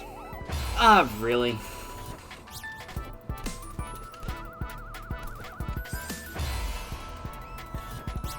My death count for each of these rooms is.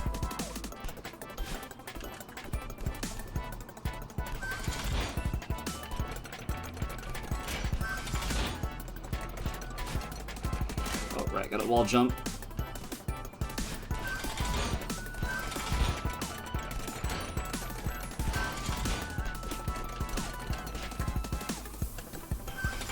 Alright, please, please. Who even makes traffic light blocks like this? Like, what is the reasoning for, like, some of this architecture?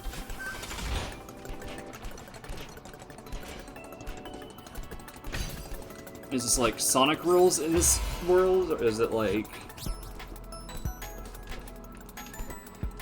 Is it all just, like, a surreal adaptation of what's actually happening? And, like, the city's actually more tame than this, but to, like, Madeline, it, like, feels as hard as this is for me? But you can't rule out, like, the former thought, because this mountain is supernatural. Shit does happen, so... maybe it is just like this.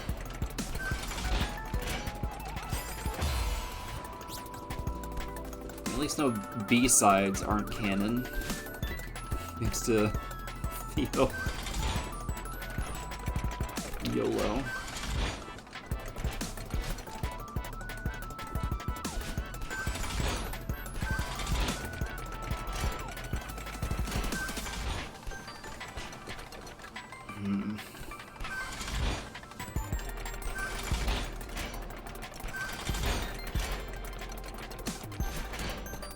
So funny.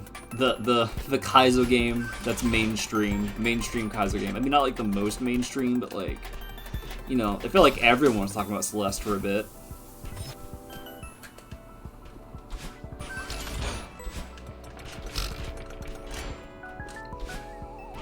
Alright, past Killer A.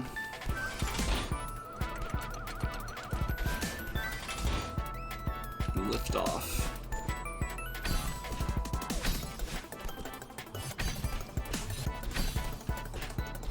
Alright, and then the twisty turny, yep.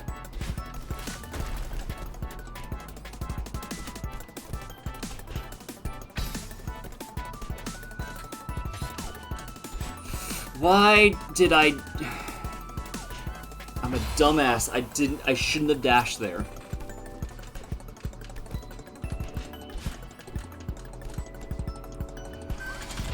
Alright. I will survive. I will survive. Who's that Pokemon?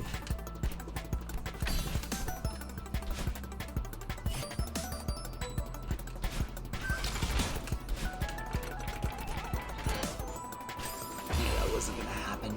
That wasn't gonna happen.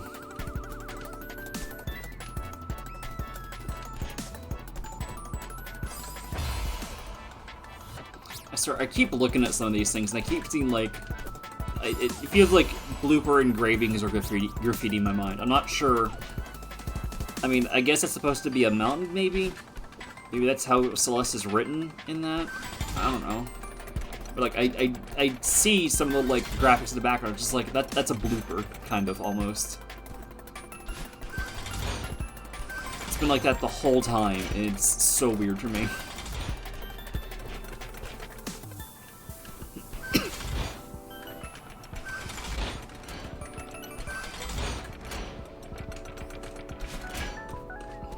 Follow me, golden strawberry.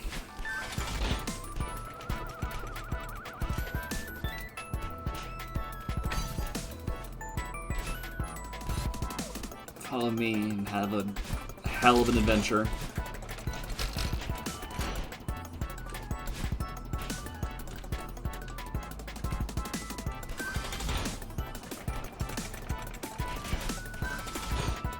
Lift off.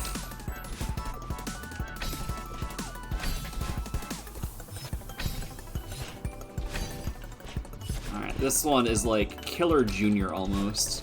It's gone wrong enough.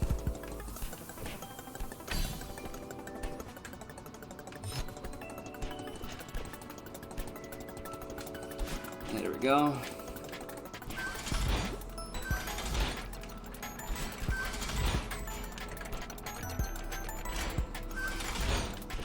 Whew. Killer 2.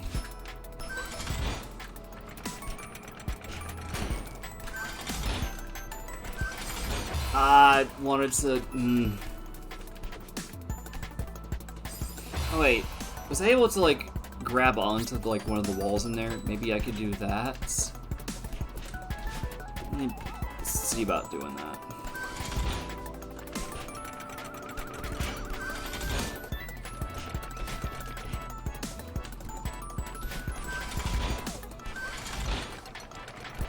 God, it's the stuff I put myself through.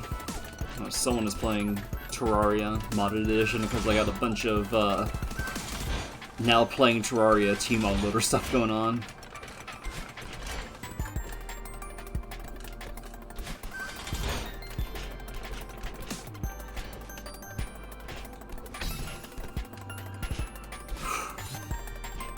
I still need to play Modern Terraria. That's on the to-do list. And living through this is also on my to-do list.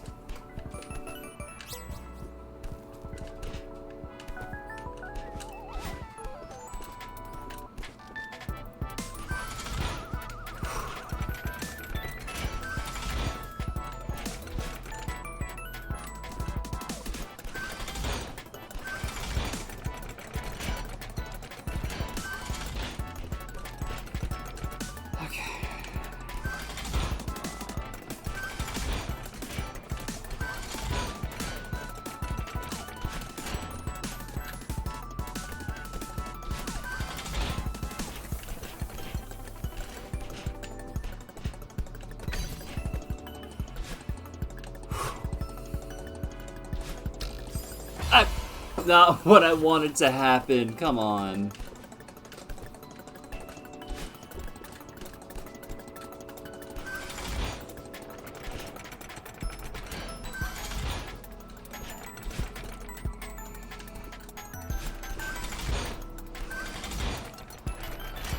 Lots of little mechanisms and jumps. Oh shit.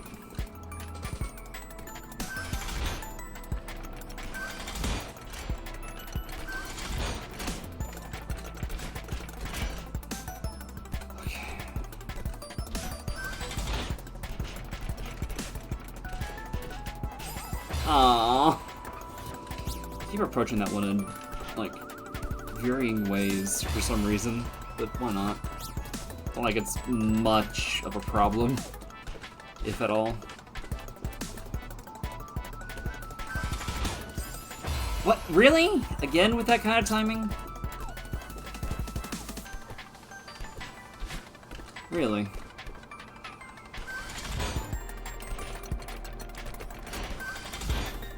Really?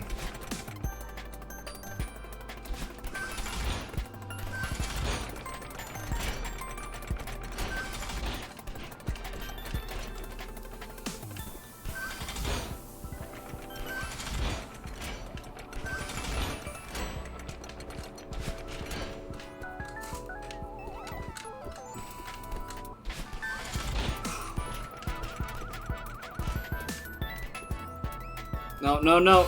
Damn it. Lost the air on that one.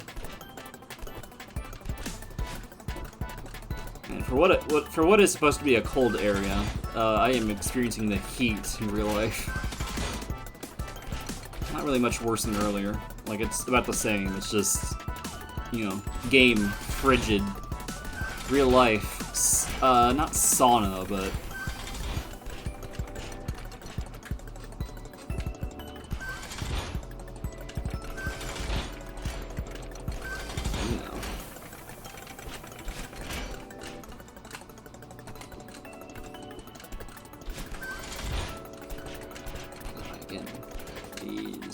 please let me.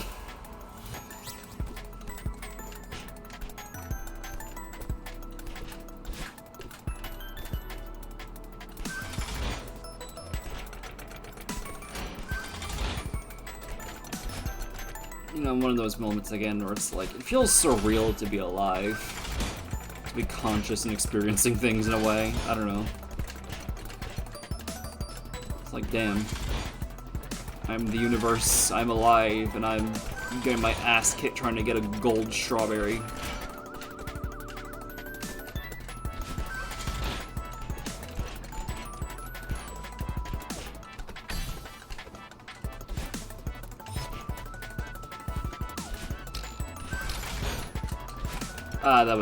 That was mess it up.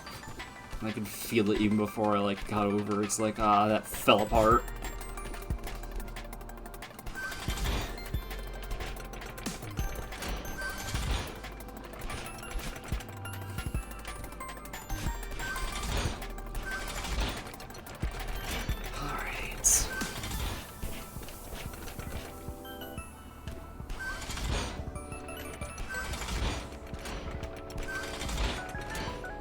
But what the hell was... Alright. Mistakes happen, as they've been happening and happening and happening and happening for this stream. You know how it is.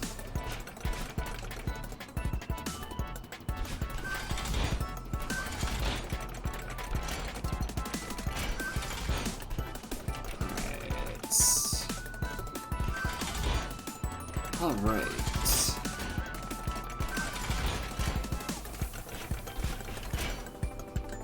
Whoa, whoa, whoa, whoa, whoa.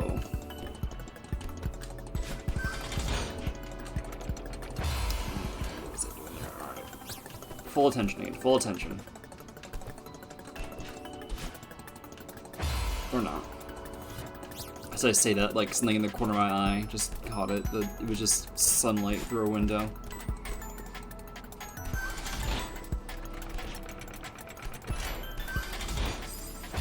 Really? Again, I felt like they came to a stop.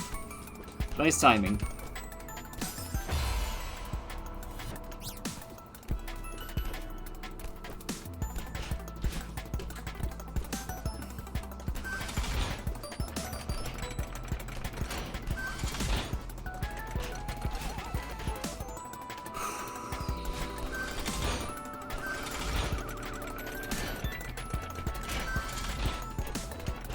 What kind of games was I playing around this time last year? Stuff like, what, Psychonauts 2? Well, Psychonauts 1 as well. Monkey Ball Banana Mania? What else? I don't know, just on my mind for some reason. What was Summer 2023 Roxy up to? Not playing Celeste, I know that for sure. Really? In the first spike bed?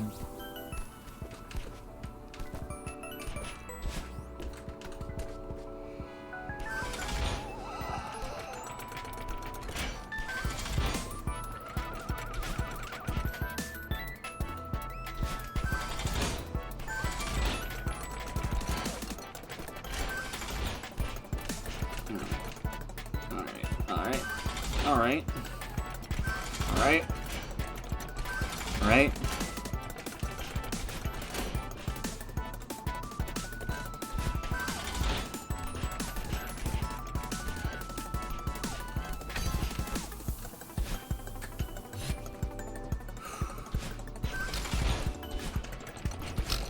There we go, finally, got it again.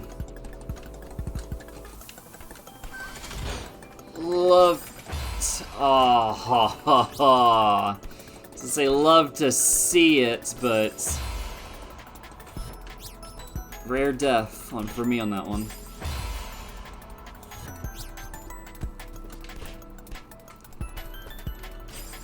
Why am I dying on this screen so much?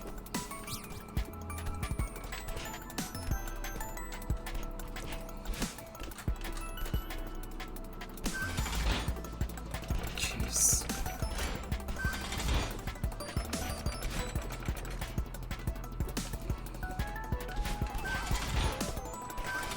I've been streaming for nearly 4.5 hours. How far can my stamina take me?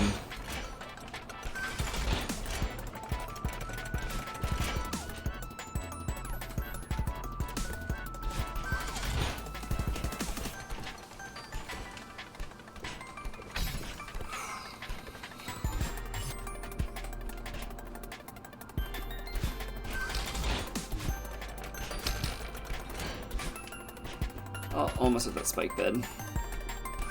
Almost at various spike beds, but you know, that one was a weird threat.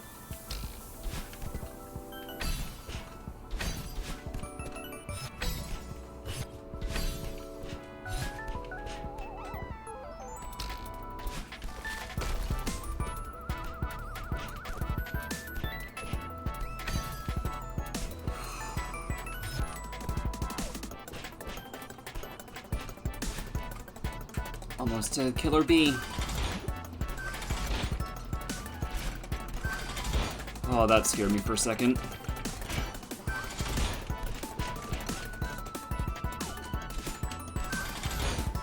Yeah, there is a wall right there. I can...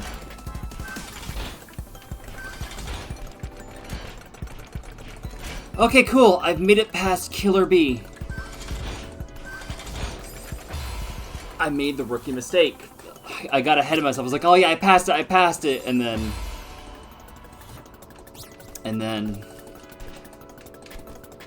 Oh, too fast, too furious.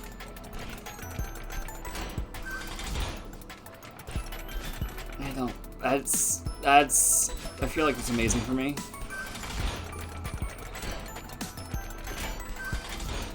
Oh, I feel a bit weaker after that though. Like some of my strength got sapped.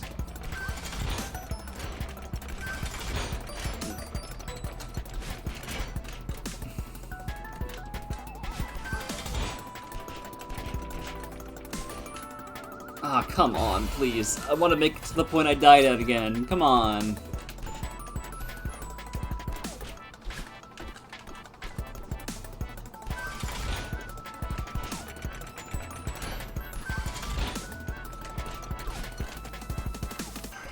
Pretty please with a strawberry on top.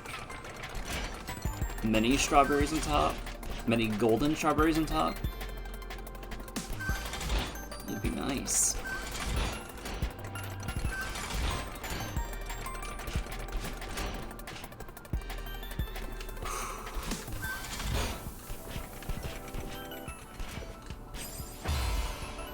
Gold doesn't actually enhance the flavor. Oh, I know. Just to say I have. I think I'd hate actually eating gold.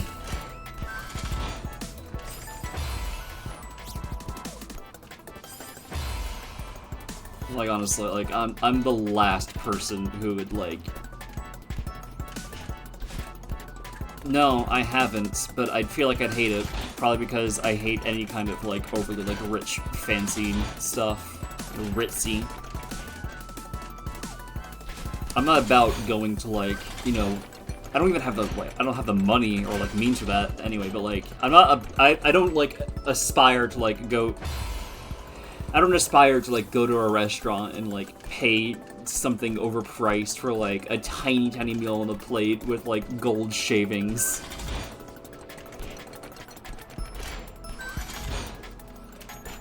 Listen, I eat what I eat, and I eat a lot of it.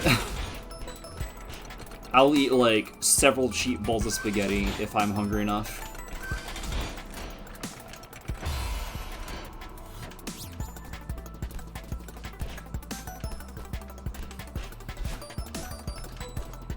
I go for flavor, and a lot of it.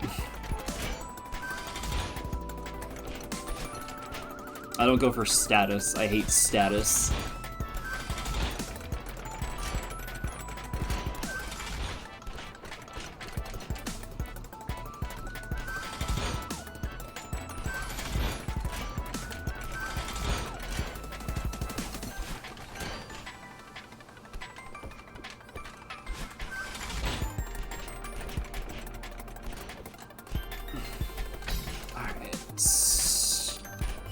Killer A.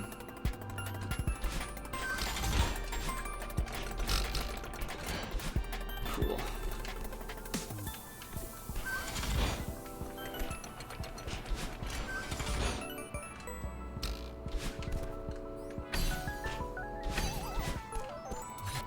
This room is fairly easy, all things considered, even though I've died here a couple times.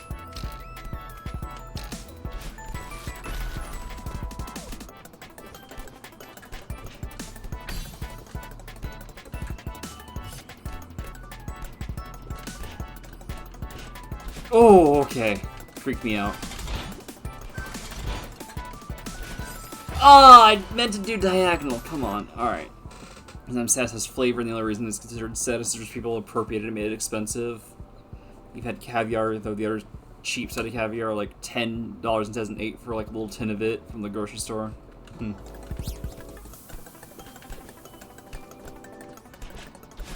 don't know. Again, I just want flavor. And flavors I like. I am admittedly picky, like... There are just, like, some flavors I do not like. Some textures. Sour cream is the bane of my existence. I cannot handle tomatoes, you know, unless it's like a sauce or like ketchup or whatever. I don't like guac. I don't like sour cream, which means like Mexican food, that's like a fucking landmine field for me. There are things I can like get out of it, like, you know, like simple tacos with like beef, cheese, and lettuce, but there's just so many things where it's like, yeah, I'm gonna pass.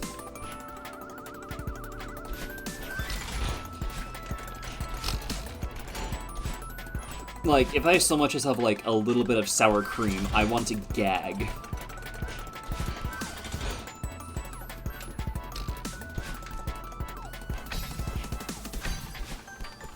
I wish I could enjoy more things, but my body has decided no. To the hell dimension with you. Ah, pain. You used to agree with me, huh?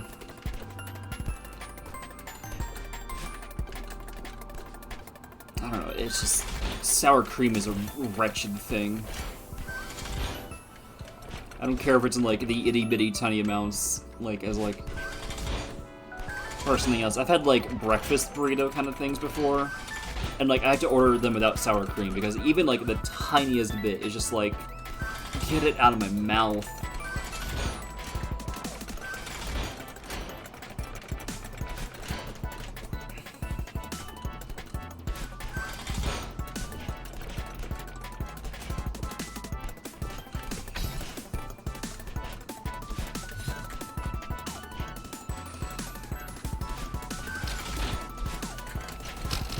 Oh, I thought I wasn't gonna make that. Okay, cool.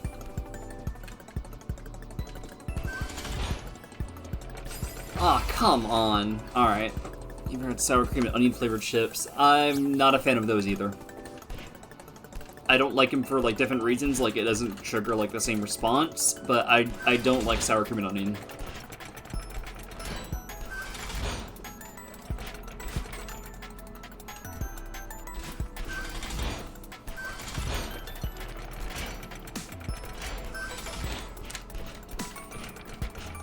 You know what I am a sucker for? Things with like a, you know, a bit of garlic to them.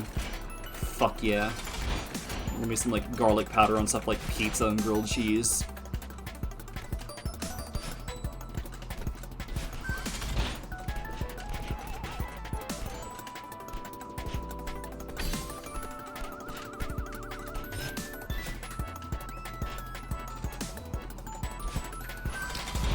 Vampires hate me.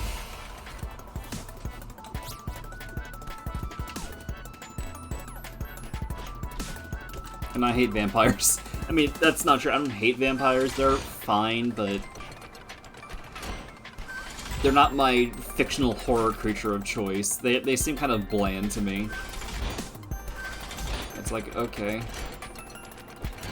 They're just pale dudes who drink blood, can't handle sunlight, and some other things. Yippee. It's about the aesthetic? Oh, but I don't like the aesthetic. I don't hate it, but I'm not much of a vampire person. Werewolves are neat. I think I used to like really be into werewolves, but not as much anymore, but, you know, in terms of vampires versus werewolves. I'm sorry, werewolves. Vampires are... they're just nothing to me. I don't get the appeal.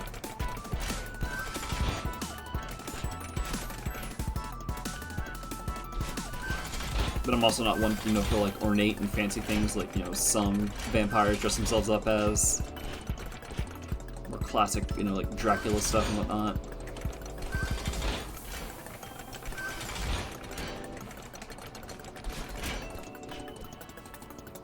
It's like, I guess there's like, you know, very certain like goth flavor leaning vampires out there sometimes, and it's like, okay, you're better, I guess. But still doesn't tickle the funny bone, or whatever bone I'd want to be tickled. Why are we tickling bones? The skeleton appears to join the vampire and werewolf party.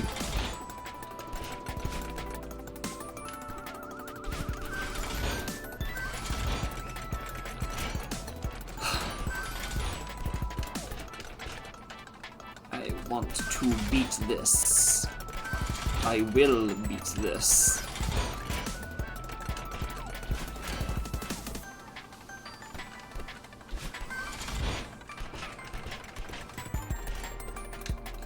I panicked there. I had trouble, like, reorienting. Damn it.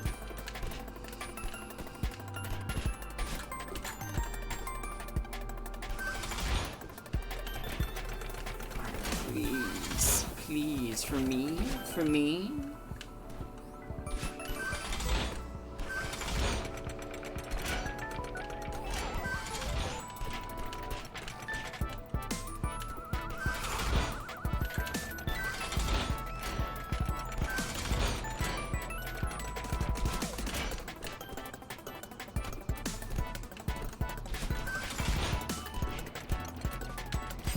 Why did I should have gone backwards for the right. And that's a sad one.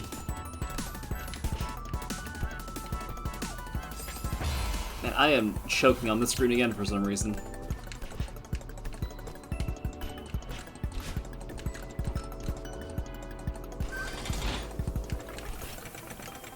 Oh, so much gray.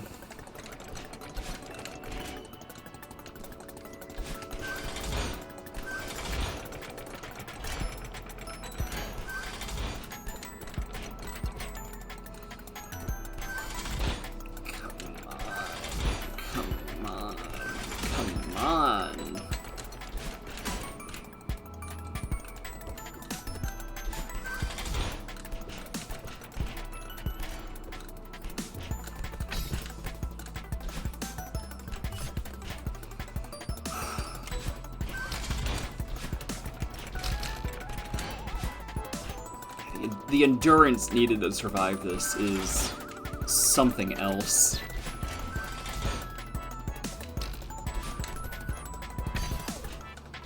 This is some of the toughest platforming I've ever done, by virtue of removing the safety. The saving.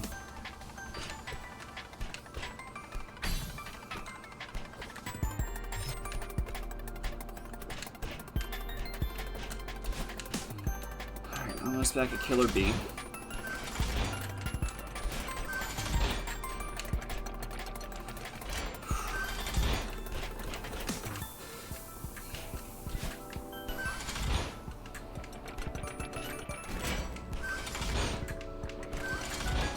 I didn't go forward enough. I was trying to, like, inch it, so, like, I didn't, like, slam forward too far either.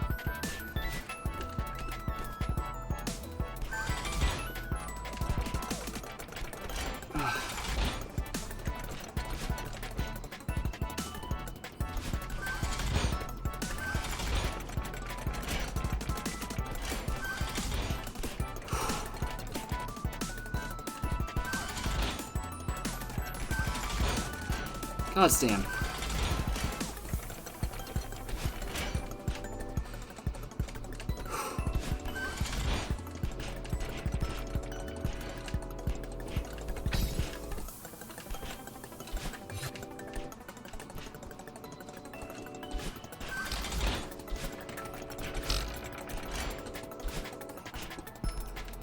This is stressful.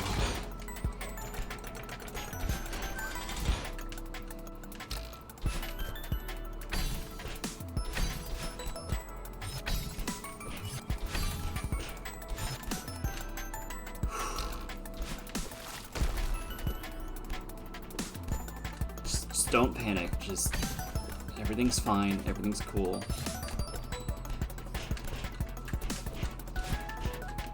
I got this.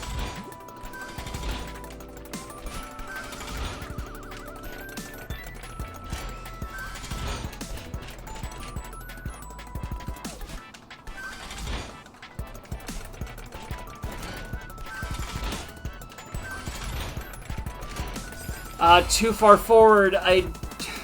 Too much momentum.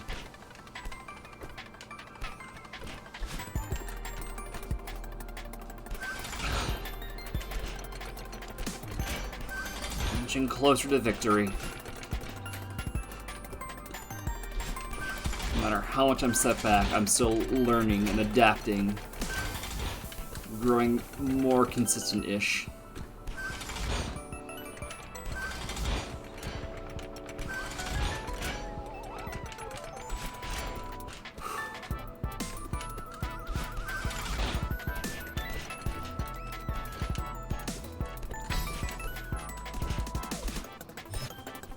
God, so yeah, this is some of the hardest platforming I've ever done.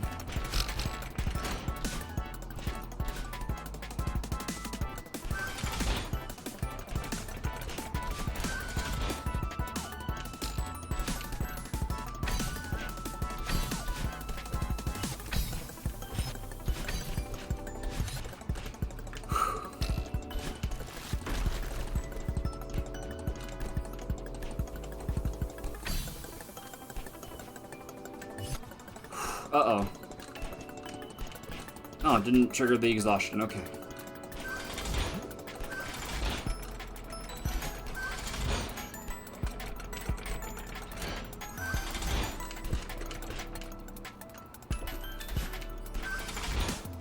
Come on. I noticed I was like, my butt was on top of it, and I wanted to do it, like, get out of the way, but like, it was too late. Had like a frame to respond, I think.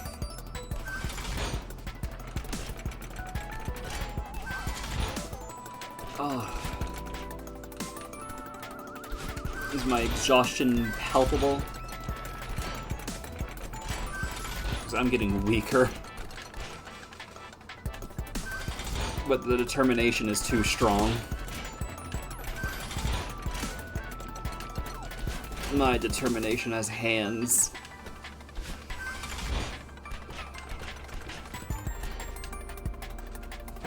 But those hands aren't strong. Noted a distinct lack of bees in the B-side. Yeah, same. Really besides myself with that one. So, hello. I'm probably gonna call it soon because, like, it's been like 5 hours nearly of this, and I'm hot and hungry, but yeah, I'm still trucking.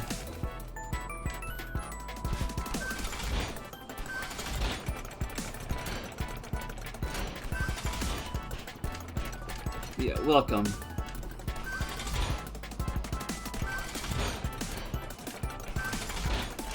Welcome to the pain.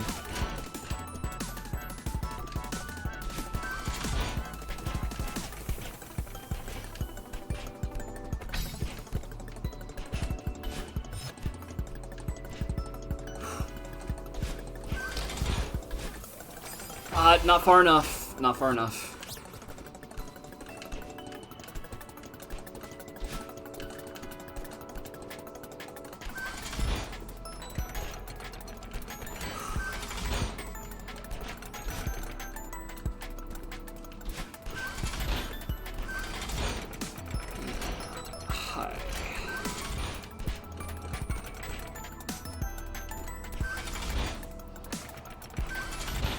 Sorry if the commentary is a little sparse right now. Again, just trying to focus.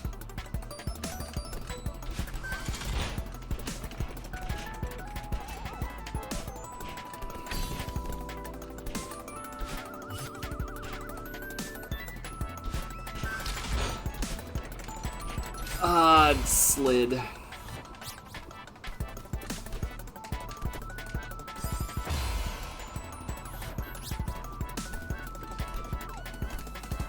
I'd be really happy if I could conquer this once and for all.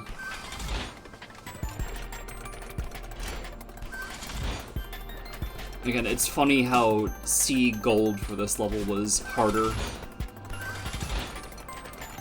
B-sides are on another level.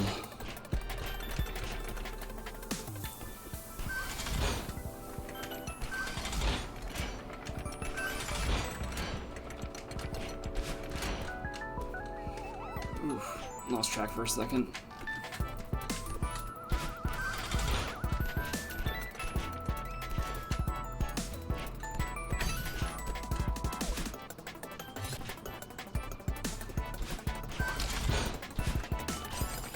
Not far enough. Not far enough. Not far enough. How many C-sides have I completed? Just the 2. I've only completed 1-C and 2-C. I wanted to get 1-B gold in while I was thinking about it. Really test myself. Hey though, at least I have the golds for 1-A, 1-C, and 2-C. Again, if you can beat 2-C, its gold is kind of free.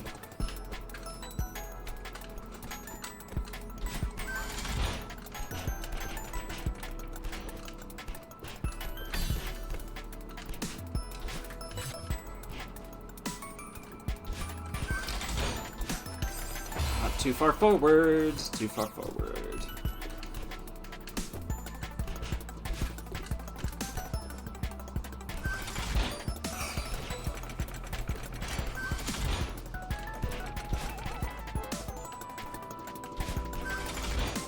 We'll... didn't get that down right.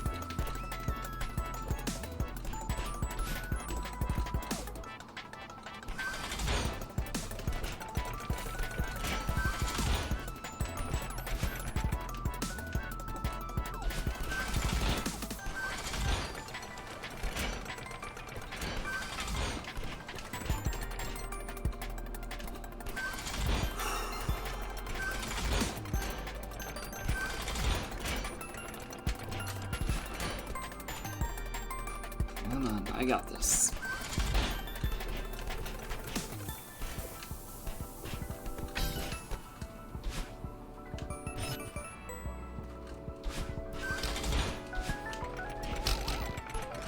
Alright, finally made it past Killer A.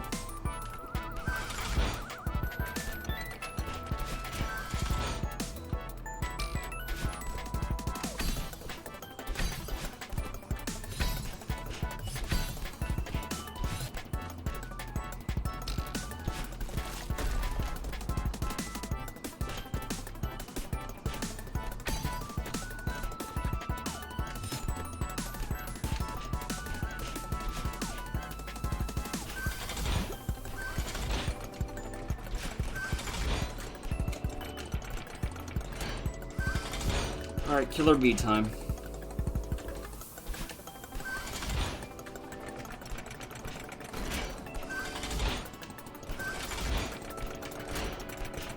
Ooh, past Killer B.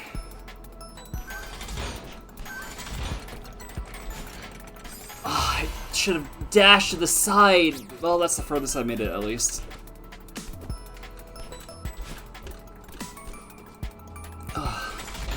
It's exhausting.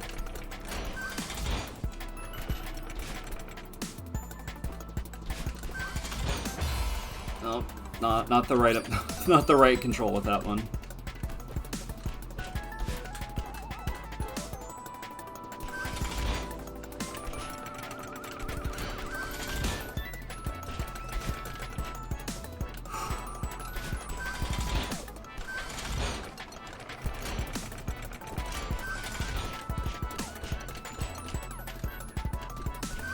Gonna be something returning to, like, just the C-sides as is. Once I get my fill of stuff like this.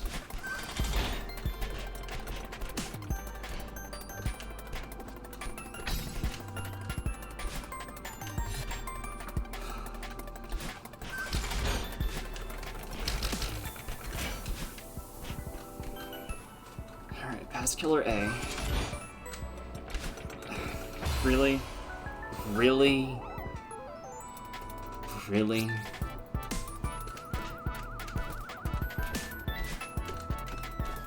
I finally make it past Killer A again, and that's what I get. These platforms are a bit odd at times.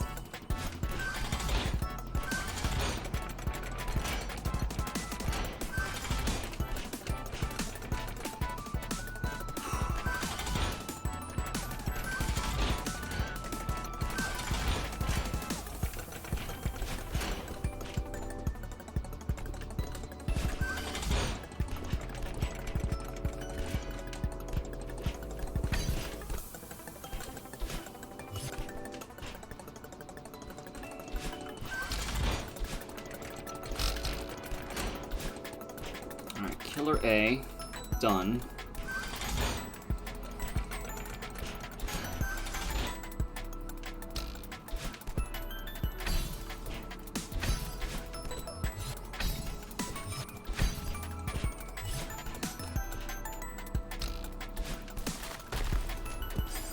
Killer Jr. died.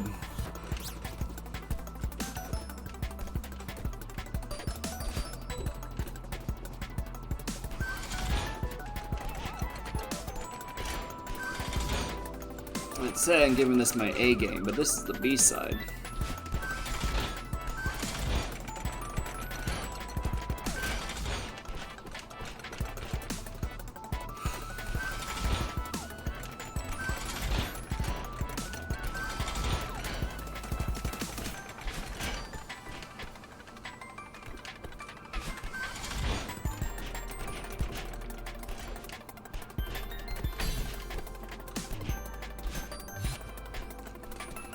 Killer A time again. Whoa, okay, that was a lot of... okay. Right. Chump death.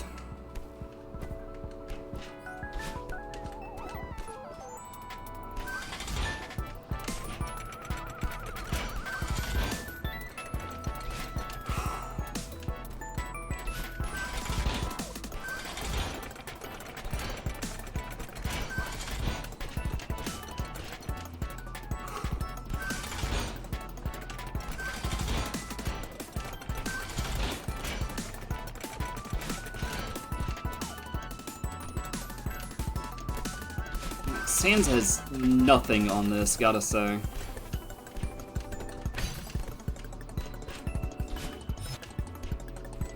Gotta say. Oh, come on. I've beaten Sans once. I did that route. I regret doing that route. I think I died like somewhere between like 100 and 300 times on Sans, and yeah, God, it was God's. It was one of the most brutal things I did at the time, but no, stuff like this just blows it out of the water. At least in my experience.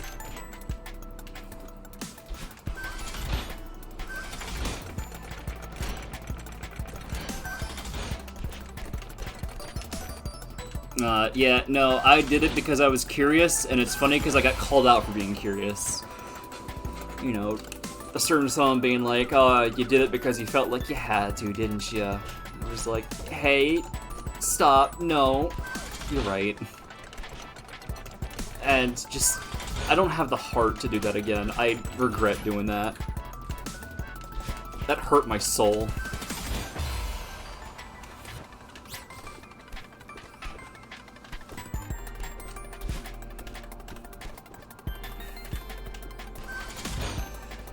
Oh, Undying is a fun one. Actually, that's my favorite boss theme in the game, the entire game. Like, I fucking adore Battle Against a True Hero.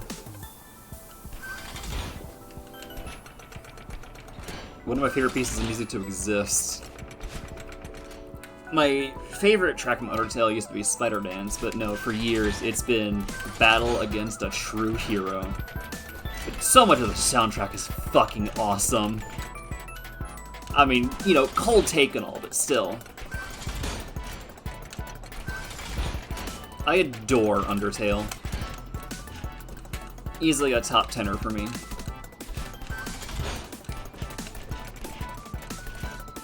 And I feel sad for folks that, like, get it when it's, like, already, like, seeped into cultural osmosis. You cannot avoid Undertale.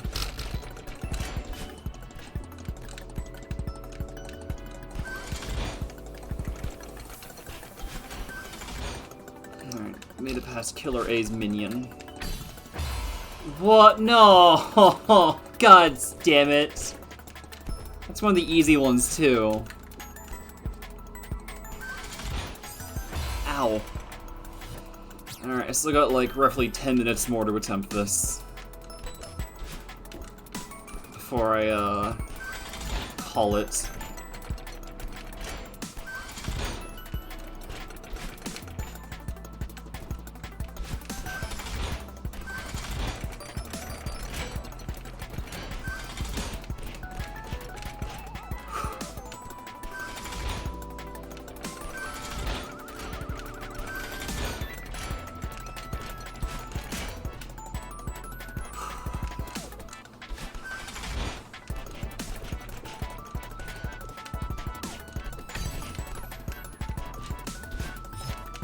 Yeah, I've done Sans.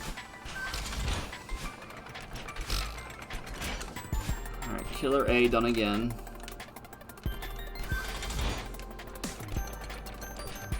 Killer A's minion done.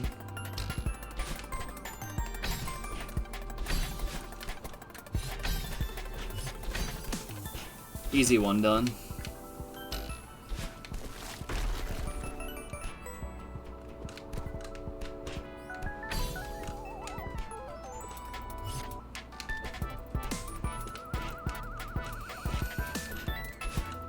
Oh, Killer Junior done.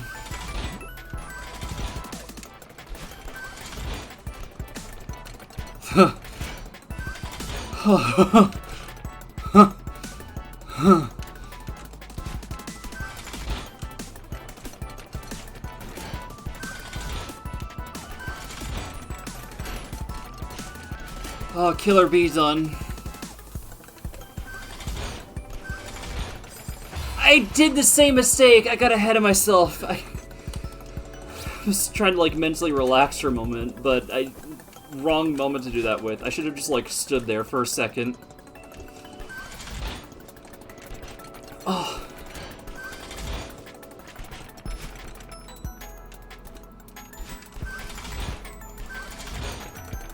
Jeez. Yeah, I'm starting to reach the end of my stamina. I'm gonna need like a hard recharge after this.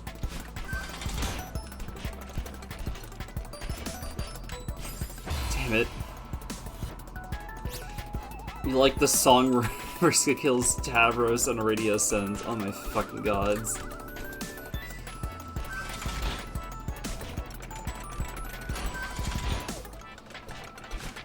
When Vriska said it's Vriska-ing time and Vriska all over the place.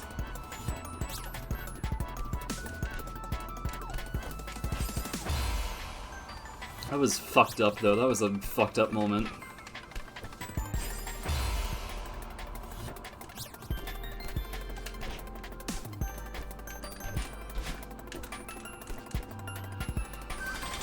I am still team anti-Vriska.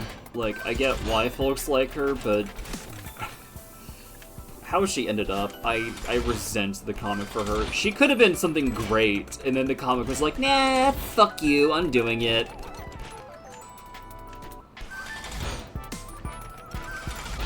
Like, you know, she's abusive and manipulative, but, you know, it could have gone for the angle, like, she's a kid that could have gotten better, but no, it undid that aspect about her, and it was like, oh, but she's a hero. We can't survive without fucked up Vriska. I forever hate that part of the comic. I like the part surrounding that of what led to her undoing in that way, but I hate that consequence of it. I don't like that writing. Like, she could have had, like, some juicy character development. They threw it away.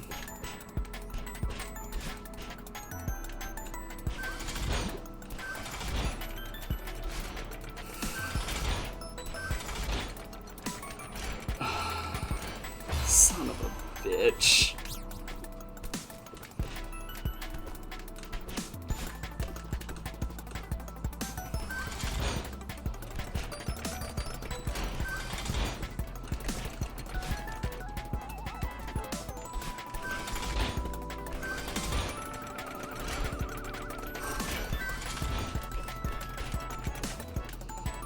Okay.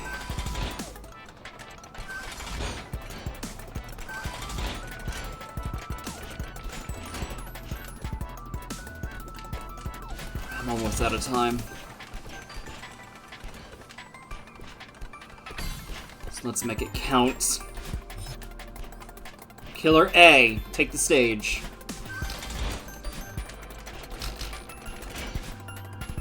Oh!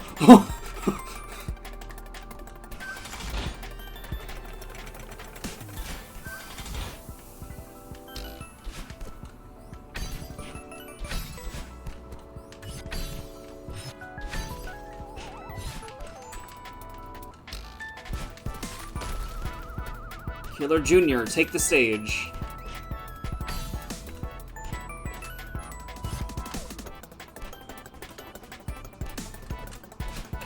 Okay.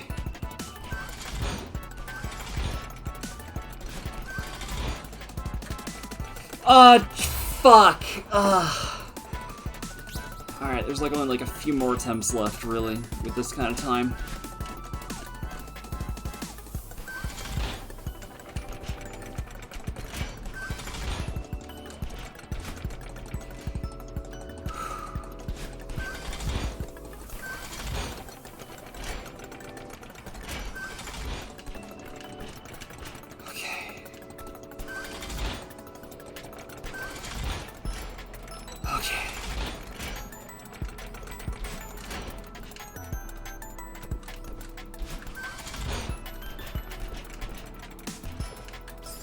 Turn it.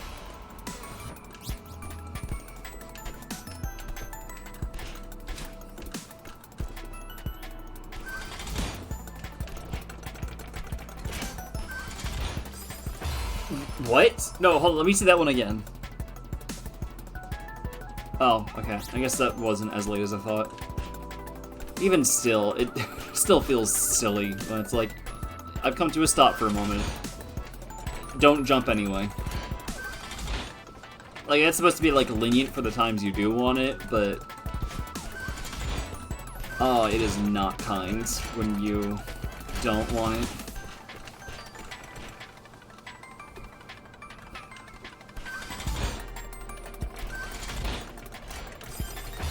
Sometimes people are like, Vriska and don't get better. Yeah, I mean, obviously, like...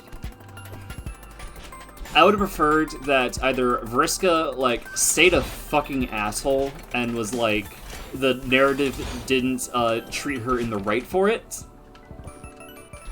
Or, if she got her character development and fucking kept it. I know that technically the one with the character development is still out there. But, like, again, it just kind of fucking, like, said, alright, fuck you, you're getting sidelined, the real Vriska is back.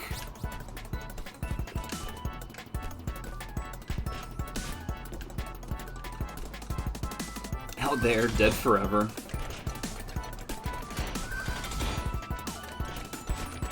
You ever just have the dead version of you be better than the alive version of you?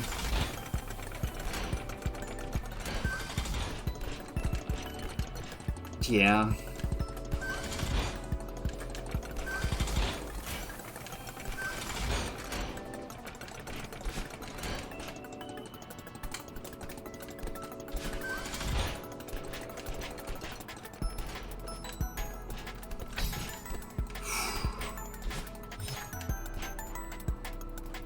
Alright, Killer A.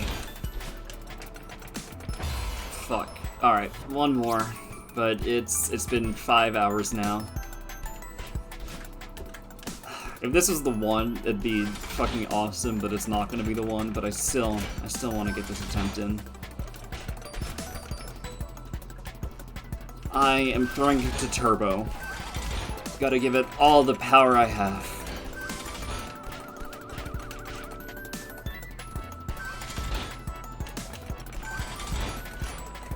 I am giving it my all.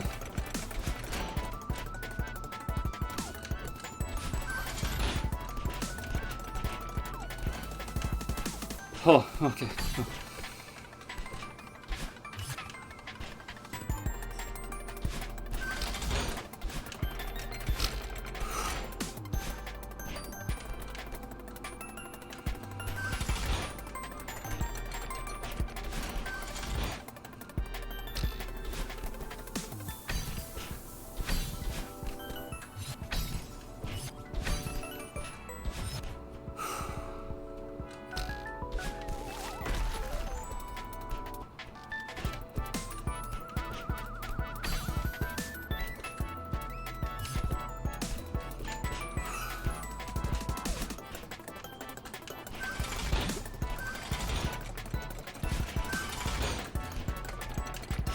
No!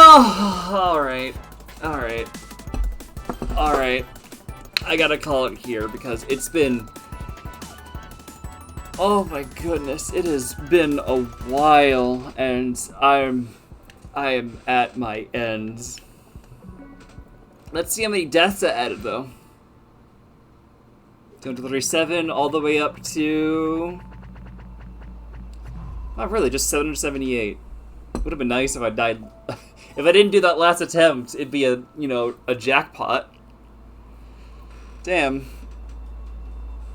Alright. Well then. Alright, let's see. Fuck it. One last little thing. Let me pull something up. I'm gonna take you. Take you. Version 11. Stick you in here.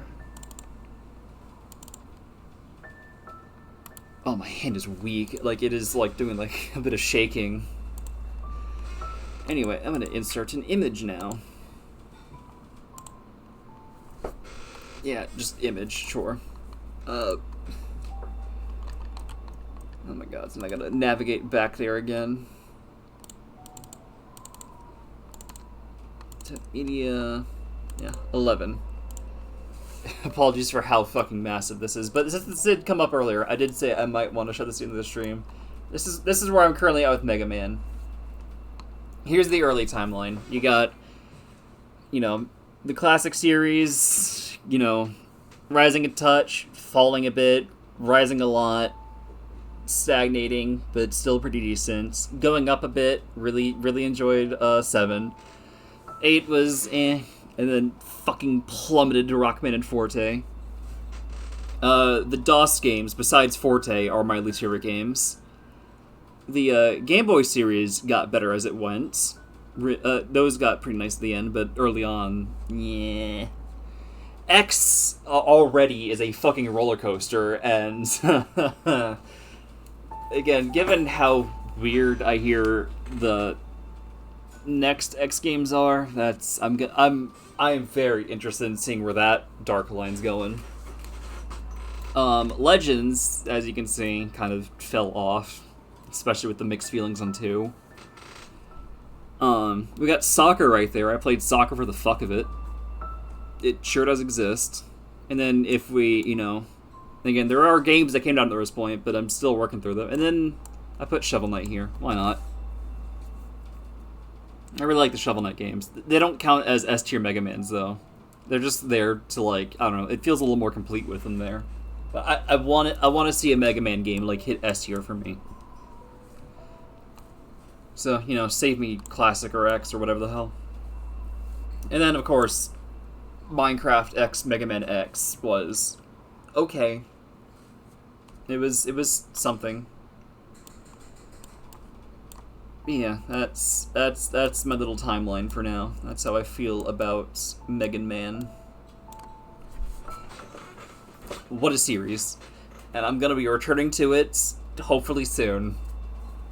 But again, I need to, like, revisit Rockman and Forte to remind me what true pain is before I, like, go back into some of the rockier parts of the history. Yeah, but with that being said, I'm gonna, you know, call it here. Wait, let me switch the playlist for a second. There we go. I'm gonna call it here. That one was exhausting. I didn't accomplish much, technically. I only beat 2-C. I got its Golden Strawberry. And then I threw myself at 1 BG for hours. And I'm sorry I didn't accomplish much, but I'm hoping it was fun regardless. And I kind of want to try that some more next time. I'm hoping I can, like, you know, sleep on it and be like, alright, let's really do it. And then I'll probably go for, like, 2AG. And then I'll probably just continue on with the rest of the seasons normal. I probably won't bother with Goldens as much after I bother with 2AG and 1BG. But, you know, whatever. So, bother with the seasides, see if I can complete those, and then... I mean, maybe I'll do more golden seas, since those seem to be freebies in a way, but... I could also see 3A being possible. But, no. Well, maybe not. I don't know. Some of the gimmicks in that one give me hell. But, yeah. Yeah. So, you know, poke those golds, get more C's done, and then lying at the end of everything will be, farewell.